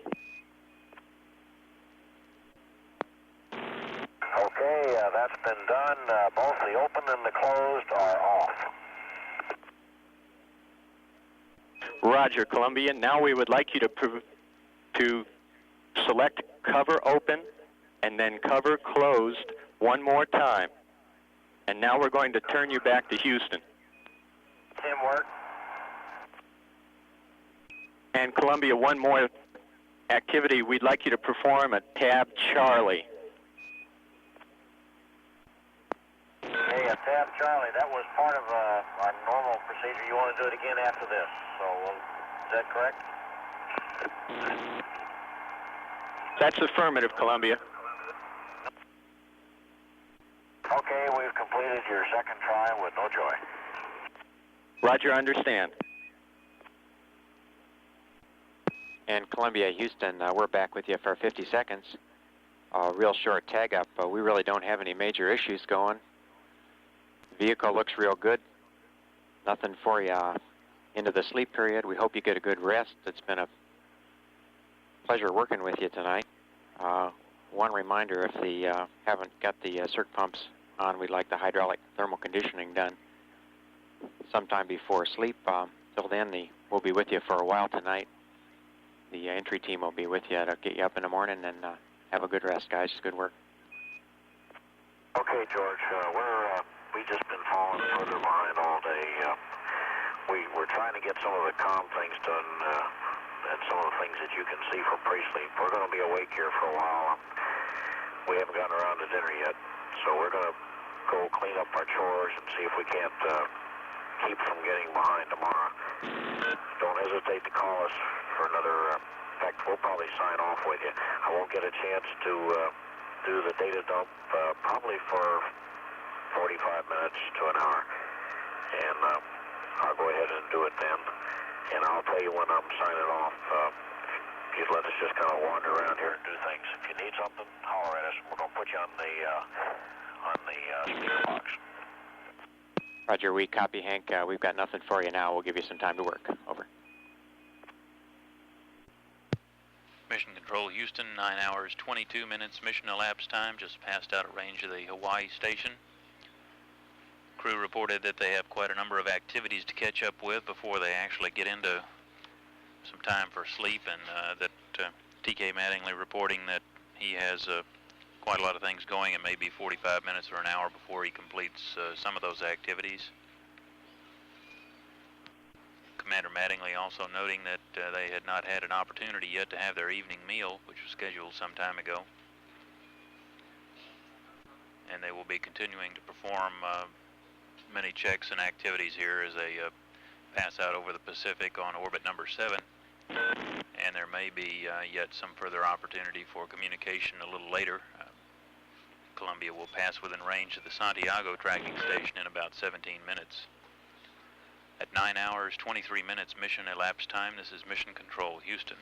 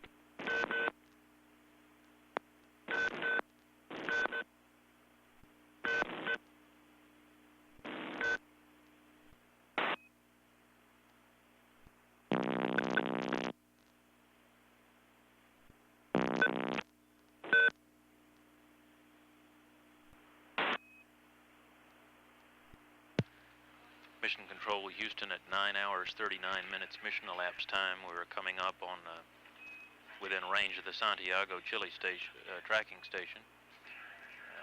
Mission Control, the flight controllers here did not plan on initiating any communication with the crew over this pass, but the crew may have something to report or some communication they wish to make during this pass.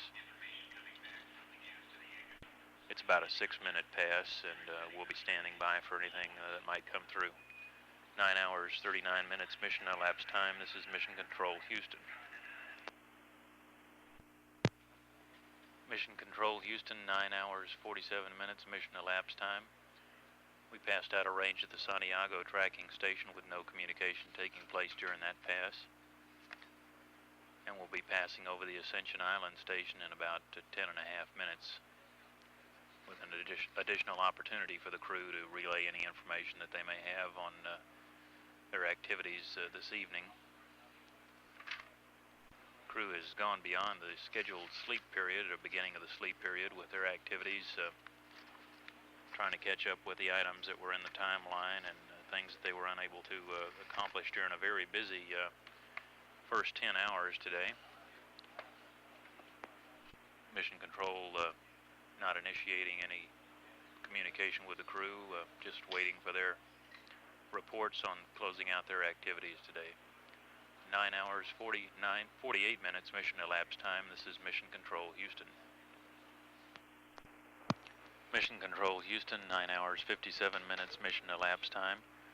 We're passing within range of the Ascension Island tracking station right now, and once again we'll be waiting for any communication from the crew, but Mission Control will continue to monitor things and watch any data that may be coming down, but will not attempt to contact the crew during this pass.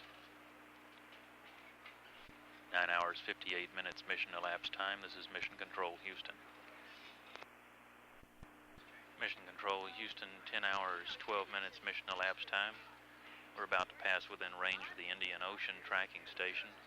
There may not be communication again on this pass, pending whether the crew has anything to relay to the ground. The crew is working on into their scheduled sleep period now, trying to catch up with some items that they had left over from the activities scheduled for the day. Controllers here in Mission Control have indicated that presently there are no plans to alter the time that the crew must get up in the morning to begin their day.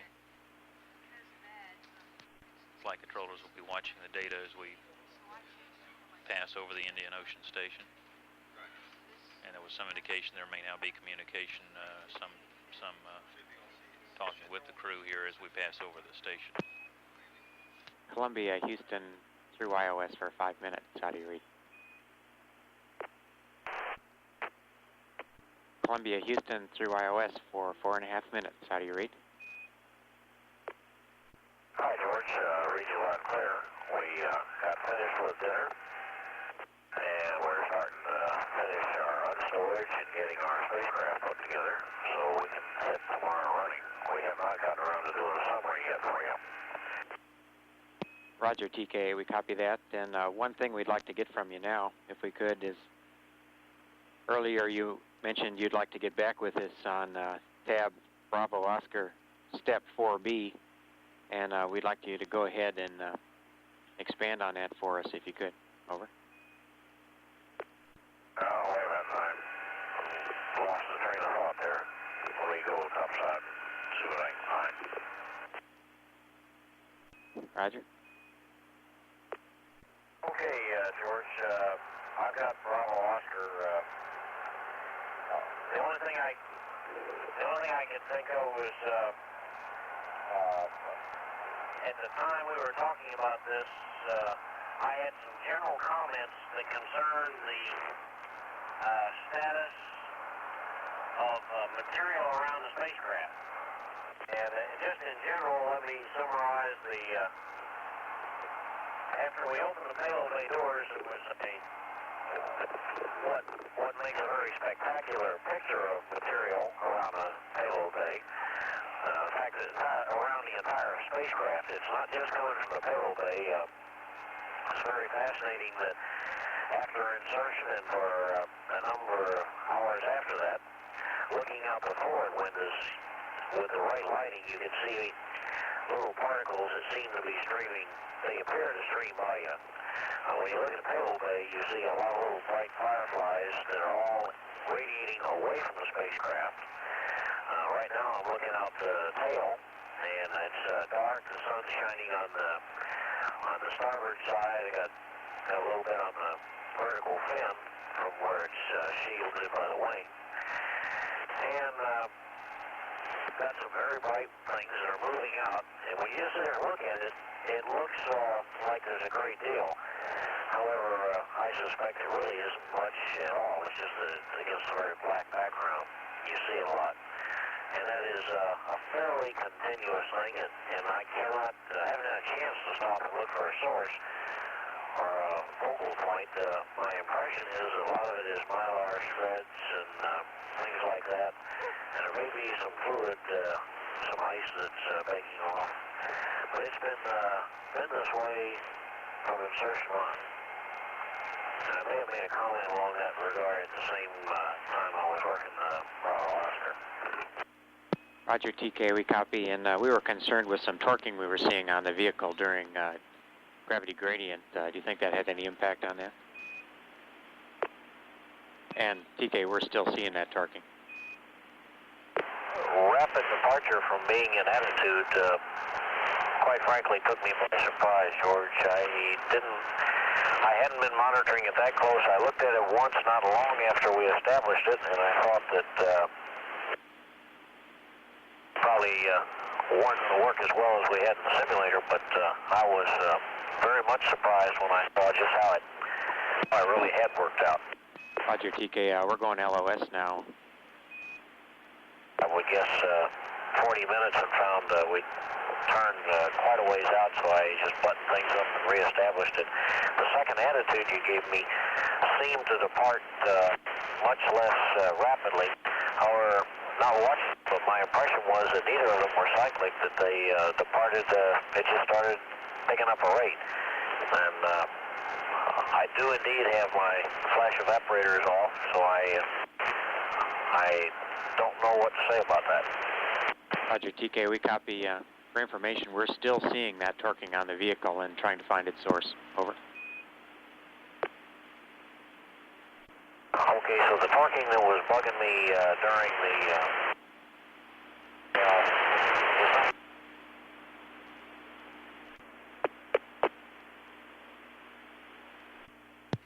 Mission Control Houston, 10 hours, 19 minutes mission elapsed time.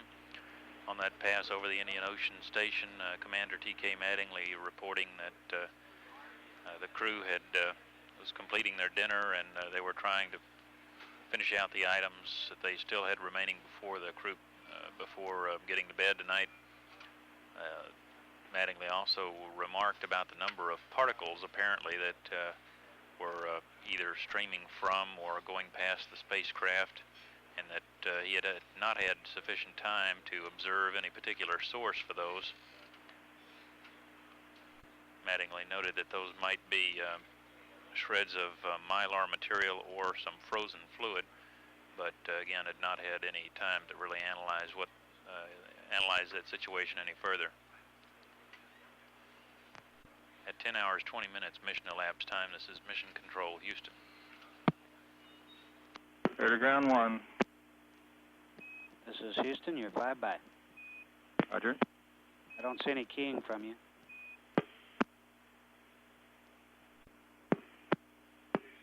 Okay, you're not keying us at all.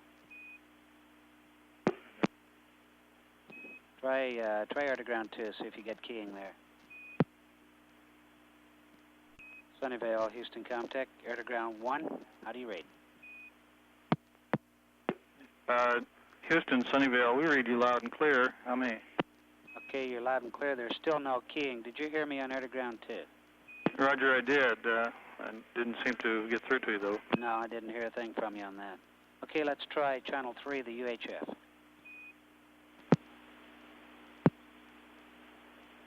Sunnyvale, Houston on the UHF.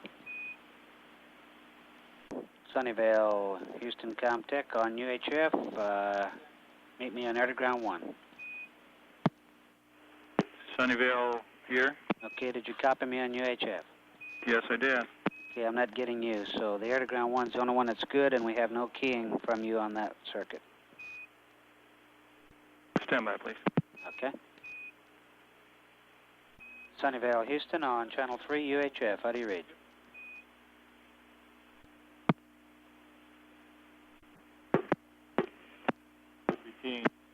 Goddard is not. To Houston.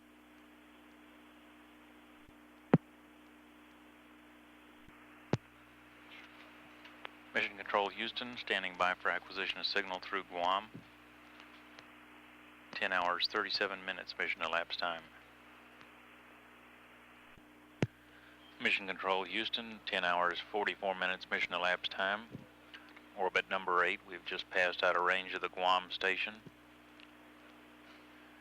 It will be about another 31 minutes before we reacquire or have another opportunity to speak with the crew if that's necessary. That'll be over the Santiago station. 10 hours, 45 minutes mission elapsed time. This is Mission Control Houston. Sunnyvale, Houston, Com. Sunnyvale, Com Control on air to ground 1. You're loud and clear. Roger, thank you. Okay, and you're keying all three channels at the same time. Roger, stand by 1. Okay, how are we now? Okay, give me another key. Air to ground 1 only. Roger, thank you. You want to meet me on the other two? Roger, air to ground 2. Okay.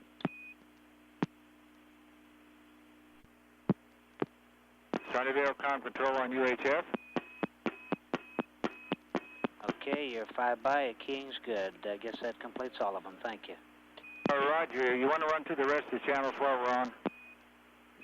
I'll have to get Com Control up to do that. Where do you want him? Houston, contact with Sunnyvale Ops. I'd like to run through all three of those from my position also. Okay, where you at? UHF? I'm on UHF at this time. You got good keying and good voice. Roger, going to air to ground 2.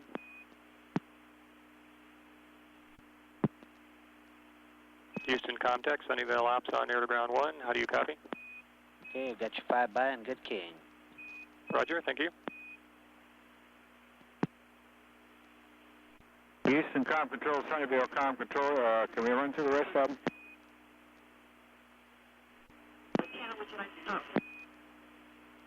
Roger, let's just go ahead and pick up on 4 if we could. Sunnyvale, Com Control, this is Houston, Com Control, Sunnyvale, Com Control. You on UHF?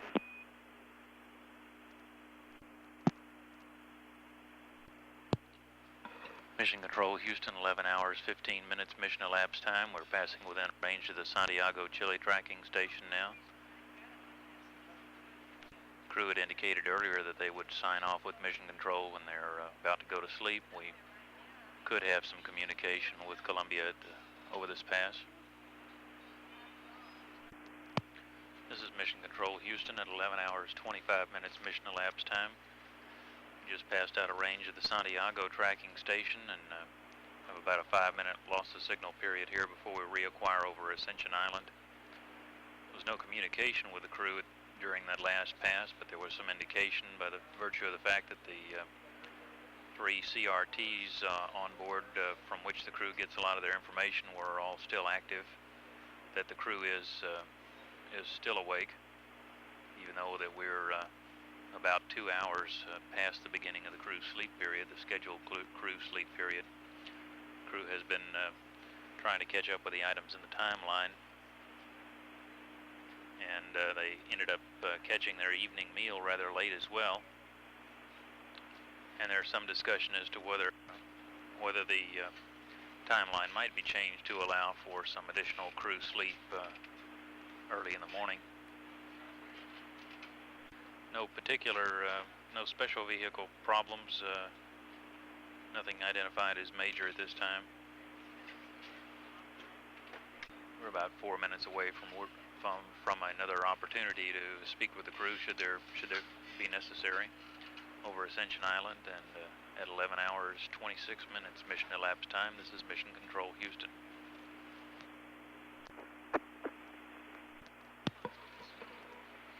Mission Control Houston, standing by for acquisition with Columbia over Ascension Island. Columbia, Houston through Ascension for 5 minutes. Over. Okay, George. Roger, TK, and you're loud and clear.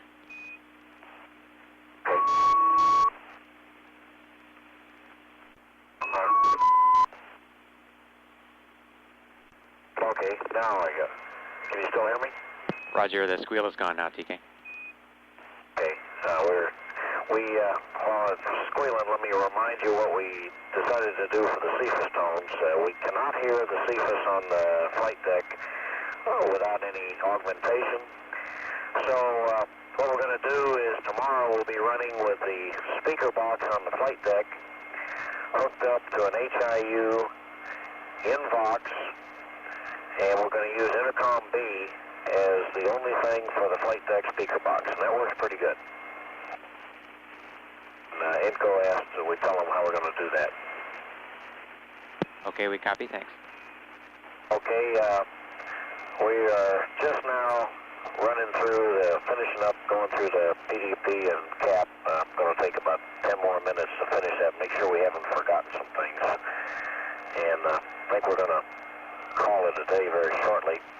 But I did want to take another few minutes, and if the recorders are running, we'll go ahead and do a dump. But the summary of that is the questions that you asked about the Ascent debris and things. Probably the best way to get our impressions of that is off the Ascent intercom tape. I tried to say everything in real time that might be used. Hank and I just finished making our notes on that, and I think we would summarize it as saying there was a great deal of material coming by. When I say a great deal, I don't mean it was enough to impede visibility, but it was very obvious. And it seemed to be that it started out right at liftoff, and my guess is that the density didn't seem to change a great deal during ascent, which is not kind of what I expected. I also had the impression that optically the relative motion of the particles, their velocity with respect to the spacecraft, seemed to be surprisingly uniform. I wouldn't say it was any higher velocity at insertion than it was at liftoff. And there was a lot of material showing up in sunlight reflection post-MECO, still with the same kind of motion. So I'm not sure we're being visibly deceived by something. There was some streaking on the windshield. The windshields look kind of dirty when you put them into the sunlight, and you can see that there are little light streak spots, just what other people have reported, and nothing extraordinary. Roger, TK. And I really don't think we can say anything more about that, and I don't think you should spend any effort trying to get that part done. We got the MLR cranked up. We did his check a little bit late. We cranked him up late, and then we got interrupted and didn't get back to do his check, but he was okay. Roger, break, TK. We've got a minute and a half left on this pass, and I've got 3 things for you. Number 1, we'd like to get some Timbus up. If we could have you resume the Spec 60 on CRT-4, that would help. Second thing, we'd like to get Experiment C cover override to off OFF on L11. And the third thing is we're thinking about letting you sleep in for an hour and a half tomorrow morning. Pick up the timeline in at 1900 MET. Over. Okay, well, I've done the first 2 things you asked for. We were planning to keep trucking. It probably wouldn't hurt us. We're trying it. We've got the spacecraft pretty well cleaned up now, and it seemed to me that I'd make more money by making sure everything was set up so we didn't start tomorrow morning behind.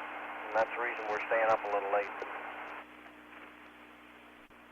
Roger, TK, copy that, and it's really your call. If you want another rev of sleep tomorrow morning, that's fine with us. Looks like we've got the room in the timeline. Over. Why don't you let me take another 30 minutes here and see how we're doing. If we can make it on time, I'd like to stick with it, because I think it's more important that we get started at a leisurely pace instead of playing catch-up ball all day. Roger, TK, we copy that. And have a good sleep. Okay, I'll make one more transmission to you before we quit. I sure appreciate all your help. Roger, copy. Then Guam will be next at 12 plus 13. Okay. Mission Control Houston, 11 hours, 39 minutes mission elapsed time. Just had a conversation with the crew there in that pass over Ascension Island. They're still awake and trying to tidy up some last-minute items. Mattingly reported that they might be working for about another 30 minutes, and he would contact Mission Control again before they signed off for the night. It's about 33 minutes before the next opportunity for communication, as they will pass over Guam. Columbia is now just concluding the 8th orbit. Mattingly was reporting on the visual sighting of the items that were going past the orbiter during the ascent phase. The particles that they appeared to move with some uniform motion. There wasn't much more discussion on that. And there's some consideration being given to allowing the crew to sleep for one more orbit tomorrow morning. That would be another hour and a half since they're getting to bed so late tonight. So we're already about 2 hours and 10 minutes into the scheduled crew sleep period. Mattingly noted that he would consider that, but that they also were concerned with getting a good start on tomorrow's activities. With about 32 minutes remaining before the next pass, at 11 hours 40 minutes mission elapsed time, this is Mission Control, Houston. Mission Control, Houston, at 12 hours 12 minutes mission elapsed time. We're just about to pass within range of the Guam tracking station, and there's a good chance we'll have our final communication of the evening with the crew over this station. The flight controllers here at Mission Control are making a last-minute review here of any items they might still need to talk with the crew about, and are standing by for any questions that the crew might have. Standing by for acquisition here over Guam at 12 hours 13 minutes mission elapsed time. This is Mission Control, Houston.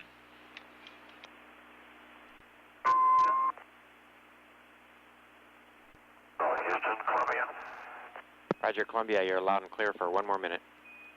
Okay, sorry I let that go by. I put what remarks we had on the recorder on ICOM A, and that was completed about 1200.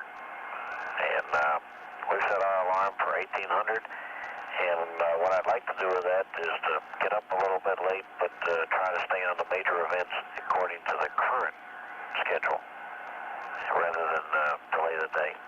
And I'd rather just be able to follow along with the timeline. I think we've got our stuff together now. Okay, TK, we copy that. For information, your state vector is good now for next Edwards. And 10 seconds to LOS. You guys get some sleep. Good day's work. Okay, it's been a lot of fun. See you later. Okay, we'll see you tomorrow. Mission Control, Houston, 12 hours 21 minutes mission elapsed time. During that pass over the Guam tracking station, we had what's probably the final crew report of the evening, and Commander T.K. Mattingly noting that he had completed his comments or his report on the tape recorder, and that the crew would like to sleep a little bit late tomorrow, and but to try to make up the time, perhaps in such activities as the post-sleep activity and that sort of thing, but keep with the major events of the day as scheduled currently in the crew activity plan. Crew would probably still end up a little short on their sleep today, but Mattingly had expressed interest in not getting behind on tomorrow's activities. At 12 hours 22 minutes mission elapsed time, this is Mission Control, Houston.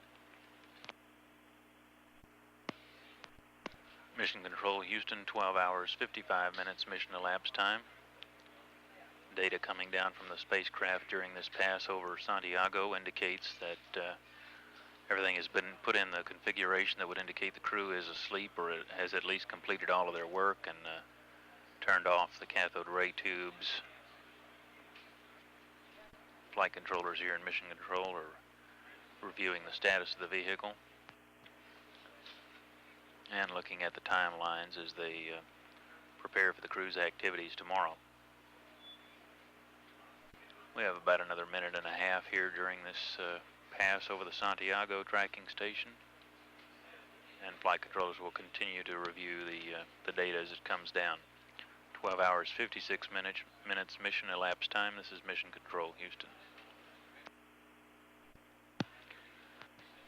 This is Mission Control, Houston at 13 hours 15 minutes mission elapsed time.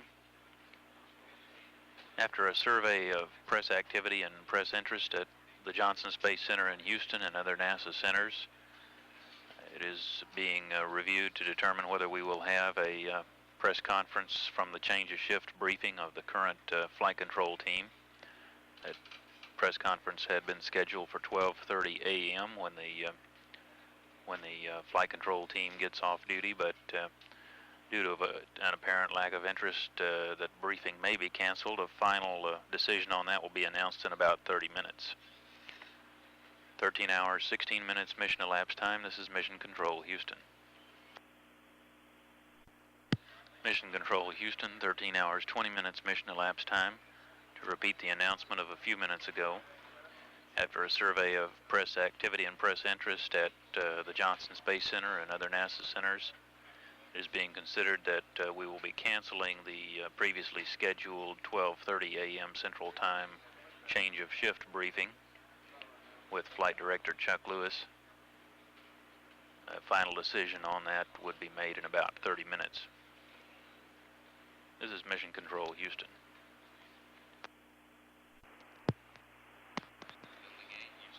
This is Mission Control, Houston at 13 hours 50 minutes mission elapsed time.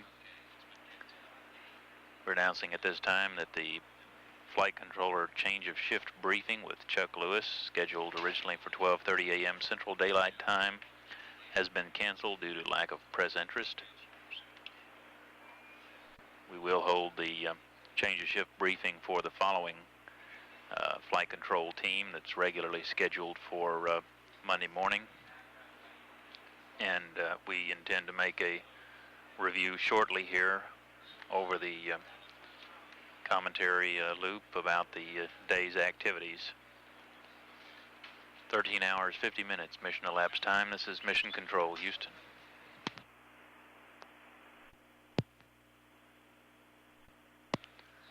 Mission Control, Houston at 14 hours mission elapsed time. Columbia is currently swinging out over the South Pacific on orbit number 10, just passed out of range of the Guam tracking station.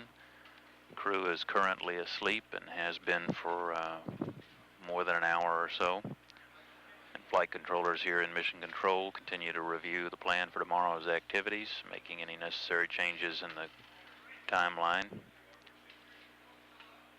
To review the day's activities briefly, following an on-time launch at 11 a.m.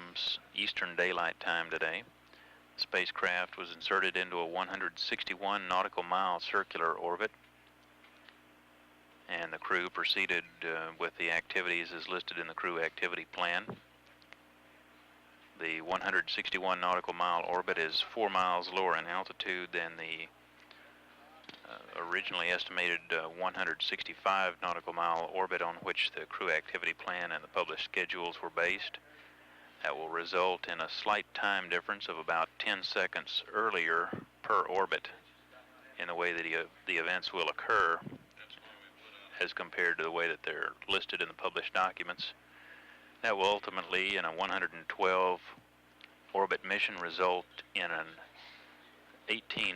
approximately 18-minute early end to the flight, because it takes less time to go around the Earth in an orbit that is slightly lower. Among the minor vehicle problems encountered during the day was a leak in one of the jets of the forward reaction control system, a left-firing jet. That was isolated by closing off one of the manifolds. There is a redundant system in that case, and as those jets are not needed for entry, that system will probably just remain isolated and not be used, although there is a capability of getting that back. Flight controllers have noted that the leak did apparently stop, though, and that the problem may have solved itself.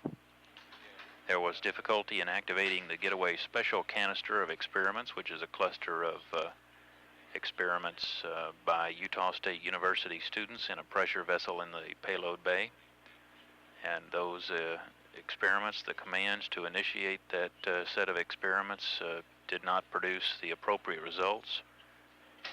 It is uncertain as to whether those experiments are on or off at this time, and flight controllers will continue to look at the data and the sequence of initiating the switches and the commands to determine what the condition of that set of experiments is. Toward the end of the day, the crew got somewhat behind in the timeline and ultimately ended up going to bed about 2 hours later than planned and having a late supper. They will be sleeping in just a little bit tomorrow, depending on what they feel like doing. The ground control here offered them an option of sleeping in 1 rev later, about an hour and a half later than the scheduled wake-up time. And the crew indicated that while they might sleep a little bit later, they didn't really want to get off the schedule of the main events for tomorrow, since it would be a rather full day. That's a summary of the activities for today, the first day in orbit for STS-4. On orbit number 10 at 14 hours, 3 minutes mission elapsed time. This is Mission Control, Houston.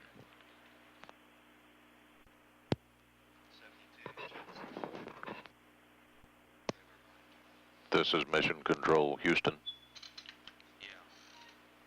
Midway through orbit number 11 in the 4th flight of Columbia. 30 minutes away from acquisition through Dakar, Senegal station. This orbit has been Dakar to Dakar, about an hour and a half between passes. During the last Dakar pass, the flight director, Hal Drawn, here in Mission Control, had all of his systems people take a close look at the downlink data from the orbiter systems, and everything looked to be in good shape. Currently, the fuel cells are producing about 12.9 kilowatts of power, the current load from all the spacecraft systems on the electrical power system. Orbit of Columbia now measures 162 by 160 nautical miles with a period of 90 minutes 37 seconds. Another 2 hours remaining in the scheduled crew sleep period. However, it may run a little longer than that since they were late going to bed. And 15 hours, 49 minutes into the flight of Columbia. This is Mission Control, Houston. This is Mission Control, Houston.